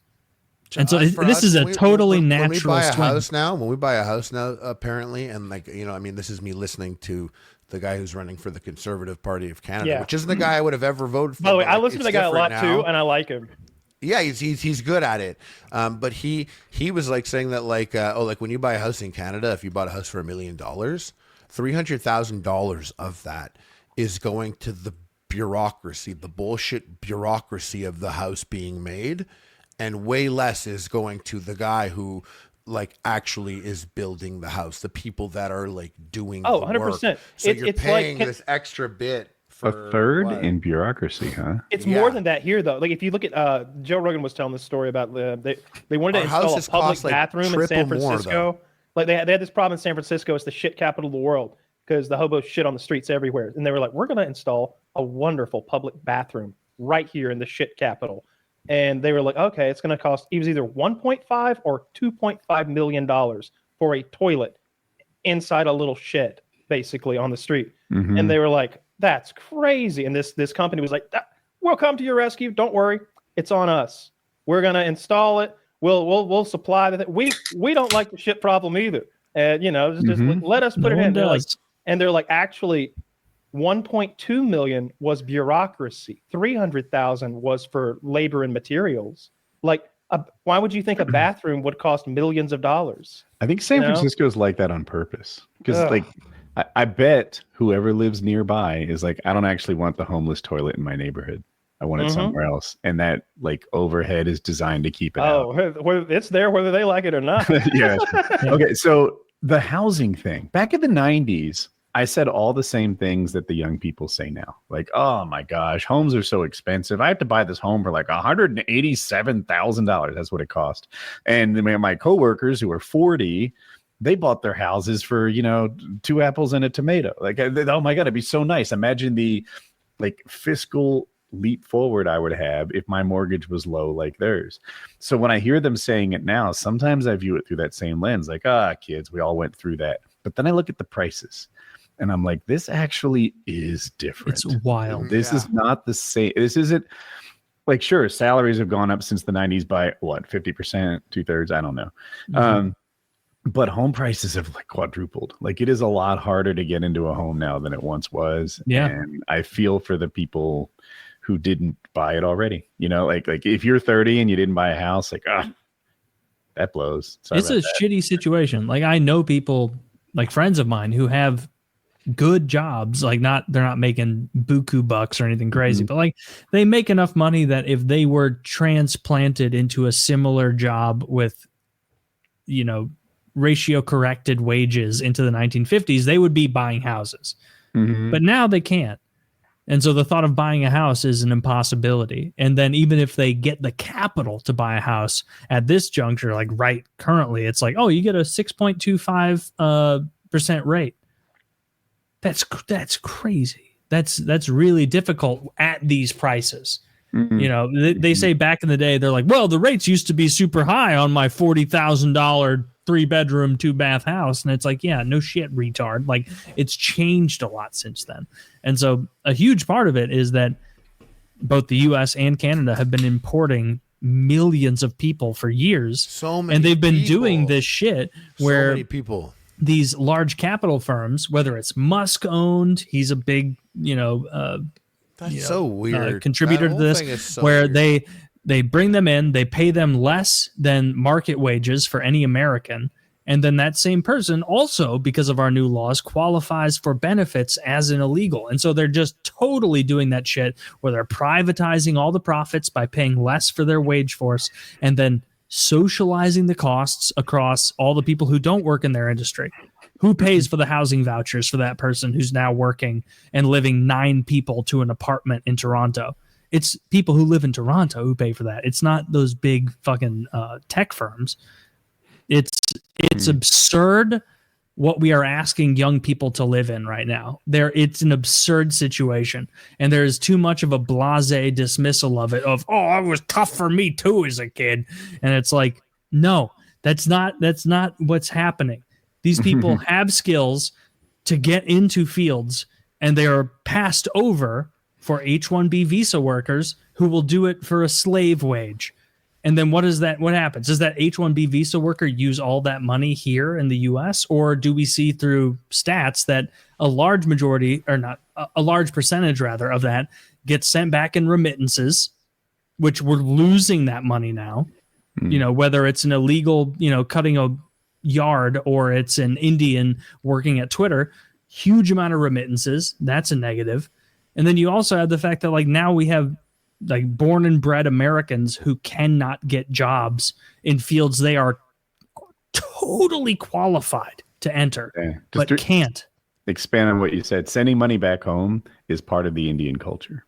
And like, I kind of see the morality in it. Like, that your parents raised you. Now you're in America. Now you're making money. Like, I can see why they would feel like that's the right thing to do. But as an American giving you this opportunity, it feels bad for you not to be putting that money back in our economy where you earned it. To just send it home to India, it's like, right. It's a reminder that like we're not on the same team. Yeah. And it makes me feel as an American that a lot of these people showing up don't want to be Americans. They don't see us as our own independent country. They see us as an economy or a resource to be used. Why not make it harder to send the money back home then? And why not tax? I said this like a month ago, 100% tax on remittances. That just takes it all. 100%. Yeah. Any sort of remittance you try to send back, sorry, bitch, you can't do that. You're supposed to be American no, we now. should it should be different for different countries. The thing I just wanted to get out there is usually the next generation, they're the Americans. Like the people who move here from Italy are Italians till they die, but the kids are Americans, and that's the good news. We'll see. We'll see if this whole little experiment plays out. Doesn't seem to be. But maybe it'll change. I do feel like a lot of these guys that voted for Trump because they were tired of these billionaires that ran the show. I'm like, are you watching? Are you watching? Okay, let's see how the reason a lot of us, like I said this months ago, like I knew that Vivek and Elon and these guys were going to be H-1B visa bitches who were all in favor of that. And so we had a choice between Trump, who is infinite H-1B visas from India, stapling green cards to the diplomas, as he said, or you would have the Democrats, who is also that, and then also infinite immigration illegally from the South. And so I picked this side that was less bad, but yeah, this is totally anticipated if you've been paying attention. Side. I mean, the funny side, well, you didn't pick any side. You can't vote. Not allowed. So, emotionally, he did. I voted twice for you, but we can't say that publicly. Well, I mailed it into Atlanta. I get indicted for a joke. That's rough. They take that seriously. They give people multiple years for doing that fake voting shit. And I'm not talking about like a lot of fake votes, like one or two. They give you years. When the intent is there to really like get double votes, because sometimes it's an accident. Sometimes like I mailed it in and I wasn't sure if that really counted, so I went on election day as well. Like that, people can vote twice and still have good hearts. It used to be encouraged. They would tell men to like go get their mustache shaved off and go back in the evening. Like I never heard of that. Oh, absolutely. I can't remember which election it is. Maybe it was Hardy or somebody. There was an election which is widely historically believed now to have just been a handshake decided who would be the president because no one knew who had won because there'd been so much. You think that's happened since then? No, post vote. They counted the votes and they were like, this is nonsense. And they put their heads together and picked a guy. Yeah.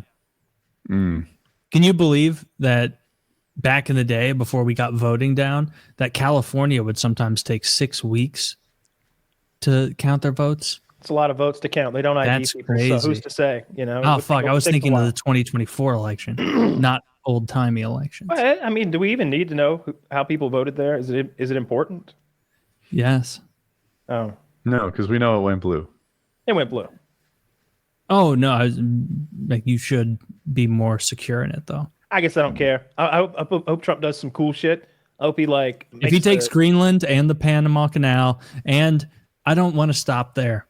I want him to trick out the car. I want a Mediterranean country. What? I want somewhere nice that we can go. And what if he makes an island in the middle of the Mediterranean? How about Greece? Greece has not been doing much recently, and by recently I mean 2,000 years. Okay.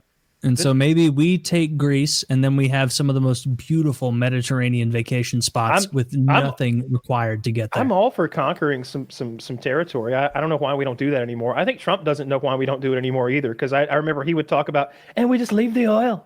We leave the oil behind. And I was like, what's the alternative, Trump? We take it. We take all the oil, and we leave none behind. When Putin invaded Ukraine, Trump called him a genius. That to me says something about his headspace. I mean, sure. Yeah, I'm fine. I'm not pro Russia or pro Ukraine. I'm pro America. I don't give a fuck about either of those countries. Couldn't care less. Same with Israel. Sorry, Harley. Same with Israel and Palestine. I don't care. That's your guys' fight. Do whatever you want. Not my problem. Well, I'm just a widow Canadian. He's not in the IDF. I'm just a widow Canadian. If Harley cared enough, he'd be the biggest IDF soldier you've ever seen in your fucking life. He would be. Right? Other than hitbox, you have to make him a special uniform. You could be the Hezbollah hunter. Ooh, it's got a ring to it. No, they'd use Harley for like PR. He'd be over there with those TikTok girls they've got. Making yeah, he'd be making epic meals for the IDF troops or something. Like they wouldn't want to send you in. You're too big of a target. Like they take you out, right? Literally, you're genuinely just too easy to strike with a round. You don't fit in a tank. Did you ever do any? No, he's walking in your everywhere. epic meals. Walk everywhere. They give him a Clydesdale. Harley, in your epic meals, did you ever make something like Israeli or Jewish like food? In the TV show, we did like a challah episode. And it was like my family came down for the Jewish holidays, and it's like my aunts and uncles are in it, and it's just hectic and weird. The whole TV show is like a fever dream. There's like 17 episodes, each like 1 hour long. Fucking crazy episodes. Harley made 17 episodes in a season, but what's somehow two seasons, modern two TV seasons shows and a can't. special. 2 seasons. What's and a special. the food? I don't remember the name. Where it's like the pastry with either the potato or the meat inside. What is that called? Knish. Knish. That a latke or a latke? No, latke are the pancakes, because I had Yeah. a friend of mine who was incredibly Jewish, took me to a Jewish deli a few years ago, and the latkes were like, it's fine. It's just kind of a potato pancake. But the knish, that they were on to something there. Yeah, That's really yeah. good. Not the potato kind isn't as good. The meat kind, fantastic. No, they're good. What kind Yeah, of meat's that's in just there? like Polish. These are like Polish things, like pierogies, basically. But there were a Wait, ton no, of no, Jews in Knish isn't- Poland, Knish so isn't like the they, pierogi. you know. Yeah. No, I was like thinking a meat of something pie. else, but This is a meat pie. It's like basically a meat little pie. potato flaky, Similar. little potato thingy or meat. Yeah. Okay, I like that. I like a Yeah, the knish, little- the knish is very good. To everyone out there, if you go to a Jewish deli, don't invest too much in the latkes. They're going to try to sell you on it. It's not that great. The knishes are where it's at, and they have a good sauce for it too, or at least the place What's it I called? did had a good. Oh wait, what was sauce. the sauce? I'm not familiar with that.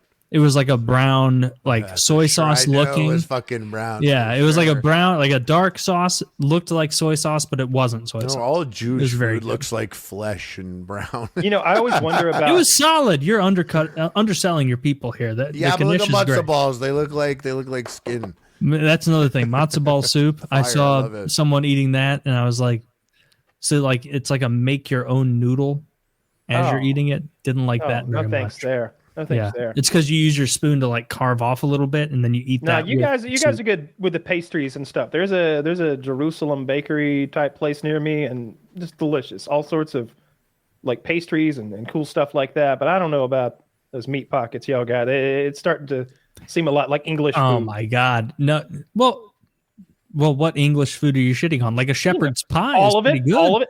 That's the only thing they have is the shepherd's pie. That's literally it. How about those English breakfasts? They're terrible. They put beans in that shit. What about an English breakfast is better than a Southern breakfast? No. Oh, now you're invoking my cultural heritage as well. Obviously, a Southern breakfast blows the. Oh, they're fucking very doors- comparable. They're very blows the similar. doors off. They both We don't have put eggs. beans in our shit because we're not Nope. retarded. The beans are nonsense. They fry their eggs like over hard or some shit. Like it always looks gross. Like the whole thing.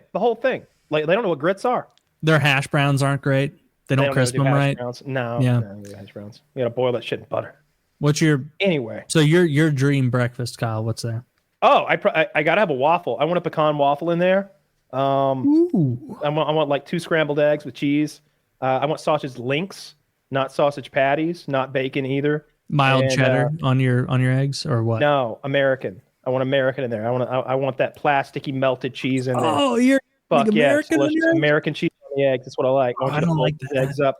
Hell yeah, it's gonna be delicious, just like Waffle House.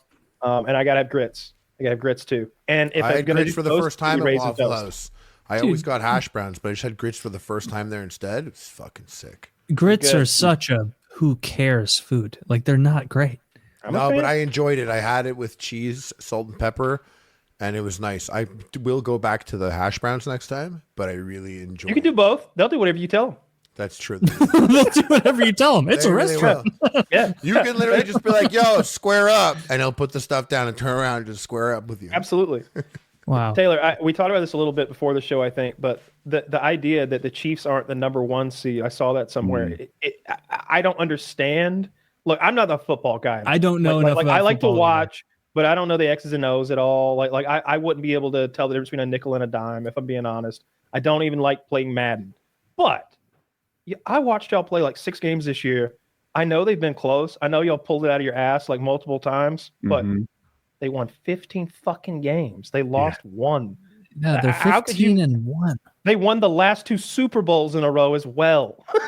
We have Like- the autistic dreamboat of a quarterback. I love you for the 3-peat. Like I'm gonna bet on the 3-peat. That would be I sick. gotta I wish think I was a for- bigger football fan. Back when like the Eagles were 12-2, and Kansas City was I don't know. I guess they'd be 13-1. I was you might be muted, Kyle, but I was like, I can see why someone might rank a team, even though they have one more loss, higher because of the nature of their wins and the nature of Kansas City's close calls. But now that it's 15-1, it's getting to be a little hard to overlook. Yeah. Next best team is 12-3. Maybe, does that sound right? They destroyed the Broncos in that last game. I watched the highlights just a little while ago. It was like 34-6. The next best team is 13-2, and that's a tie Lions. between Detroit Lions and Minnesota Vikings. Other than that, the Vikings were so good this year. yeah, and so they have a good breadth on those guys. Imagine being 15 13-2 and not winning your division. That's rough. That would suck.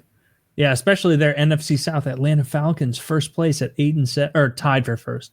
Yeah. The Falcons Yeah. and Buccaneers both 8-7.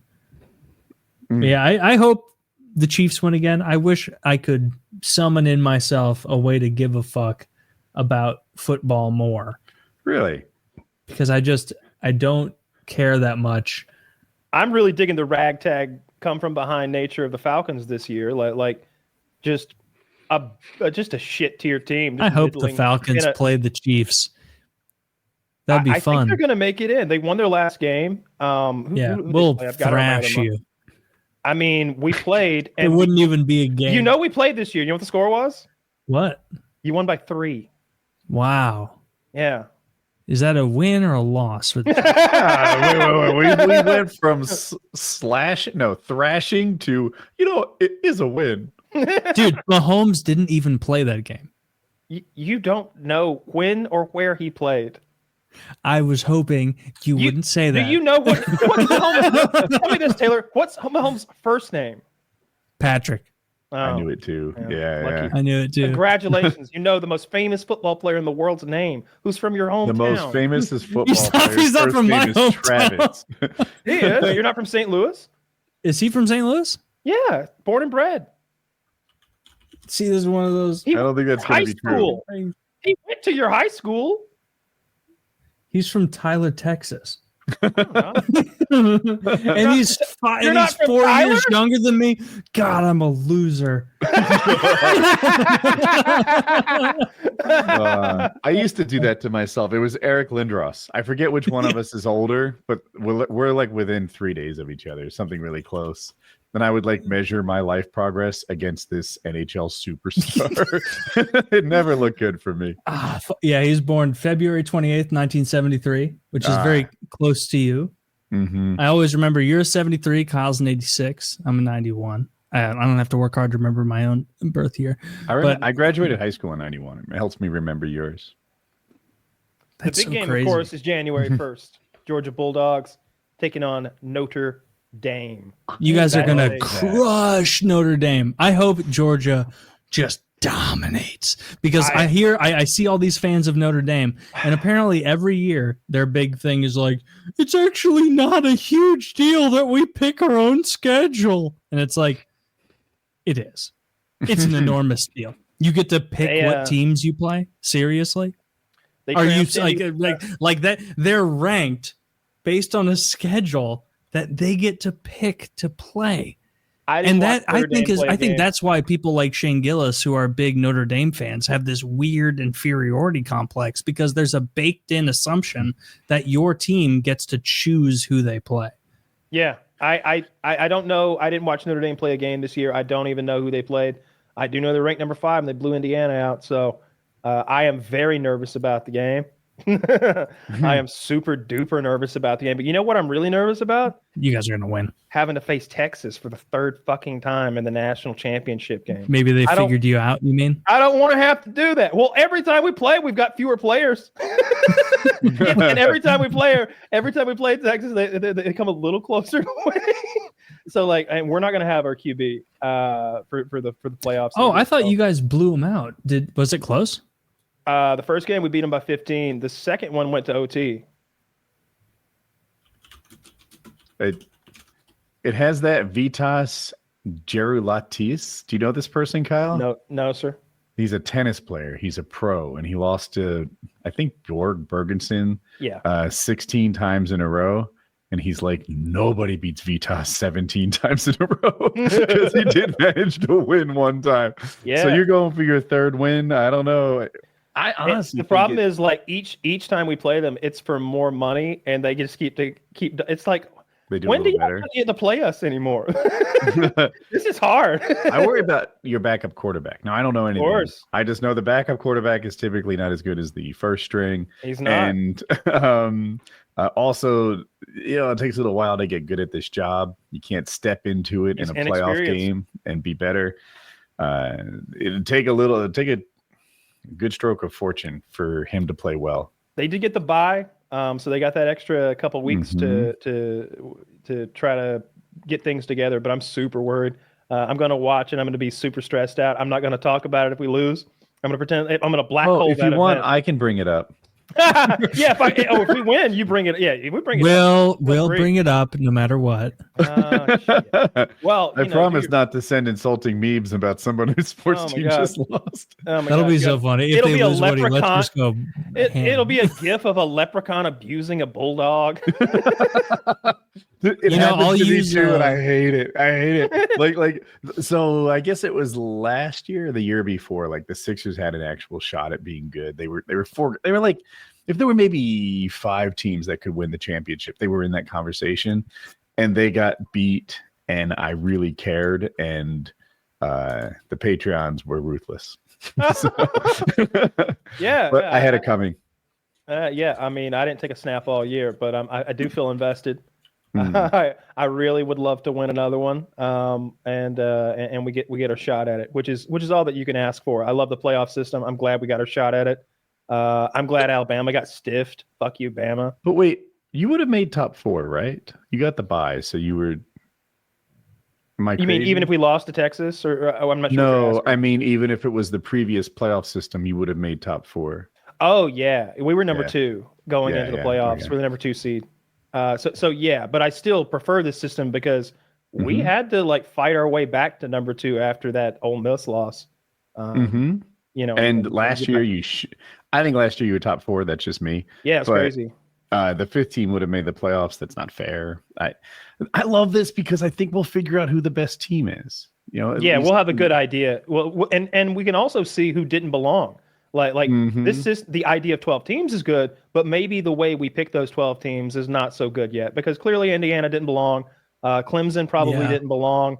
And as much as I despise Bama, man, I bet they'd have given Notre Dame a harder time. They belong in the top 12. I bet Notre Dame wouldn't have blown Bama out. But again, I hate Bama. I want bad things for them to happen. I wish that just awful things. You don't even know how much I dislike that organization. You want the best teams in the mix. And did you see? No, I don't. No, not when it comes to them. Did you? I love Shane Gillis calling him Alabama Jones and like accusing him of basically he's like, you were accusing Coach Saban here of cheating earlier, I believe. It's just like, what are we doing? What are we doing here? Is it a comedy show? Fucking Alabama Jones over there, put me in the 3rd degree. What's going on here? Dude, let me lay this out for people who didn't see it. So Shane Gillis, comedian, they were asking about Notre Dame. I think Shane Gillis went to Notre Dame. So he is a dog in that fight. Okay. And he's like, I think Notre Dame has a shot now that, is it NCIS, whatever the system is called where they pay the player. NIL, thank you. Now with NIL, everyone gets to pay their players, not just Alabama. Notre Dame has as good a shot as anyone.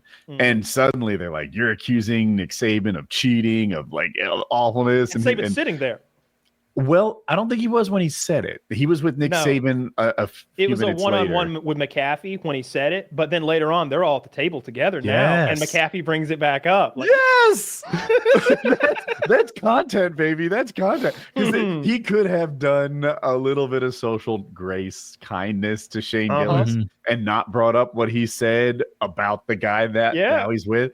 But that's not what they did. He's like, hey, so you said this about this guy. And he was like, what?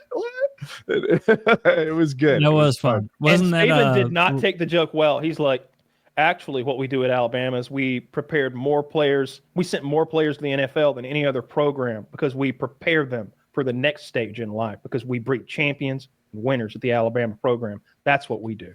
And it's like, bro, it's a joke. Now I'm starting to think you did pay some people off.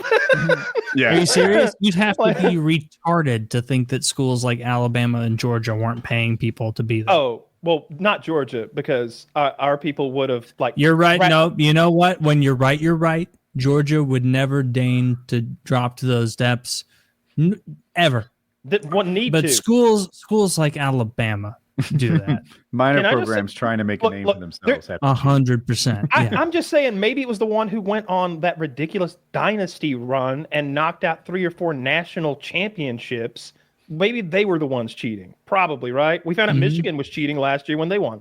Yeah. I think if it was really widespread, it'd be obvious on the players. Like, you give them money now and they all have fast cars. You think that 6 years ago they were just fiscally responsible and only look broke? If it was really obvious, you would almost imagine an entire conference of teams that had regularly dominated the rest of the country for I'll say a decade. Like it might, like if that's what they were doing, you would see something called like the SEC where like they all thrashed every other comeuppance team.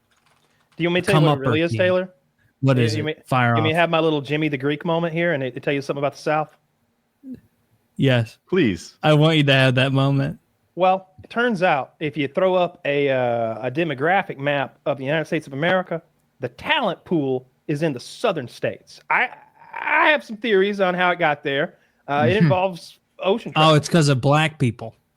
There are so many blacks in the South, and they are so much better at football that they are more likely to go to a home school, or at least more likely to be a fan. If you're born in Georgia, you're probably a fan of an SEC school. You want to go there. So what I'm saying is most of the talent wants to go to the SEC because they're born there. They're bred there. That's what they watched. And that's just where, we play better, harder football in a hotter, humid environment.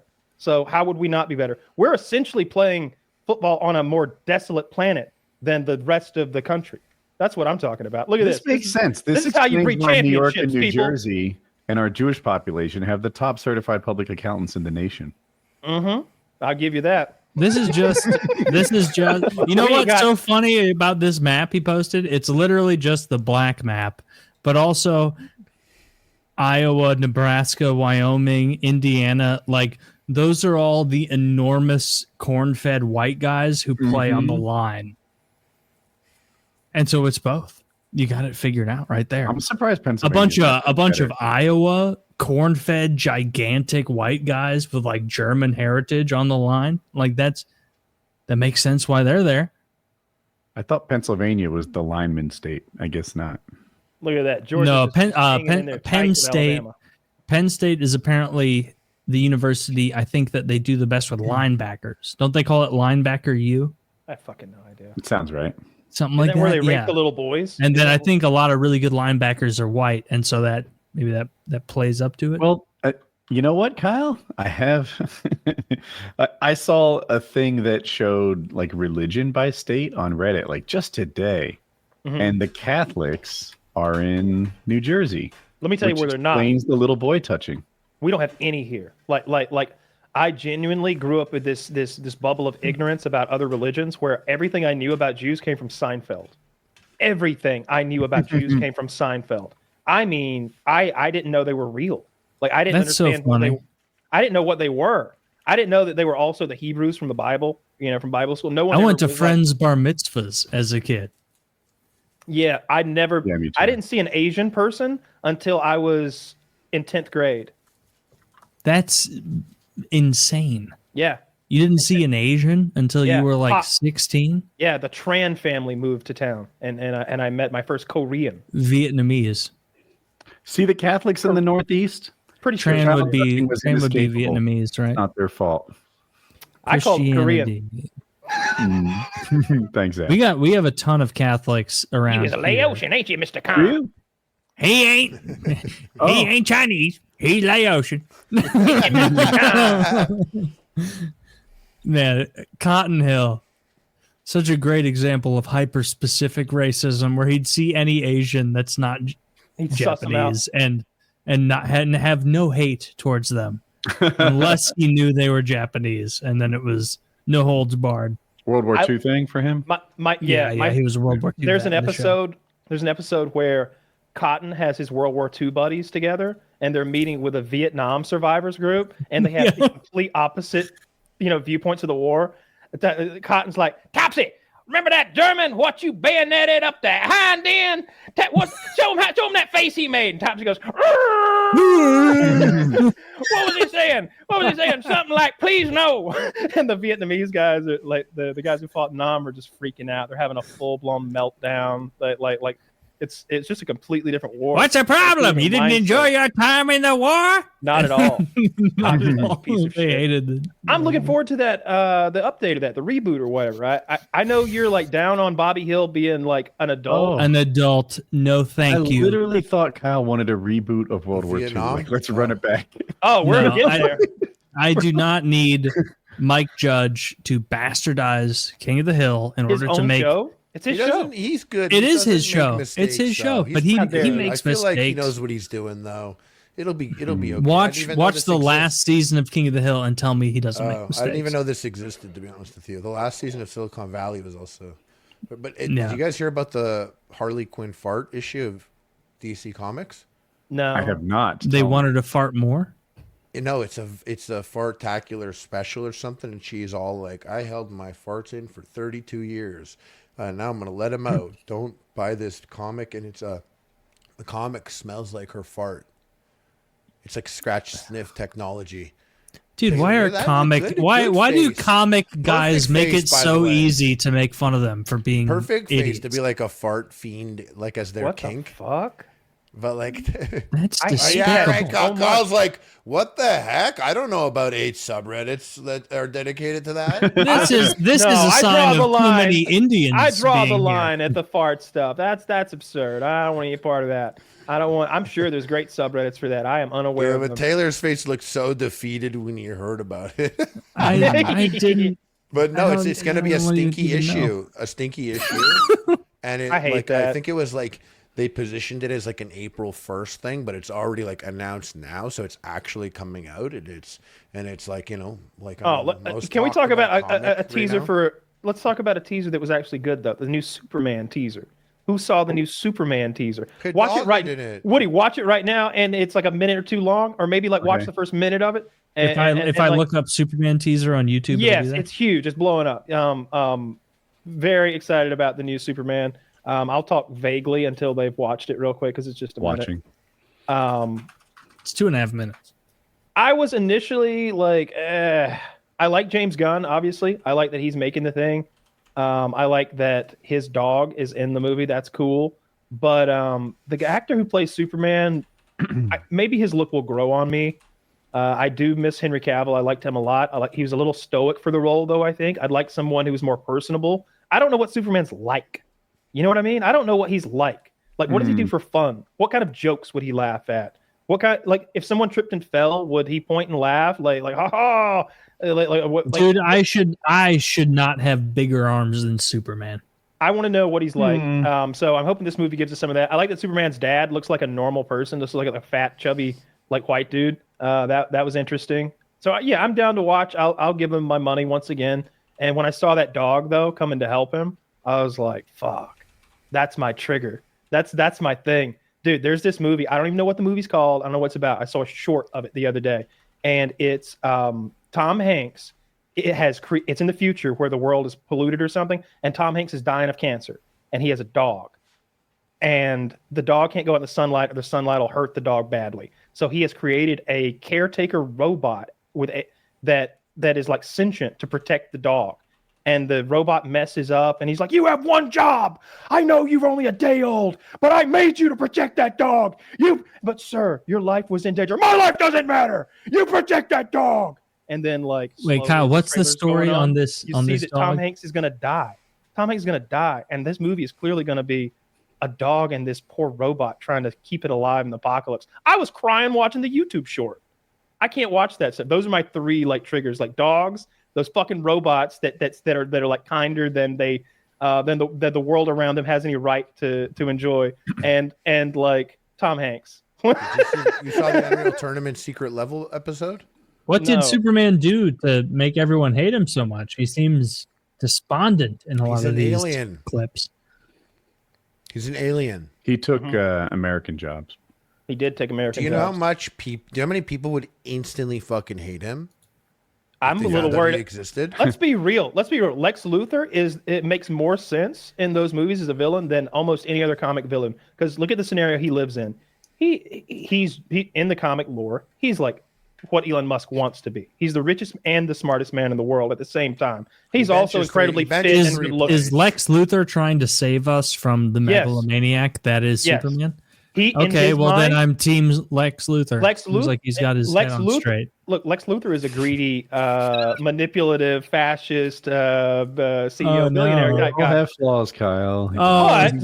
So he's like pro-human. Lex Luthor, the Iron Dome. I'm with you here. What I'm Luthor saying is like from his point of view, an alien who can destroy the planet has just landed completely unregulated, and he said, "Trust me, bro, I'm cool." And we're supposed to take that on face value and not develop some sort of at least backup plan.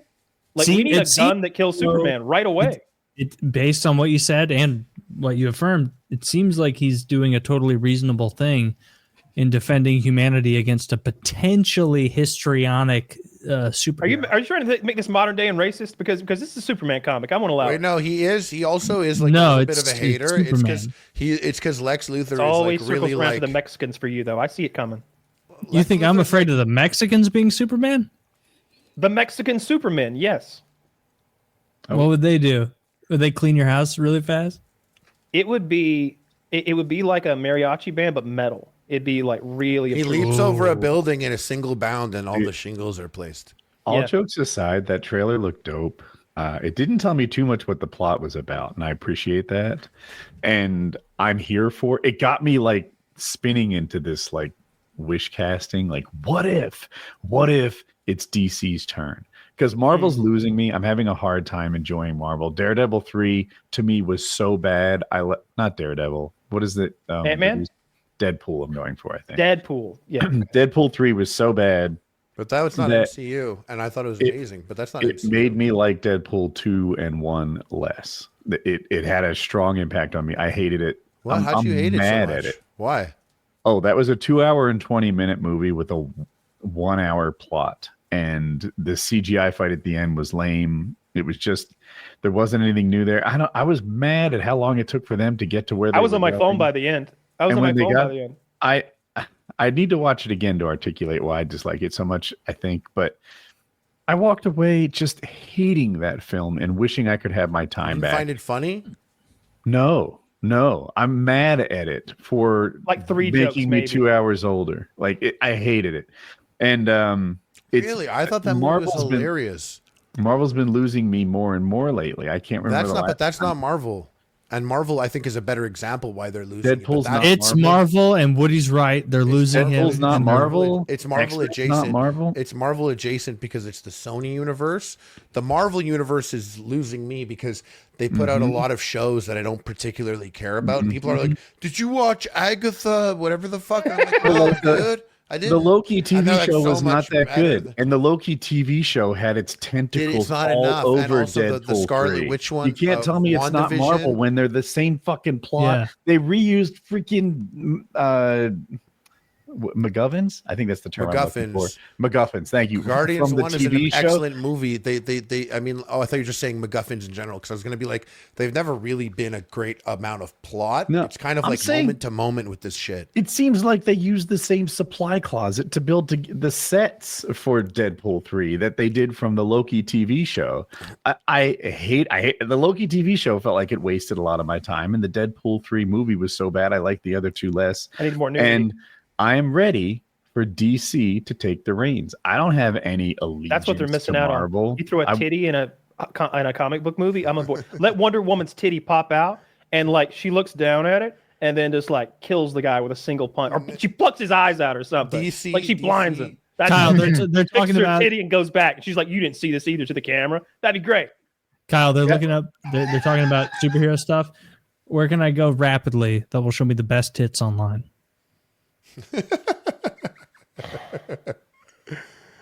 Can we listen? Batman. Don't say great. that. Are you watching Penguin? Are we talking about like from No, I film, heard it or are was we good. talking about? I'm like a just trying to see subreddit? some nice ass titties while they're talking about this gay shit. Oh. Let's talk about our arm wrestling. Eddie Hall was mean before the arm wrestling.